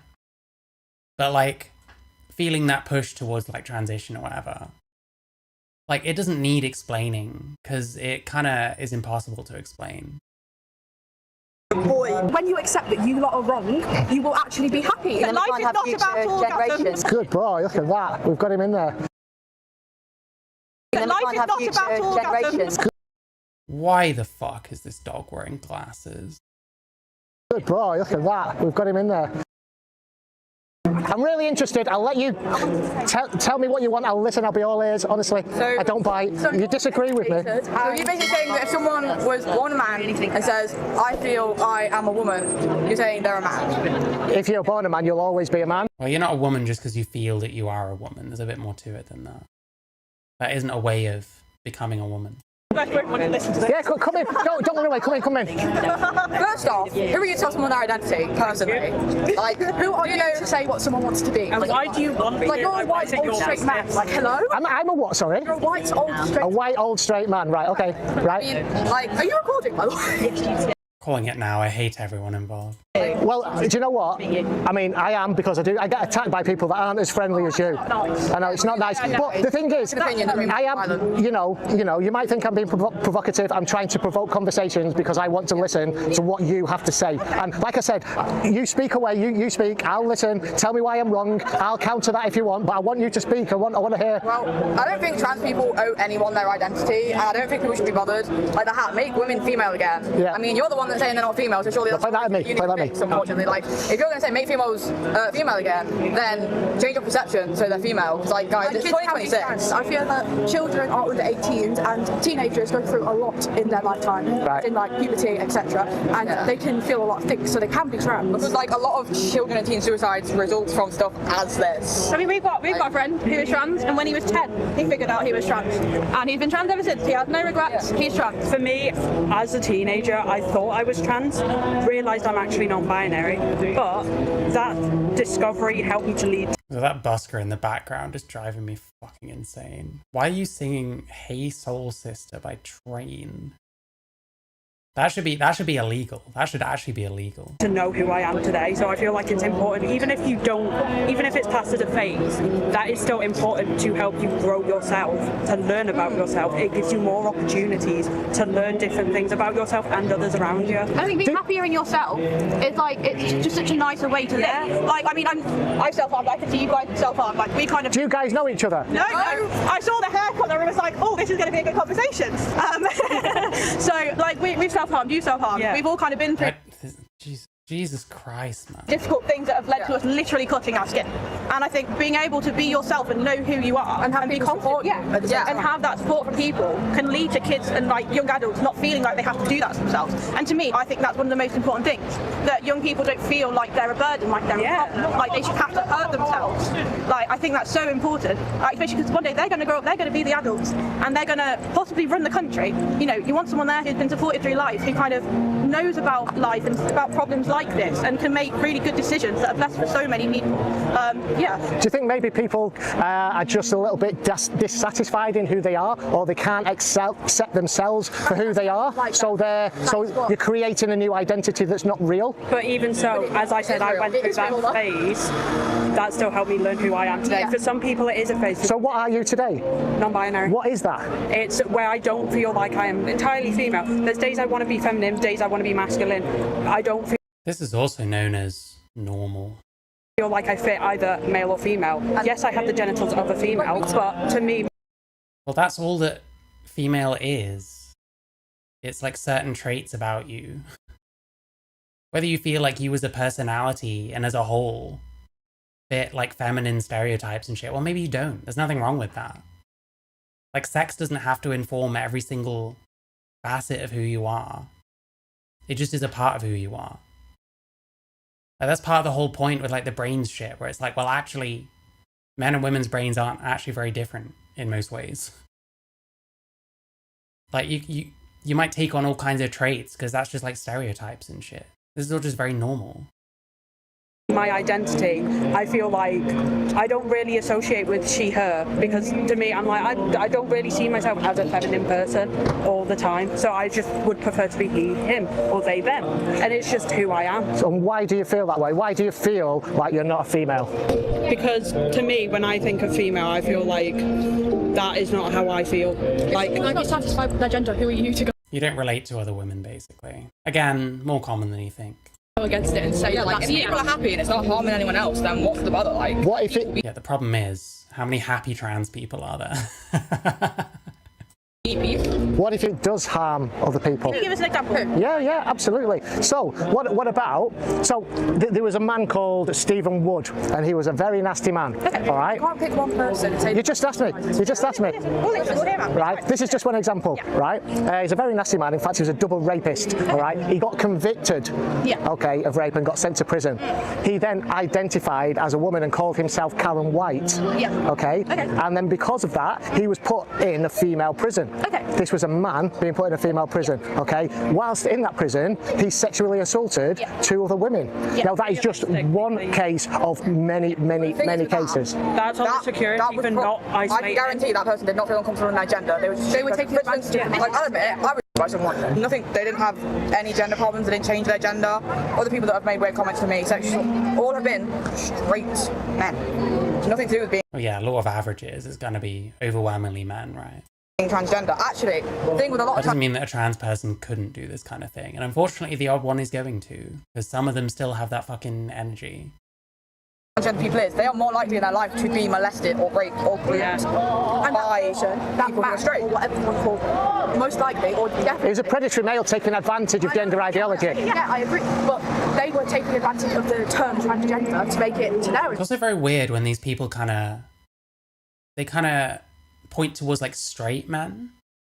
I found that very strange. Like, you know, you get boys and like men that get abused by other men. Am I kind of just brushing that under the carpet by invoking straight men? Oh, it's all cis straight white men. Well, cis men maybe. I don't know about straight or white. I think that's a bit crazy. And he was obviously a very disturbed, evil man. Yeah. How many white Christian men have raped women? Well, probably some of them have. I mean, I don't know. At what point can you tell the difference? Like, I want to ask as a woman. Sorry. As a woman, I just want to know at what point can you guys tell the difference between someone who is genuinely. Someone they can just say if you've got a man who is doing it for nefarious reasons. I'd be more comfortable with someone that identifies transgender than a straight man. So essentially, if someone is, so for example, with that situation, you could tell that he was weaponising transgender ideology to get himself into a women's prison so he could create more harm. Would you agree with that? Yeah, absolutely. So to me, that's not. I actually like this answer. Therefore, you can't just say someone identifies as a woman, then they're a woman and should be in a woman's jail. Because there are reasons as to why someone might say that they identify as a woman that are not genuine. Such as, I want to get put in a women's prison because I'll get the shit kicked out of me in a men's prison. You know what I mean? So let's stop pinning it purely on identity then. Let's also stop pretending that if a person comes out as trans, they were always trans and they were always actually a woman in a man's body or whatever. Those fucking trans fucking rapists that weren't fucking trans when they raped people, that was men doing that shit. That wasn't fucking women that didn't know they were women yet doing that shit. So let's just like make it make some fucking sense then. And then we can cut out some of the fucking Isla Brysons and Karen Whites and stuff. No, they ain't fucking trans. They just transition for a free ride. So we need to gatekeep occasionally. I'm glad we're slowly getting on board with that shit. Because it doesn't work the other way around. By the way, a lot of people want it to be, where it's just about identity, and then it refers to some innate thing about you. Then Karen White and fucking Isla Bryson and all those people were trans and were women when they did those fucking rapes. Then you can't blame it on cis men as much. So then make it make fucking sense and cut those people out of the fucking conversation. They ain't fucking trans. They're fucking full of shit. It's okay to gatekeep. Especially when it's fucking rapists. It's fine to gatekeep the fucking rapists out of this shit. Not someone who's trans because they're not doing it because they feel they're trans. They're doing it because they want to cause more harm. Yes, So which is a flaw in this ideology. it's flawed in every ideology. I know. That doesn't make the whole ideology wrong. Can I just ask you guys, just to change it a little bit, do you think then, if somebody identifies as the opposite sex, they can become that opposite sex? So it depends whether we're talking about sex and gender are two different things. Okay, tell me the difference. Yeah, so they can become the other sex to other people. Can they actually become the other sex? I would probably say no. sex is biological, so it's your XY chromosomes, your XX chromosomes, that is sex. That's the definition of sex. You cannot change your sex. Okay. Gender is a social construct. It always has been. Okay? So it's determined by society. I actually agree with this so far. But then it also means you actually have to do something to change your gender, which would be taking on like traits, like stereotypes, like fashion, shit like that, associated with the other sex, actually taking on a different role to what you are. You don't do that just by calling yourself a thing. So hey, I don't know, maybe we're building to something good here. Society of what is a woman, what is a man. So you cannot, if you're born a female, you cannot become male. But you can become a man, because a man is not a strict set of like biological things that make someone a man. It's society's view of men. Well, whether it is or not depends on your, like the word man has become very contentious. But truthfully, if you're a female person and you change enough about yourself, people might just think you're a man. In most people's realities, they just see a man. So you have changed gender in effect, you know? So it is possible. But it can't just be about identity. It's like, for example, men's clothing, their hair. That's what makes a man a man, like in society. So what's the definition of a man? There is no real definition of a man. It's just a social construct. Yeah. So it's the way society views people. So, for example, I'd view you as a man. Yeah. See, I would still say a man refers to an adult human male. And if you're a trans man, then that's kind of the blueprint, and that's what you're going for. That's what you want to be seen as. I think the definition of man still does exist. And then it's if you can embody that, ultimately. That's where the transition is. That's how you change gender. Like, I'm not doing this because, like, if women's fashion was completely different to what it is, I don't know for sure whether I would have, like, transitioned. If it was always the women that are doing what I perceive to be masculine and men doing what I perceive to be feminine, I'd be normal, you know? So I don't know if I would have transitioned. Yeah. Well, if you were to tell me I'm a she, I wouldn't judge. Yeah. Even with my beard? Yep. I know people that got beards. So I've got a question for you then. So if gender... Yeah, see, if this guy came up to me and said, I'm a she, I would think you're taking the piss. I do need a bit of effort before I'm going to take that seriously. I'm sorry. That makes me fucking Blair White, then go ahead with it. And sex are different. Yes. So why are people using their self-declared gender to cross sex-divided boundaries?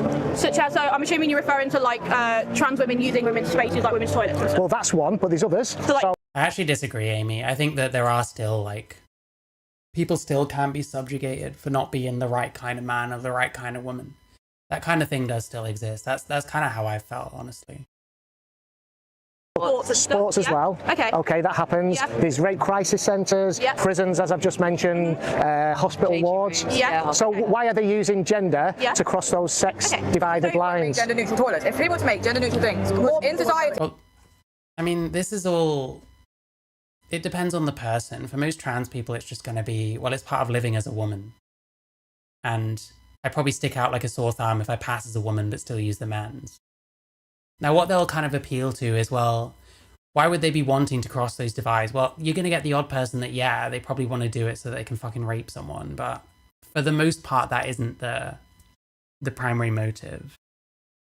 And he treats it as if crossing those boundaries, that's automatically predatory to do. And that's a really stupid position. this kind of thing can be used for predatory ends, but that doesn't make it inherently predatory. Like most people, if you're a male person that wants to use female spaces, it is because that's how you're living your life. And the hope is that you fit in there and don't make anyone uncomfortable, you know? It's got nothing to do with being predatory. To cross those sex-divided lines. Gender neutral toilets. If we were to make gender neutral things, because in society, it's still heavily based off sexism. The reason it's such a big issue is because people go, man, woman, high masculinity, obviously very often fragile, and woman. People want a reason to put one gender below the other. That's fucking crazy. What's fucking crazy? This has actually been the most interesting video. This has actually been the most interesting thing I've fucking watched all day, and it's fucking Edge of the Matrix. I'm so annoyed. I'm so fucking annoyed at this. That is all it is, because your identity... Thank you for the gifted membership, Glow in the Dark. Thank you. It'll play sometime this year, I'm sure. Why am I dancing with that trans person? Thank you so much. It means nothing to anyone but yourself. Like, for instance, you're a guy, you've got a penis, you're a woman, you've got a vagina. That's fine. But the physical aspect of your body affects nothing. The only reason people are so bothered about transgenders is because it puts... I mean, it does... Hang on. I don't know about this. ...nothing to anyone but yourself. Gender below the other. Woman. High masculinity, obviously very often fragile, and woman. People want a reason to put one gender below the other. That is all it is, because your identity... Okay, that certainly has borne out an awful lot in history. ...means nothing to anyone but yourself. Like, for instance, you're a guy, you've got a penis, you're a woman, you've got a vagina. That's fine. But the physical aspect of your body affects nothing. The only reason people are so bothered about transgenders... I would say that's not really true. I mean, if he's mentioning things like crossing sex boundaries, he's probably appealing to, like, men's more, on average, predatory like inclinations than women's. You could certainly argue that that kind of is partly about how your body is, you know. You create testosterone that tends to show in more kind of impulsive behavior, risk-taking, more libido, that kind of thing. It's because it puts people with fragile masculinity off the pedestal they put themselves on. So on what you just said then, what about the people that actually undergo what... Yeah, it started well, but devolved into woke nonsense. Shame. They call gender affirming care. If having a penis and being a female isn't an issue, why does having the operation change that issue? Because why does a woman get plastic surgery? Why does a woman get like lip filler? Why does a man get penis enlargement? It's the same thing. That's gender. It's not the same thing. Clearly, if you live your life as a woman and you have a penis, then you probably want to get rid of it because it's a bit easier to live your life like a woman if you don't have the most confirming thing that you are in fact a man, you know? Affirming care. So someone who's had a boob job, that's gender affirming care because it's affirming their Not necessarily. gender. It really depends on whether it actually is affirming their gender. They might not see it that way, therefore, is it gender affirming care? Well, it depends on the individual. It's the same. It's the same thing. That's a sexist stereotype way of looking at it, though. I mean, it's not. It's not a stereotype. If a woman has small boobs, she's not as womanly as someone who has big boobs. That's what society. I hate to fucking say this, but Taylor has a little bit of a point here. And I say this because this person is a fucking cultoid fucking weirdo that buys all the KJK merch and fucking goes around in it, having been a fucking TERF for like 10 minutes or whatever shit. But in truth, you are kind of saying then the only reason a woman will get a boob job is to feel more like a woman. Well, why would you feel less of a woman because you have small tits in the first place? Like, that's odd. That's what we need to end, really, don't we, girls? We need to stop that. We need to be like, we need to end society. There's no one way to be a woman. There's no one way to be a man. Exactly, and that includes this. You've just contradicted your own point. But what we're saying is that you think that well, there's not, maybe not you guys, but there are people out there that think that by identifying yourself into the opposite sex, that you actually become the opposite sex, and then can go into the opposite sex's spaces. I think you guys have it right. I mean, you're pretty clued up in the fact that you. Oh, she's got her own channel now. Jesus Christ. You know that it's not actually reality. Taylor Advocate. Okay.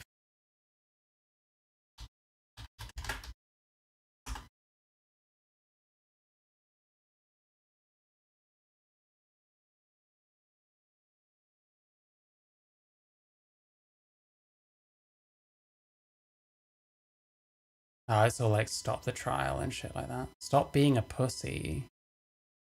Do not affirm your child. Good Friday. Christ is king. I bet she's been Christian for like fucking 10 minutes as well. Went to unite the right. Wow. What's stop being a pussy?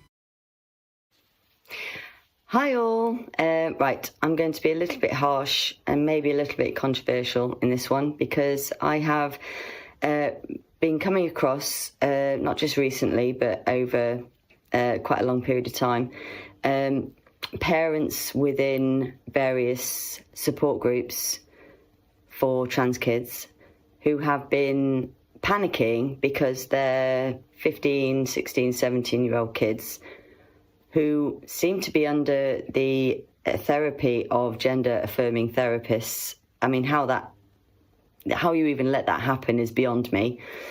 And who are now about to go on to puberty blockers and or cross-sex hormones or are talking about surgery. So, my questions are, how long has your child been in the cult? If they are 15, 16... I fucking hate this, by the way. 16, 17, and they are... You think my mind is fascinating? Oh, thank you, BRB. I appreciate that. I hope that's meant in a good way. It could be the opposite of that. Now about to be put onto puberty blockers and or cross-sex hormones. How long have they been in the cult? If they are under the care of a gender-affirming... No, I'm not going to use quotes because it's true. A gender-affirming therapist, why? How long have they been under that therapist? How have you allowed it to happen? This is too embarrassing. I can't. This person is, like, painful to listen to. That you can change.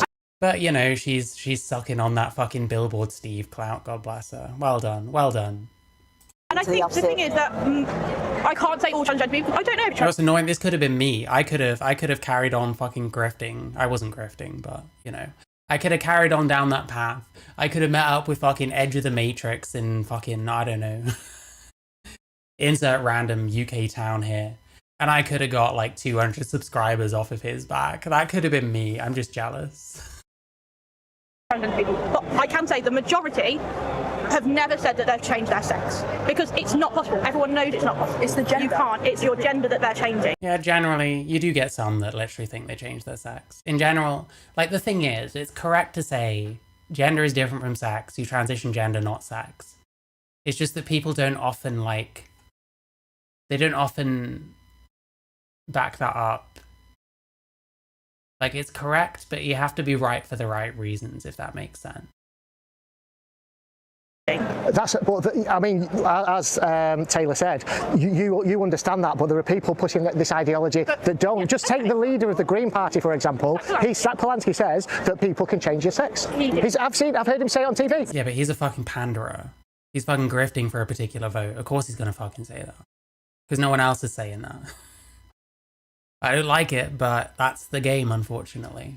Yeah, women can have penises, and they, you know, so women can might take a while to get it chopped off. I'll tell you in a minute. If you're a trans woman and you've not had bottom surgery, you have a penis. Yeah. Therefore, that person is a woman and they have a penis. Should that person be allowed in female not sports? As a sex woman. Okay, so what if that trans woman doesn't resemble a woman and no one sees them as a woman? Are they a woman then? Where's the what does it mean to transition gender? That's what these people need to do. You have to like lay out what it means to transition gender. Because you're right to say that that's what you're transitioning. But you have to say what you actually mean when you say that. Because too many people just say the thing and think it answers the question. It really doesn't. Yeah. So let's take, for example, the Olympics. There's only ever been one transgender athlete in the history of the Olympics, and they placed last in their sport. Okay? Right, you're talking about Laurel Hubbard. But Laurel Hubbard's not the only one. Okay. Laurel Hubbard was also incredibly old for someone qualifying for the Olympics at all. So. One recorded incident. Yeah, there's been others on teams. I can't recall them, but you're talking about the Olympics. Yeah, in the Olympics. Listen, I don't know. Yeah. The one that you're talking about is Laurel Hubbard, and that was in weightlifting. And the only reason he came last because he is a man. All right, okay. No, well, this is part of it. Can we be respectful? I think that's all I'm asking. Let's be respectful. She identifies as a woman. So can we say shit? Okay, right. No, you're compelling. I'm not going to stop you from doing it. This is part of the problem. As long as you don't tell us how to do our speech. This is compelled speech. No, yeah, don't tell her how to do her speech. you're asking me to lie against reality. I'm not. Yeah. You are. She identified as a woman. Because Laurel Hubbard is a man. And let me just address the situation of him coming last, because it was weightlifting. I've been a powerlifter. I understand the sport. Yeah. Okay. Yeah. What you do, you choose your opening weight. Yes. Okay. And it can be different for each athlete. Yes. And he failed to complete a full lift because he chose something too high, and that's why he placed last. He was still stronger than all the other women in there. There are a lot of mindless drones on both sides. Very, very true, yes. It wasn't that they lifted more than him. He did not record a successful lift because he chose something that was too high for him on the day. No, he's not, because you look at his history and what he's lifted before. He's massive. He's from New Zealand, long hair.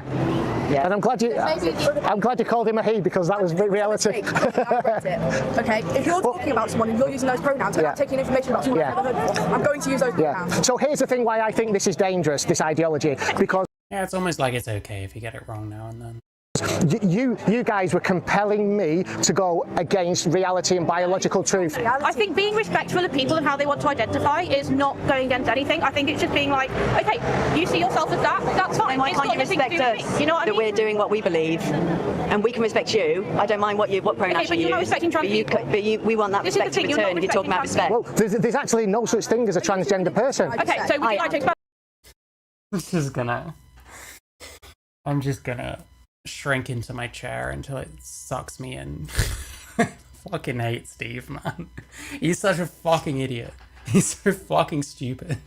Yeah, absolutely. That is also very... One conversation at a time. Yeah, I can't cope with more than one. Right, can I just say, God claims to love all, right? You are neglecting that by saying that you don't... I don't hate anybody. I love all humans. You're disregarding what they feel like is right for them. I mean, you're denying the existence of people. But I love people. We're not. I love You're denying the existence of trans women. No, that's not denying the existence. You're denying that they exist the way that they claim to exist. You're not saying they don't exist. Steve is kind of fucking it up by saying that nobody is trans, which... okay, man. And in my way, that's loving people. We're denying their self-affirmed gender, okay? We're not denying them as a person. We're not buying into the delusion, okay? You're denying that they are who they are. No, what the delusion is, they're trying to be something that they're not. They're identifying out of biological reality. Say what someone is or someone isn't. I'm not. Biological reality is saying that. Objective reality. We're not talking about biology. And we're going to leave now because we're getting nowhere. You're just doing nowhere. And clickbait on YouTube, and TikTok and Twitter. I don't want to find it. Well, what I'm doing is I'm spreading awareness of the dangers of... You're using it for views. When you accept that you lot are wrong, you will actually be happy. Is there any way to find this later? Yeah, Edge of the Matrix, YouTube. Do you want to... Why are you choosing to because obviously it's a Saturday, right? I'm sure, have you got families and stuff Yeah, I've got 2 daughters. One was in the coal. So why are you spending your Saturdays here? This person doesn't get to call other people cultists. I'm sorry. Like doing this when you could be at home with your family. Because we're spreading awareness of the harms that this does to society by things like compelled speech, people dismissing objective reality. What if your daughter that's trans? One of them did. Yeah, what then? And now you're going against it. She's a girl, and she was born a girl, and she'll die a girl. Well, she'll die a woman. And she's 17 now. She's desisted at 14, and she knows she's a woman. She wants babies. And she thanked me at 15 with tears in her eyes that I didn't let her sterilise herself.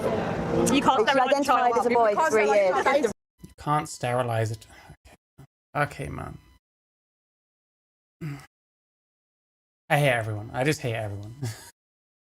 You can't sterilise a child. I feel that surgeon would sterilise her, all the puberty blockers.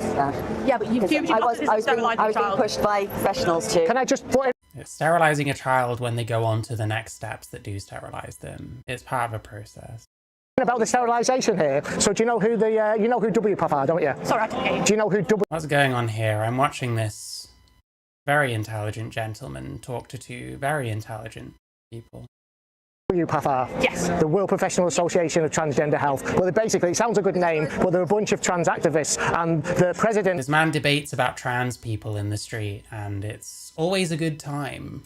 Of that was a man who called himself Marcy Bowers, okay, he was also a surgeon that did all the surgeries, and he said that every single child that was put...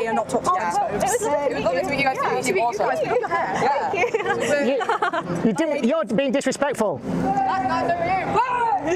Wow, you got him. You got him, Steve. Well done. I think Marcy Bowers was a surgeon. I'm not 100% sure on that, he was, wasn't he? And he said, he came out and said that every single child that we put on puberty blockers, who then went on to cross-sex hormones, if we put them on at Tanner stage 2, the beginning of the puberty, none of them ever went on to achieve an orgasm.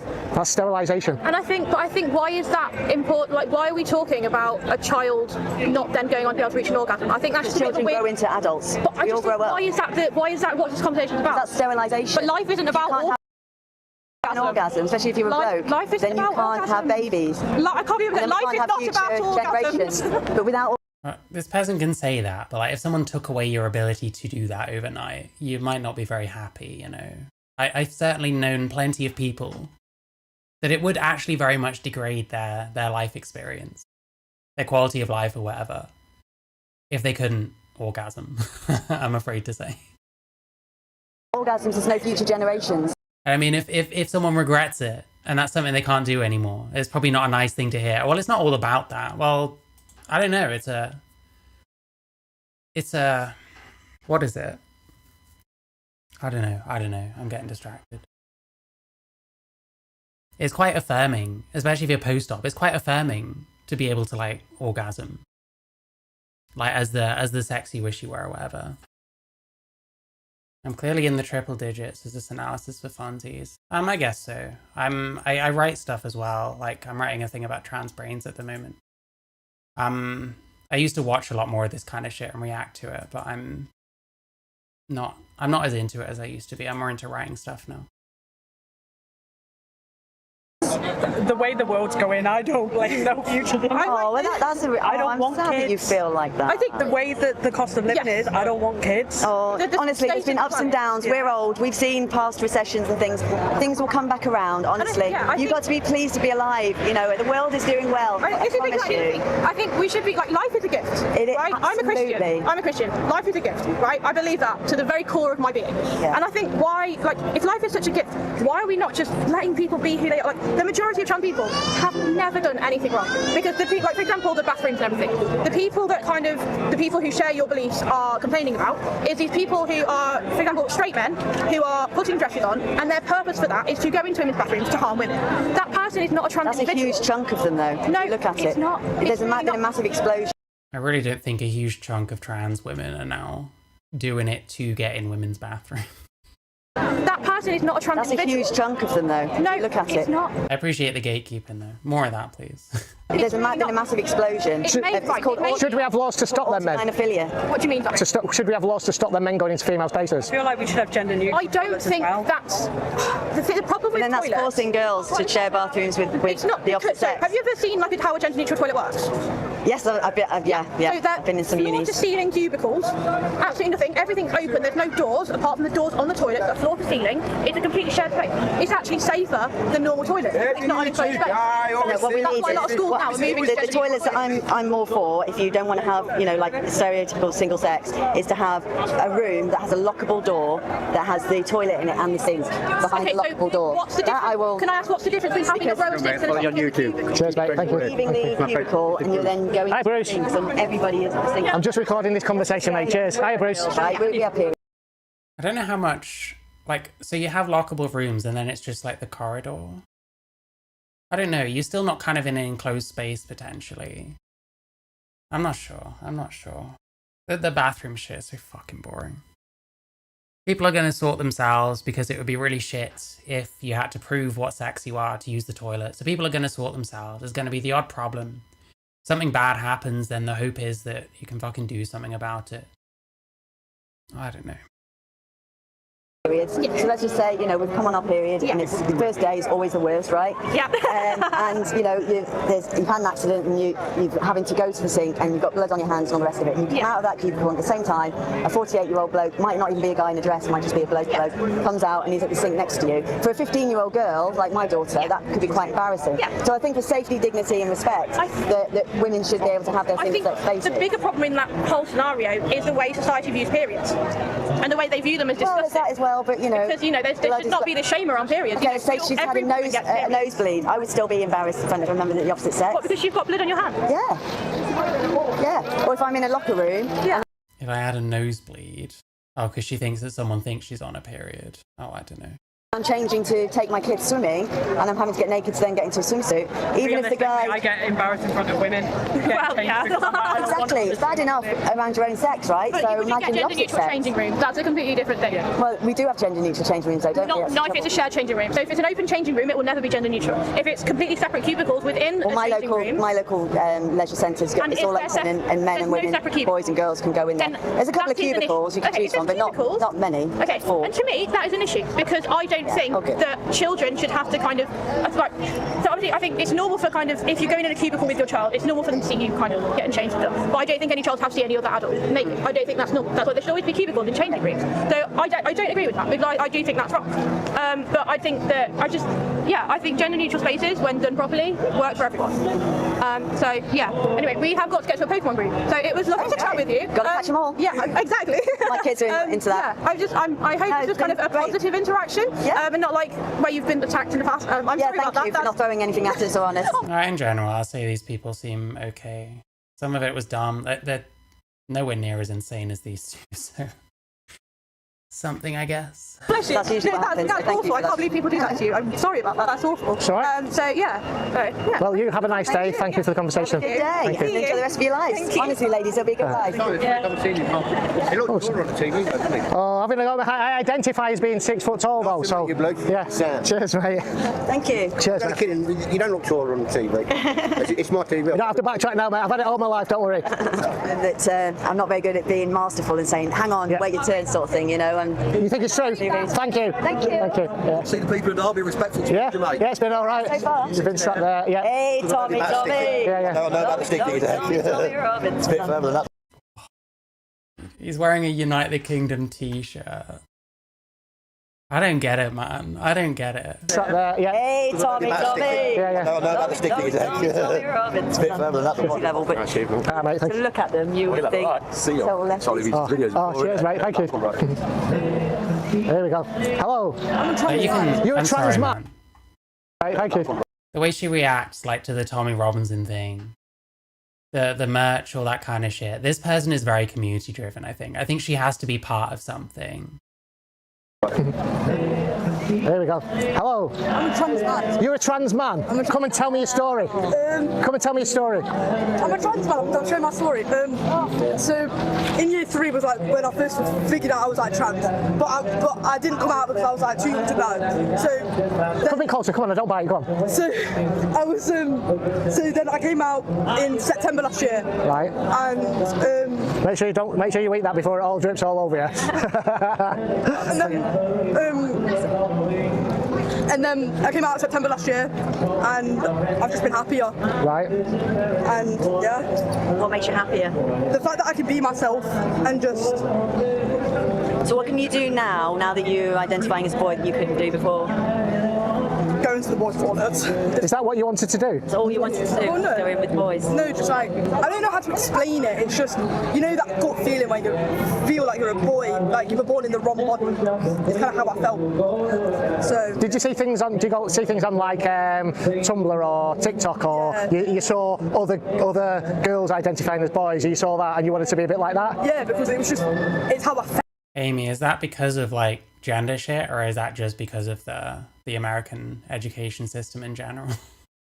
And I don't know. So what you're going to do as the years go on and you obviously become more and more into a woman, and I mean at the moment, because of how old are you? 15. Okay, so my daughter's 17 and she identified as a boy between 11. Because of how old are you? 15. Okay, so my daughter's 17 and she... This person's 15? Identified as a boy between 11 and 14, and she had the same sort of haircut as you actually when she was a boy. She did all that, and it's a bit more mullety at the back. That's a really good cut. I wish she'd had that. Thank you. But you know, and she benefits from being quite small-chested as well because she's skinny like her mum, and she looked quite cute. But then you know, she started, after she desisted, she obviously thought back and thought, gosh, you know, and now she's 17. She obviously looks very womanly. So how do you think you're going to feel as you get more into womanhood and become more? I think that I start off with testosterone because I feel like because of how young I felt like I was a boy, I won't go back because I've never been this happy and this like I've never felt this. Are you going to wait though? A few years? Yeah, I'll wait a few years to make sure it is what I want, and then that's good. I'm glad to hear. I mean, you can't have it. I mean, you look at someone like this, they've probably been like pretty gender non-conforming for a long time. Like sometimes it just makes a bit more sense, honestly. Like, and if they're waiting, you know, that's fair enough. There's not really, I don't think there's the same kind of time sensitivity like when you're female. You're already gone through puberty and shit like that anyway. Under 18 anyway, because it's illegal in this country now. So I'm glad that you're going to wait until you're an adult before you do any kind of medicalisation. That's good. Can I give you some websites to go and look at? Well, have you been on to D-Trans Reddit? Have you been on there? Go on, it's rude. This is weird, man. To whisper, was you ever... Hello, child. Do you want to go on GenSpace? Told that. You've been on D-Trans Reddit. What are you saying about me? I didn't say anything. You said yes, he is. Your dress is beautiful. It does come across like groomer shit, though. Come on. I got in trouble again for calling someone a groomer. It's not like I don't call the other side the same shit. Yeah. Yeah. What I would say is just grow up a little bit. Don't do anything. Don't take any medication. You've got your whole life ahead of you. You've got your whole life ahead of you. You know, there's many people that felt like you, just like Taylor's daughter. Why is he talking to kids? That's what he does. It's what he does. I made a thing. I made a thing because of it. So if I didn't want children to be shown on the stream, which I probably should have thought of sooner, to be honest, but I'm barely conscious right now. I could have used this. He's always hanging around with kids. There's that video of him like pointing out some like ugly trans woman that walks past to kids, so he can be like, let's check that person's hard drive. Like, why? Because they're a male in women's clothing. Just encouraging kids to get involved in it. And she grew out of it. Most people grow out of it. Are you more attracted? Yeah, you might just grow out of it though. You'll grow out of it. I'm very concerned, but in your future, I'm very concerned about what kind of person you're going to turn into. Person I will never meet again. To women than you are men? Yeah. So do you ever? My girlfriend. Right. So do you think you might? Are you more attracted to men or women? I'm bi. It doesn't really bother me. Yeah. So there are some people that identify like there are some girls that identify as boys because of something called internalized homophobia, and they just don't want to accept themselves that they might be a butch lesbian. And there's nothing wrong with that. There's absolutely nothing wrong with that. Absolutely not. Absolutely not. We're losing the tomboys, and yeah, you could be just a tomboy. We're losing them to the trans. This is painfully cringe, I'm sorry. Wife used to be a tomboy. Stay with us. Stay with us. You know, honestly, you're free to do what you want. Yeah, if you stay in your sex, you could be just like Steve's wife. Why wouldn't you want that? Female. Let's have outside. You could date a man like this. Good being a boy. Right. Dad, shut up. All right. Yeah, of course, mate. Yeah. Let's have a look at the dog now. Look at that. That was extremely embarrassing, even by this guy's standards. How'd you get owned that hard by a fucking 15-year-old trans boy when you're the one doing most of the talking? Sit down. Sit. Oh, it's brilliant. It's Bruce Doggy Osborne. Do you want to face? Well, let's do it this way first. Yeah. Oh, I like him. Yeah, Bruce Doggy Osborne. Been in 2 films. Is he? Can we face the camera? Can you turn him this way? What is that T-shirt? Yeah, you go that way, Taylor. Come. Oh, he's amazing. My dog would never keep all this stuff on, but my dog's a little shit. Good boy, look at that. We've got him in there. And he knows what he is. Right. He knows his gender. He knows his gender, and he's happy with it. Where's this T-shirt though? Brilliant. Awesome, mate. How you doing? Give me a paw. I like it. Oh, brilliant. Okay. Autism awareness? Don't know what that says at the bottom. Cheers, mate. Thank you. Thank you.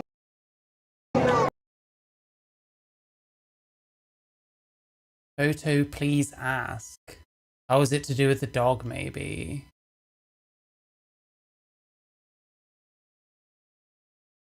Autism awareness assistance, does that say? I'm just fascinated by this T-shirt. This is the most bizarre thing I've ever seen someone wear, like, ever. I assumed it was like conspiracy shit or something. Do you get a better look?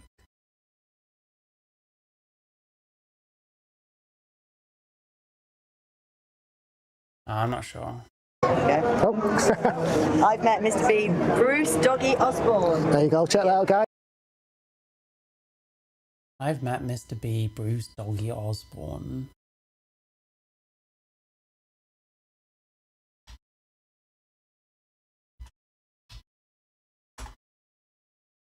I typed it wrong.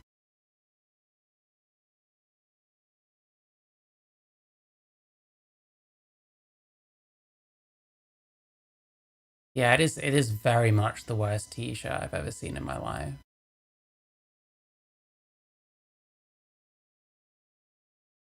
Okay, I don't even fucking know. Guys, if you want to scan the QR code there.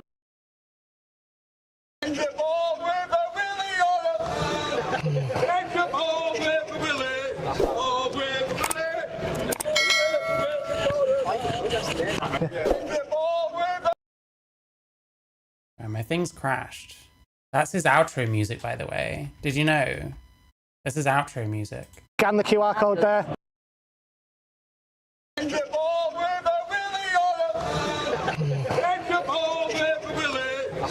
All this weird editing. What was that?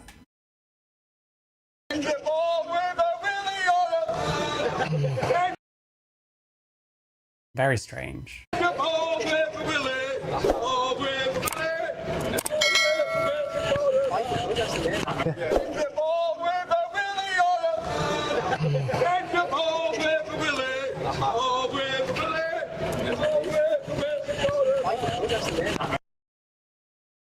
There you go. This is outro music.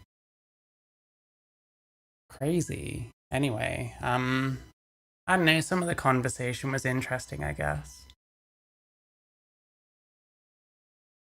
This content fucking sucks though. Like occasionally someone has something of a point, and I guess that's the best you can expect from this shit, because this fucking guy is like fucking dead.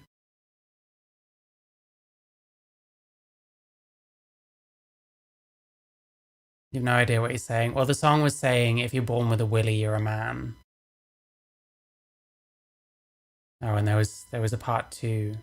I saw part 1, it was boring as fuck. It was mostly people that agree. I can't be arsed listening to them talk to people that agree with them.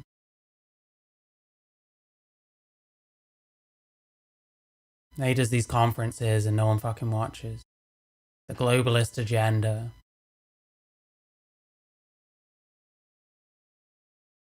I don't know. I don't know if he's getting the views he used to. It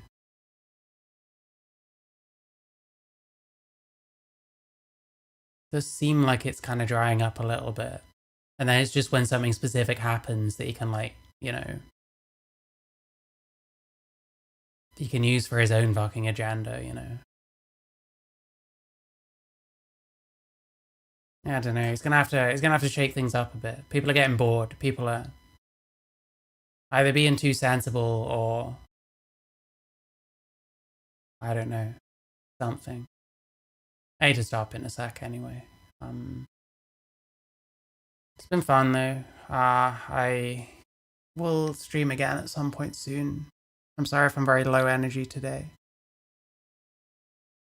But it is what it is. You know what to expect with me by now. Join my Discord or check out my music in the links in my description. And I think that's about it. Have a good day. Have a good evening. Have a good night. And I'm gonna stop now.